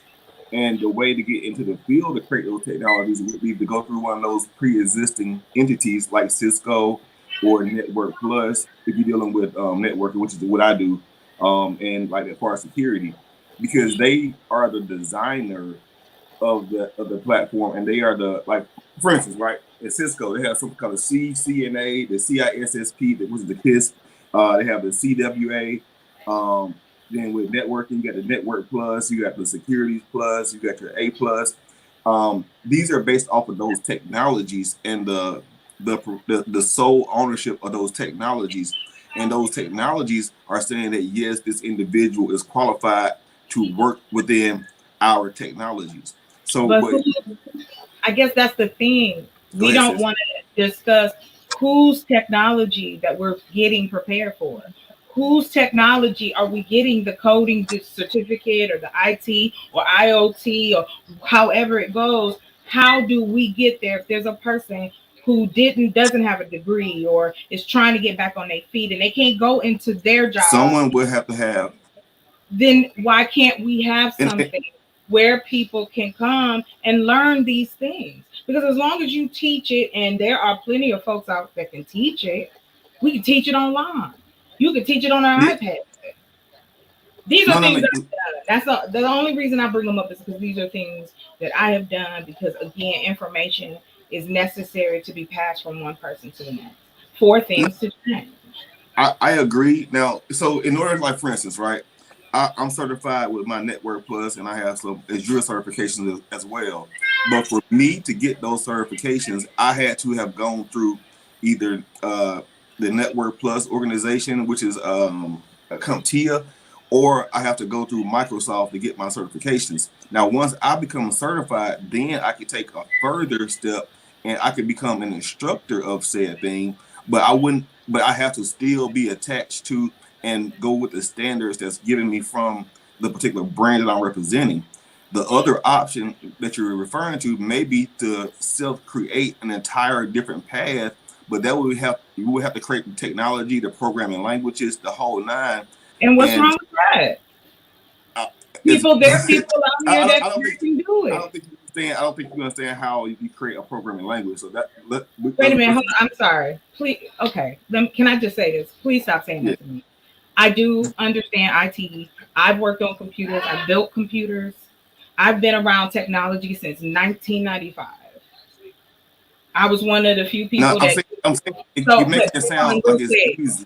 No, real quick. I just want to say this, and the reason I'm saying it, and I apologize for cutting you off, but to be real with you, it's like this.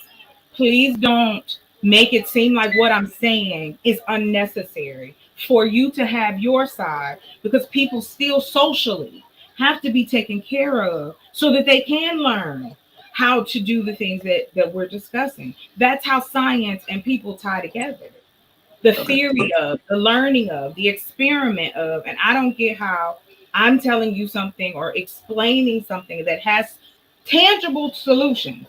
I'm talking about things that are actually happening on a smaller scale. But if we can take the same idea and adapt it for those who want to, and it's not to impress the panel or anything like that. I'm saying this because genuinely, I am concerned about the future of my community.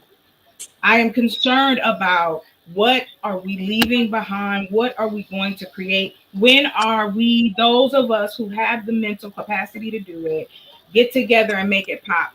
Even if it's one person here, one person there, we can connect. Now we can connect across the world. And there are plenty of people who want to assist, but they don't know, or they may think, oh, I ain't gonna make no money, blah, blah, blah, doing this and doing that. And these companies that we're discussing, these corporations that we learn all of these things for to work for, do not care about the underserved. And we can take AI, we can take technology, we can take it all, and we can use that. Even in science, the study of people, sociology.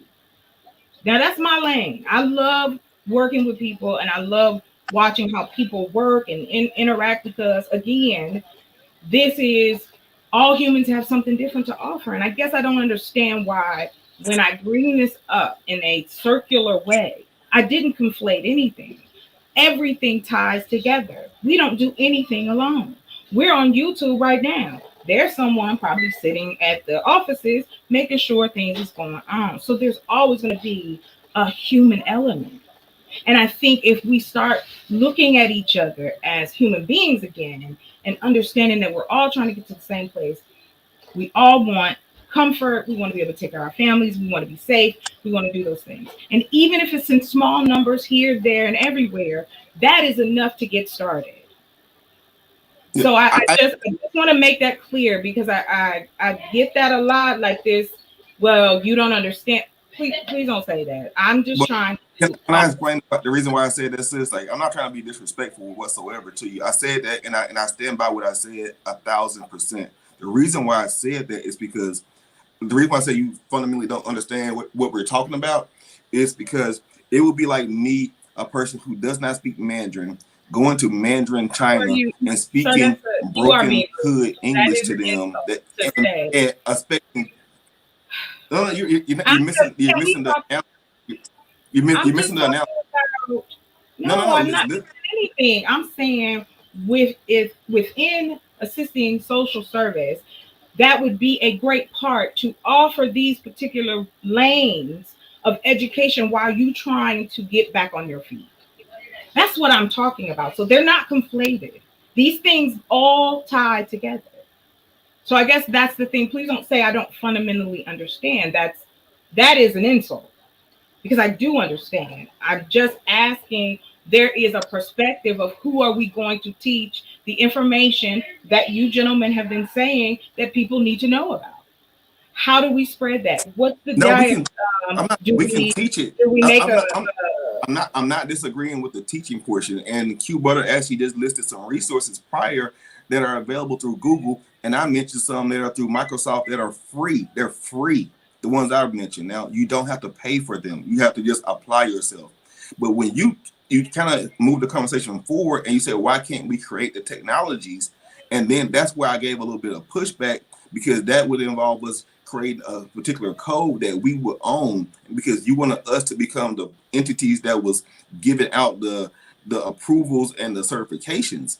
And those approval and certifications, they have to come from the manufacturer because it's an issue of compatibility.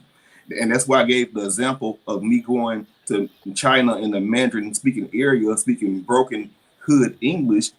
No one would understand me. But that's not what we have. Translators. That's the technology. We have phones. But you're still going to be translating something to. Then that's okay. That's the point. That way, there is no difficulty going to the next level within the conversation.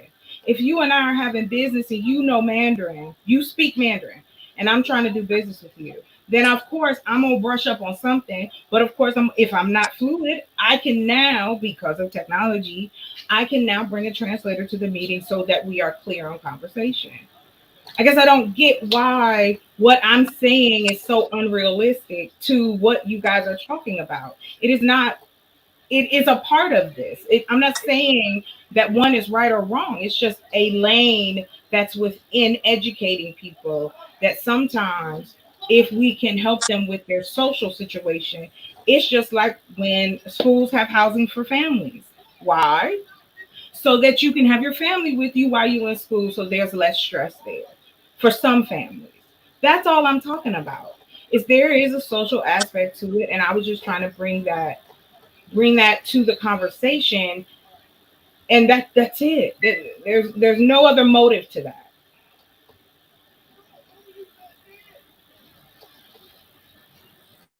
So I apologize. I wasn't trying to derail the conversation. Thank you, Q Butter. I'm gonna go. Thanks. The chat's been great. I hope I hope to hear y'all talk about. I'll be back, to in the woods. So thank you.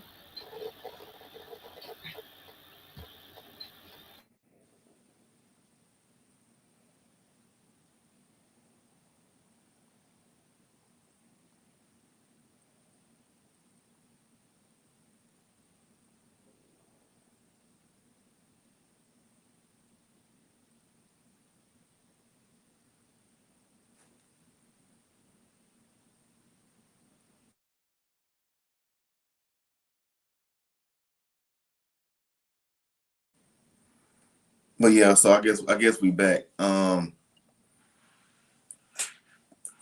so in order. We've been back. We can continue this conversation. Yeah, we can continue. Yeah, you back. I'm here. I'm listening to y'all, man.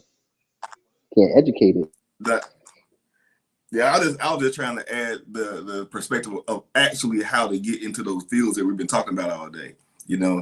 Not this. I mean, it's very altruistic, and I agree. Some things I would like for them to happen, but are they capable of happening at this stage, this late stage of technology? Because again, we got to understand there's certain things in life that we can be proactive about, and there's certain things that we are reactive about.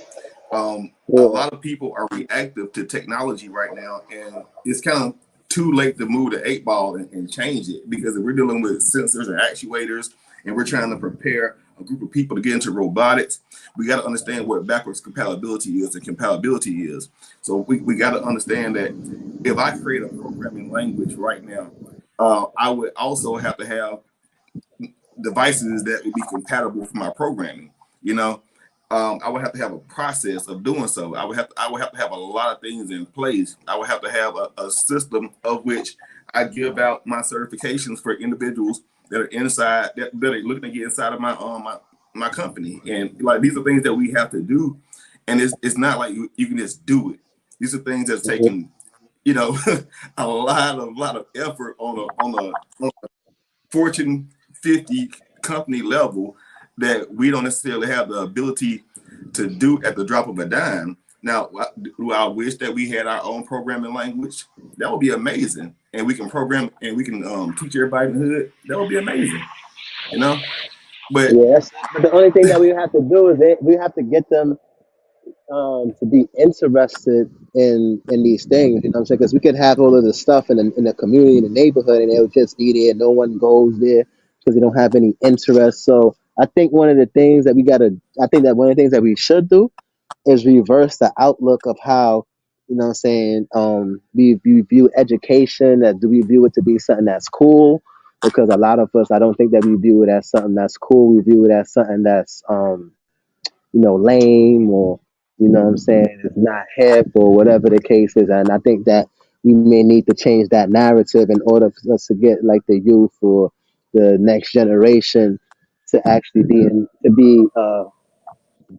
get them to want to be involved or in STEM. You know what I'm saying? Because you can't just expect us to just jump into something, just like with Christians and other religious people and things like that who've been taught a certain way for so long, that you just don't expect them to just jump on board like that. You know what I'm saying? So we have to find a way how we can make it popular, how we can make it cool, how we can make learning something that's cool, like, make it swaggy. You know what I'm saying? yeah, definitely. Yeah. That's what I think that one of the things that we should do. You know what I'm saying? We could start from there. Like I was saying the other day on the panel the other day, just like how we used to joke on people who would come outside wearing certain types of sneakers or clothes and shit like that. They had to go back and change, or they had to go get some new gear to change so they could come outside, so nobody not joking on them no more. You know what I'm saying? So, what if that concept, or that, you could apply that to like knowledge. If you go outside, it's like getting joked on in school. It's like you gotta make sure you got jokes for the next day in class, because you're gonna be getting joked on. You come home thinking about jokes. You know what I'm saying? Facts.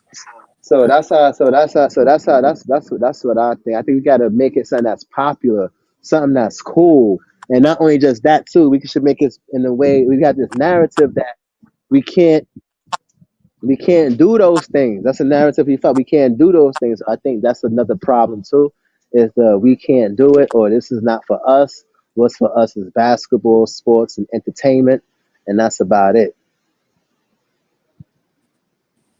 Yeah, You know what I'm saying? So it's a quote that I grew up. I heard. I don't know how old I was, but it's a person can never envision a color that they've never seen, and it just speaks to like just having an overall higher or vision, having a different perspective on what you can and can't do in life, and that's how I kind of understand it to be. And a lot of kids ain't getting that life spoken into them. That, hey, you can do whatever you want to. You can be this. You can be that. They only tell kids, like you were saying, you can be an entertainer. You can be a football player, a basketball player, or whatever, or a rapper. And I want to tell these little black boys and little black girls that you can be whatever you want to. You can be a engineer. You can be a doctor. You can be a scientist. You can be a chemist. You can be the next Neil deGrasse Tyson. You know what I'm saying? You know, but you can be whatever you want to. You know.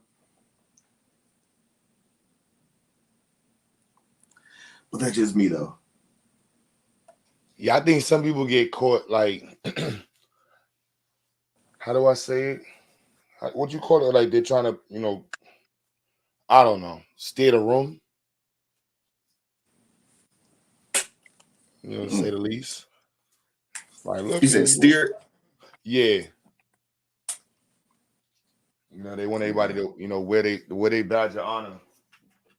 It's like, look, there's multiple things going on. I'm with helping the homeless. I ain't got no problem with helping the homeless. That ain't, not to say it's not my priority. The community is my priority. So anything that's involved in it, it's just what I'm good at doing is educating and doing science shit.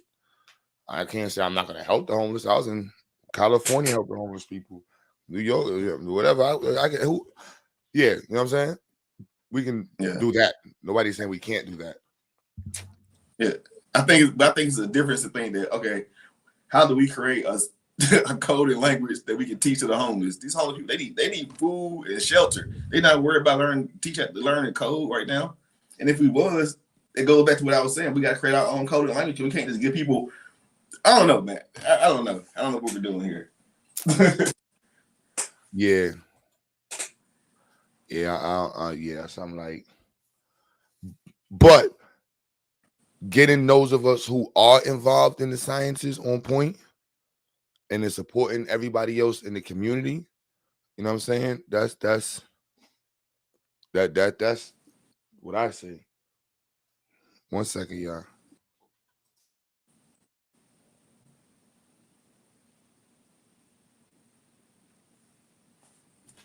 You know, so that's what I'm pushing, science. So if you want to push science to homeless people, I don't know if that makes sense. But, you know, I guess. But I would argue from a social level, the science as to why society needs to support the families who are struggling. Yeah, you know what I mean.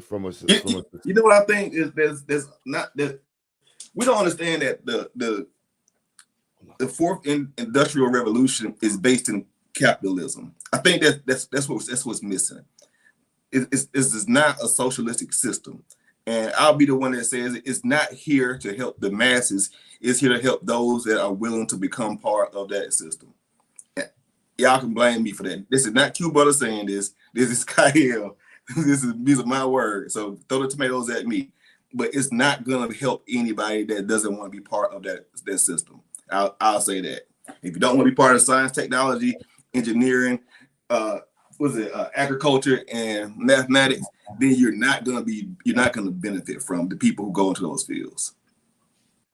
And what I'm saying is that it will be advantageous of an individual if you want to have a certain type of standard or make those changes to get in those fields early and get in there as soon as you possibly can and get as many certs as you can, or degrees or whatever you got to do. Immediately. Maybe I got to be a little bit more specific. Like you say, you got to separate combos with. I think tech and politics go together. I think it's just sometimes people not used to hearing it like that. They're like, nah, politics goes along with politics and tech go with tech. Like, man, listen, B, we need some money so we can pay for these politics. That's gonna come from tech. Capitalism. Simple. I'm saying it's simple. That's just what it is. Like, oh, you a capitalist, Q? Bro, it's 2024, B. I don't know who you are if you go live in the woods. I mean, we live in a capitalistic society, and you're the only nigga that's a socialist, you ain't gonna make it. To be honest. And the arguments with I ain't even going down that route. We need more businesses involved in science. Like, that's just what it is. I don't know how anybody can get that misconstrued. Like barbershops, music studios, and hair salons ain't gonna get us to freedom. That's a fact. I agree with that. But you know what I was saying the other day? I was saying black people is into STEM, but not on that high level. Like you do got black mechanics and shit like that. You know what I'm saying? And some black mates. When I was going to TCI, I seen a few black people, and 'cause, you know it's more of a like a technician type of program. So we are into STEM, but like not on a higher scale. And I think it's more like revolves around if you are it's like maintenance, or to do something with maintenance or like a mechanic. But I'll tell you one thing in the hospital that I did see though, I do see more black doctors than Hispanic doctors. That's a good thing. Yeah, we went into something at least. Yeah, You know, rather if they American, African, Caribbean, I always see more black doctors than Hispanic doctors. Mm. And let me give you a fun fact though, bro. So in America, African Americans make up 14.8% of the U.S. population. I'm sure you probably heard that number before, right? And in the STEM field in America, we only make up 9% of that field. So what does that simple math tells you? That's that math saying that we are not equally represented in the STEM fields in America. And We're we not. need more involvement in that field. We need to increase our numbers, or we can actually exceed that number. Like if you look at the number for the Asians, they make up 22% of the STEM field, but they are the smallest minority in America. What does that tell you? They're overrepresented, excuse me, in that field. That means that the people who are here that are Asian have a higher standard of living than most African based on their choices of field of work. It's simple as that.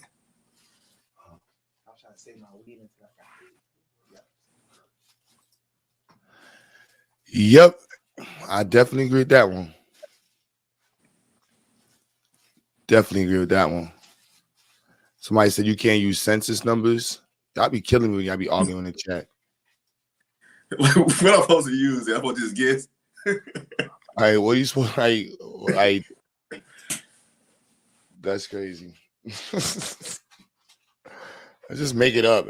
There's like 3 million, you know what I'm saying? 4 million, 7 million. It'd be so weird, man. Like you can't use facts with these people, man. Like why can't I use facts, Q?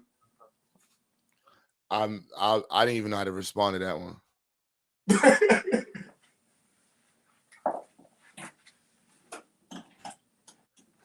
I even know how to respond to that one. It's like, yo, You can't use facts or logic with these people. It's like everything with some of these people is like belief and feelings.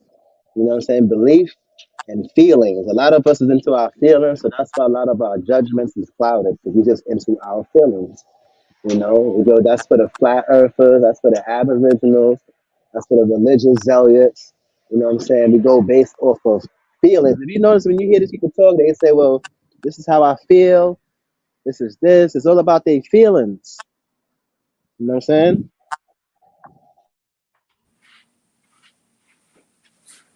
It's about I their get it. It's about their personal experience. It's kind of like self-centered because just because something is your experience, it doesn't mean that it's true. That just means that's just your experience. You know what I'm saying? So people like to go for that, like their feelings and how they feel, and I'm just like against that, you know. And I think that when you see a lot of those people who think like that, it's just like, man, you see that there's a pattern and there's a correlation.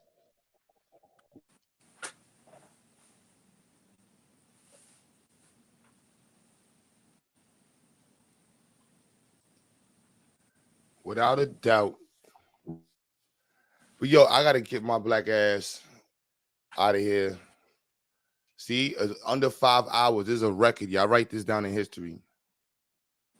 Under 5 hours. Thank you for the support. Yo, y'all want to say something before? Watch mad people just jump in. Word, right? I'm like, nah, I'm gonna take my because I want to finish working on this robot tomorrow with the kids. I'm kind of hype about it. I'm looking at this. Let me share my screen. So I'm in super nerd mode right now. I don't want to kill the vibes. Like I'm in super nerd mode. Like, oh, so yeah, I'm not even like light nerd mode. Super nerd mode.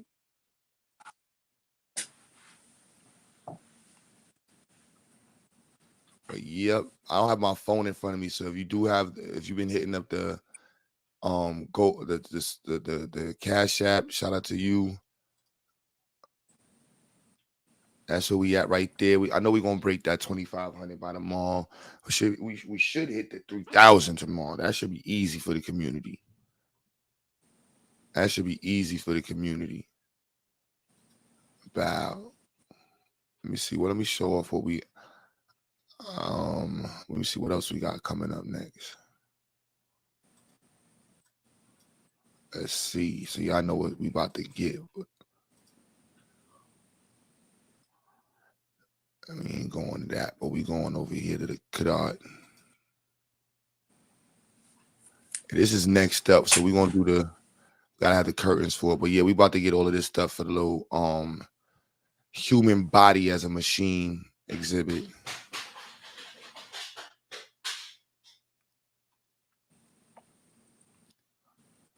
No, that's gonna be, you know what I mean? So yeah, that's gonna be next up. So you see that's a little 400 right there. We just got this. We got the other stuff. We got a bunch of those on the table. I do want to get this right here. I just hope it's not whack because it's kind of expensive. This right here is fire. Let me see if I got it on the screen. I don't even know if I have it on the screen.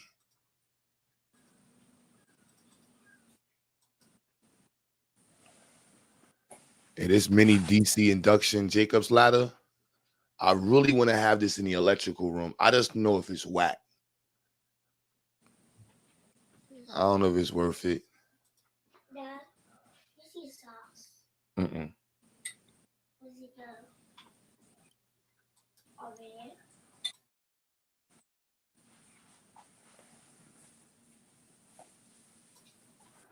Yes, I don't know if that. It just looks like a flame to me. Maybe it looks better. What y'all think? That look kind of whack to me, but I don't know. That look whack to you, bro? I mean, if I was like a kid and I saw that, I'll be amazed. I ain't gonna lie to you. Cause it look like a flame. That's why I'm saying it don't. I don't know if it look like, you know, it don't got the blue arc look. I see what you're saying. But do it come pre-assembled or do the kids put it together and then they get to see that flame? They have both. This is going in the display room. So I have we breaking it up into like different areas, and each area is named after it's like an avenue, and each avenue is named after a black scientist, and then each table is a street, and each street is named after a black scientist as well. So in the area for electricity, we have demonstration tables and we have presentation tables. So in the demonstration table, that's just for people to just like enjoy and have fun and explore the science and stuff. So I want to have one table where I got the plasma balls. Son earlier was talking about the plasma radio. I have the Tesla coil. I think I might get another Tesla coil. And I was gonna have this on the table as well. You know, just to, you know, enjoy it, you know, just to learn and discover electricity. Oh, that shit dope though. It is. I'm you know, you don't have me up here. I'm like, this. I mean, I'm just thinking about my education. Like when I was a kid, did I have something like that in school? I don't think I ever had nothing like that. We just read about stuff like that in the books. We didn't get to see it and physically touch it. You know what I'm saying? I think they'll probably add a lot more curiosity to earlier in life, you know. I personally want to throw it up there, but you know, I'm being frugal. Well, y'all hit that super chat, man. Was it $68? Yeah, it is that, but I want to do the medical set. I don't know. I know we're gonna get that up there. I'm just showing you this is right now where I'm at is demonstration models. I already got all of the kits for the children. The other schools, if they need help, we should have enough for them. If not, we just buy a couple other kits. But yeah, we definitely doing demonstration model. So I want to do the medical. Uncle was like, yo, Q, we gotta have the whole fly biological evolution setup. I'm like, yo, them I don't even know where to find a chimpanzee and monkey and horse freaking skeletons and stuff on Amazon. They got toys. The address for Zionics is, or the address for the event. The event's gonna be at Restoration Plaza in Brooklyn. It's on the website. I'll definitely put the link back in the chat.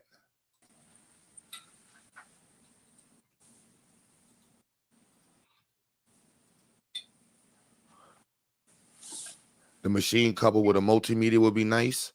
I think that has to have a special cable, which is like $50 as well. So that whole unit is almost like $100 or something like that.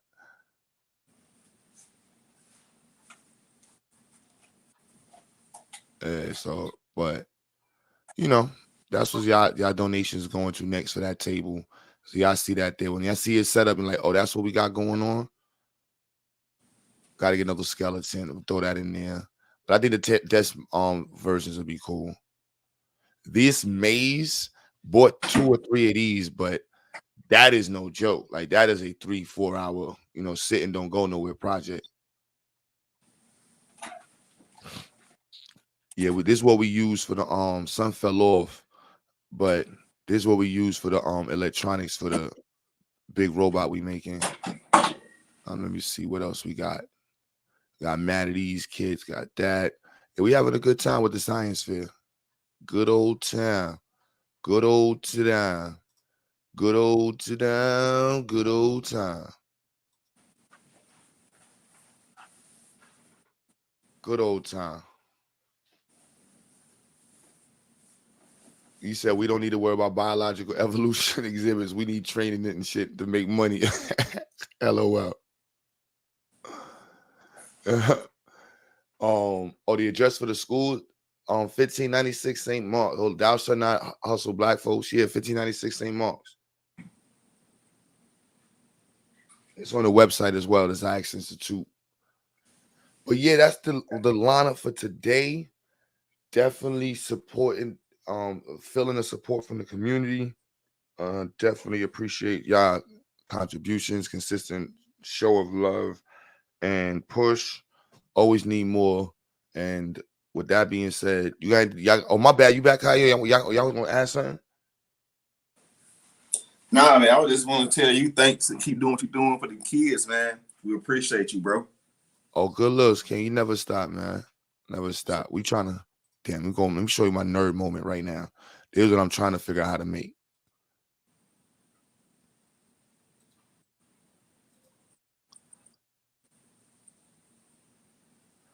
So I'm trying to figure out how to make this right. Well, not really trying to figure out, just seeing if I actually want to do this to the kids. Yeah. I'm not sure. I'm trying to sell myself to it. It'll look fire though. That'll look fire on this robot we making. That'll be the icing on the cake. From the mechanical side, making that out of wood, because we making it out of wood first.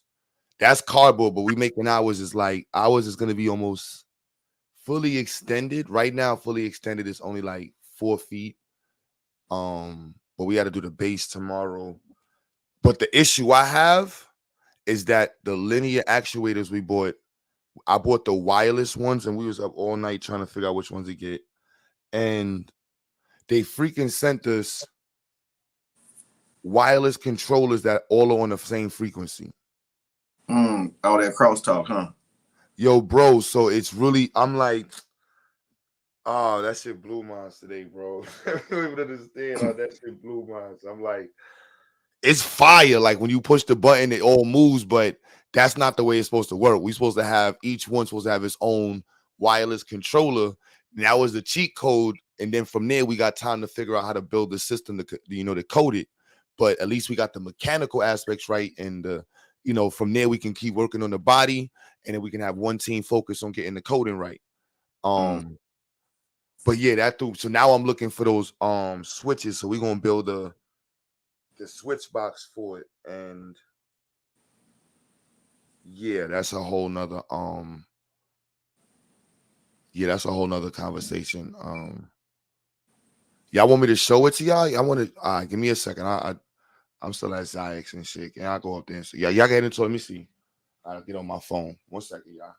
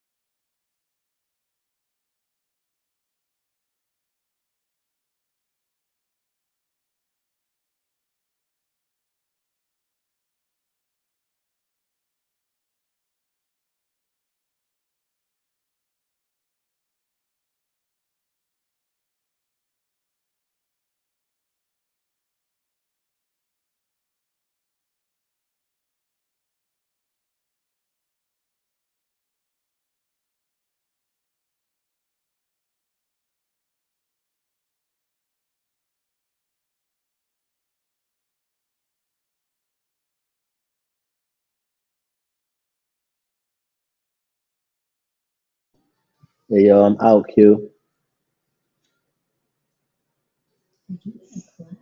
On the path.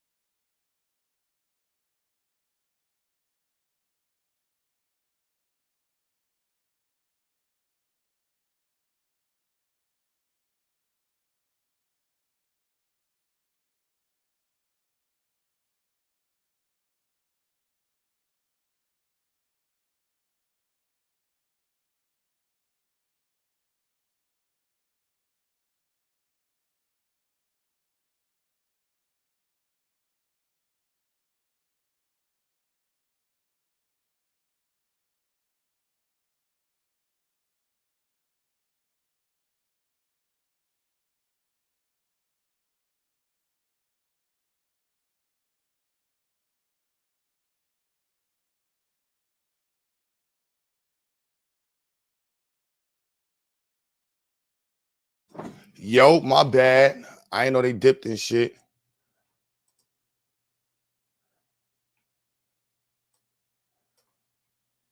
So y'all, I'm in my nerd mode. So this is, let me see if it can work from down. So y'all see it on the screen, y'all?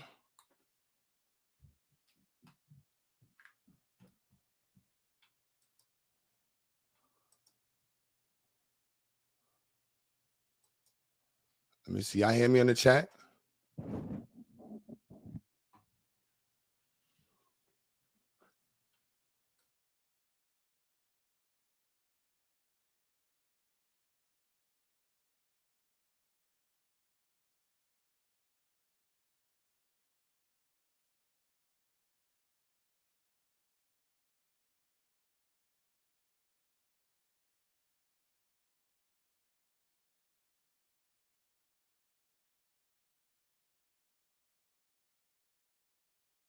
Oh, y'all can hear me? All right. So yeah, we made this today. It's like 4 feet. I'm controlling it from downstairs, but the hydraulics.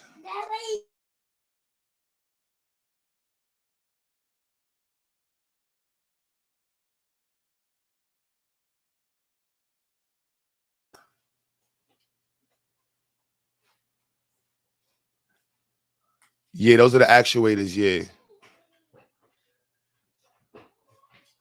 But the wireless controller is controlling all of them at once. So I'm gonna build a we gonna I gotta figure out how to build it so I can make sure them how to do it. So yeah. 300 pound ones.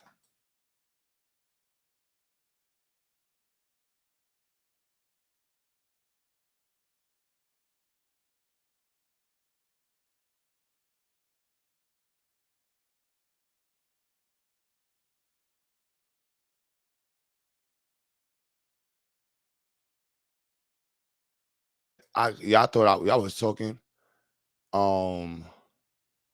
The controller, yeah, this is the controller right here. But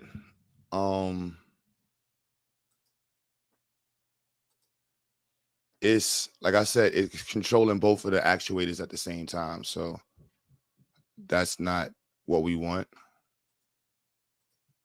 We want it to it was supposed to be one at a time. You know what I'm saying? So that's not how it's supposed to be. Yeah, that really blows. I don't even, we might even return the yeah, I think we're gonna have to return. I like the wireless one, it was cool, but it absolutely serves no purpose. Yeah, it serves absolutely no purpose. Like 4 wireless controllers all on the same channel. That is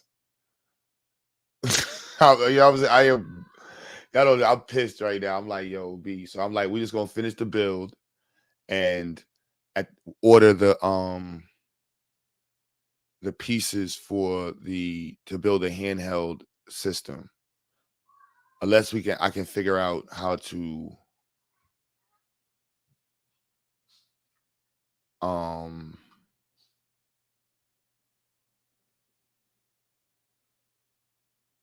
change. I have absolutely no clue. Yeah, I have absolutely no clue. I was just watching a video of somebody using Arduino to control the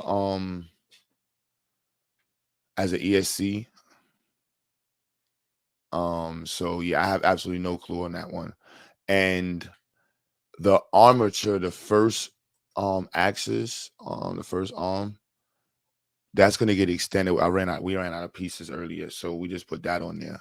But that's gonna get extended to about almost another foot, 10 inches or something like that, to give it a little bit more room. So it's not like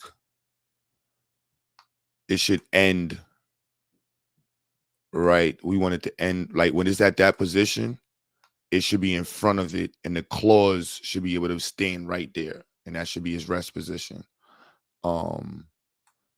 And then from there, the claws would be, have plenty of room.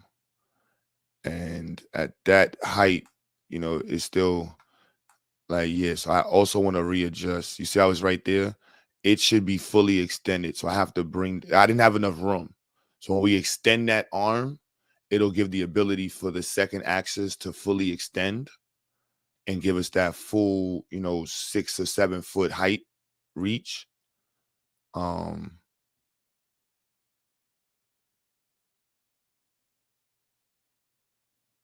This is low volt. This is only 12 volts, 3 amps at max weight.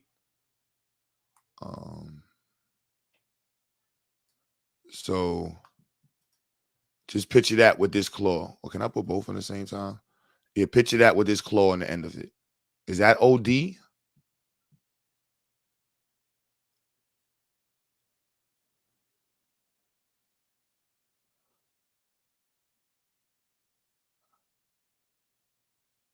So I'm also seeing how we can make that rotate. But I don't know if that would be OD. That would be OD to me, making this claw and then putting a rotating wrist. You know what I mean? Like that would be, I'm just saying that would be,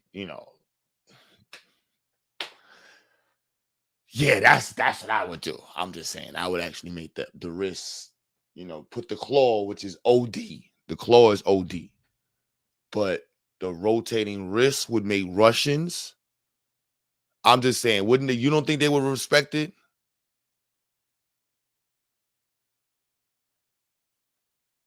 When you say low voltage controls, are you talking about the rocker switches? Because I think that I'm not versed well, so I'm looking at rocker switches, and we may use, what is this thing called?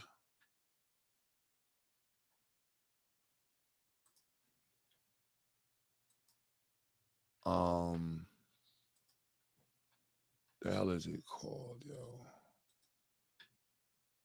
I just had it.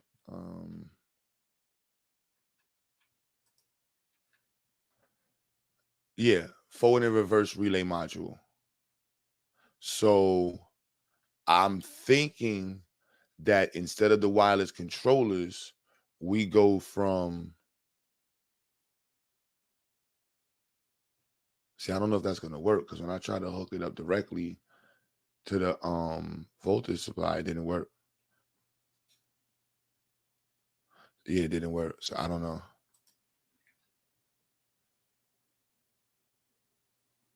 "24-volt controls through each individual actuator wires," right? That's what I want to do. That's pretty much what we're going to wind up doing. It's going to be 12 volt.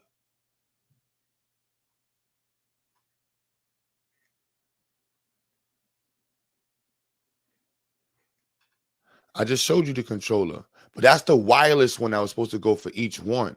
However, we want to change with like P-Funk. You want to, like, yes, we're talking the exact same language right now. So if you understand that, email me, because I definitely need help with that. Yeah, definitely need help with that. That's what I had on the earlier view on the stream. I had the video up there. That's what I was watching. So I think I don't know if I have 6-pin reverse, forward, and reverse. I don't know. Radio Shack close. Oh yeah, HVAC controls. It's similar. I mean, the panel, electrical panel with the buttons would probably be fundamentally similar. Because you're just going forward and reverse on the motor, no.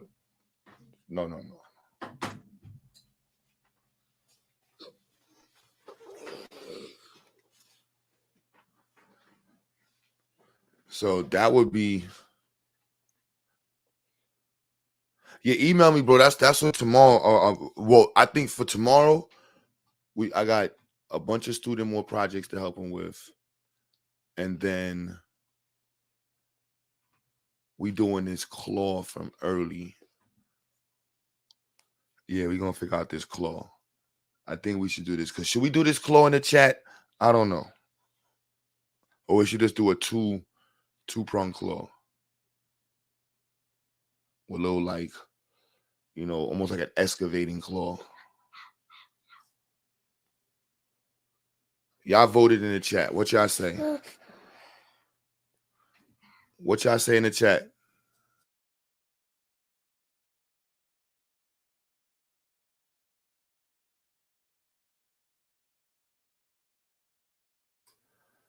What y'all say, man? I know y'all told you I'm on my super nerd timing right now. I'm like, yeah, that's all I'm thinking about. P Funk, you said do it. You got to say which one, a 3 or 2, 3-prong or 2.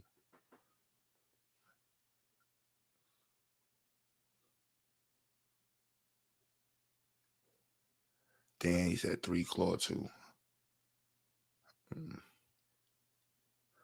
I guess we and just use the same closet. Any more options? 3 the hard way, Trey the hard way. Claw. Yeah, we're gonna do the claw. I mean, for most robots I see, like even the ones that they have, like the little electronic ones, they're usually 2. The 3, this is a level of complexity that I think most mechanical engineers would respect. I'm gonna be honest. Like the 2 one is not shabby neither. Because the 2 one, we can just do a straight cut. So we can do, it's a board, 2 little axis pinions, and some cuts, and then 2 little linkage rods, and that's pretty much it. It's very simple, straightforward. This right here, I'm like, this is not straightforward because you have to, I mean, of course, measure and line everything up, but and it's way more moving parts. And of course, it puts a lot more load on the entire machine. But right now, I think it only weighs like 40 pounds, 35 pounds, like that.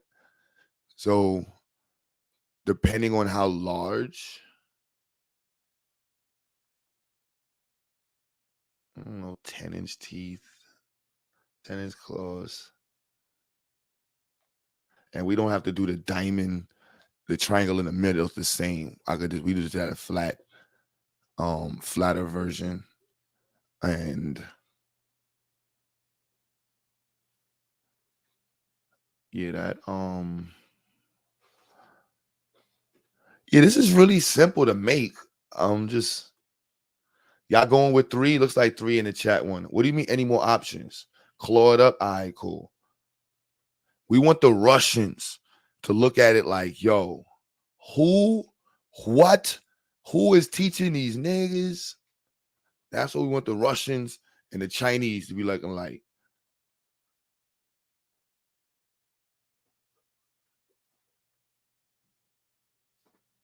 So I think we're gonna go with the 3. That's actually really dope. And for the visual of picking up a book bag or something off a table, that's definitely gonna have a strong visual at the science fair, and just in general for being the Zionics Jarvis first. That's gonna be the first one. Y'all gonna be watching the first one get built. Then we're gonna do the CNC build. We got the bigger location. Then we're gonna do the CNC build. You see what I mean? Same. We don't gotta change that. We probably don't, depends on what metal we use, but we probably don't have to change the actuators. I'm sorry. And at the same time, focus on the code. But the good thing is, once we get this build done, it's all electrical after that. We're refining the build, and then literally all electrical. So yeah. So P Funk, definitely please hit me up, bro. Well, you said you're doing HVAC, but anybody that's on this timing, hit me up. If you in the community and you into science, hit me up. Hit me up. So with that being said, let me get my black ass out of here. Literally, I'm supposed to been leave. So with that being said, you already know black love all the time, every time, over everything. Power to you, y'all.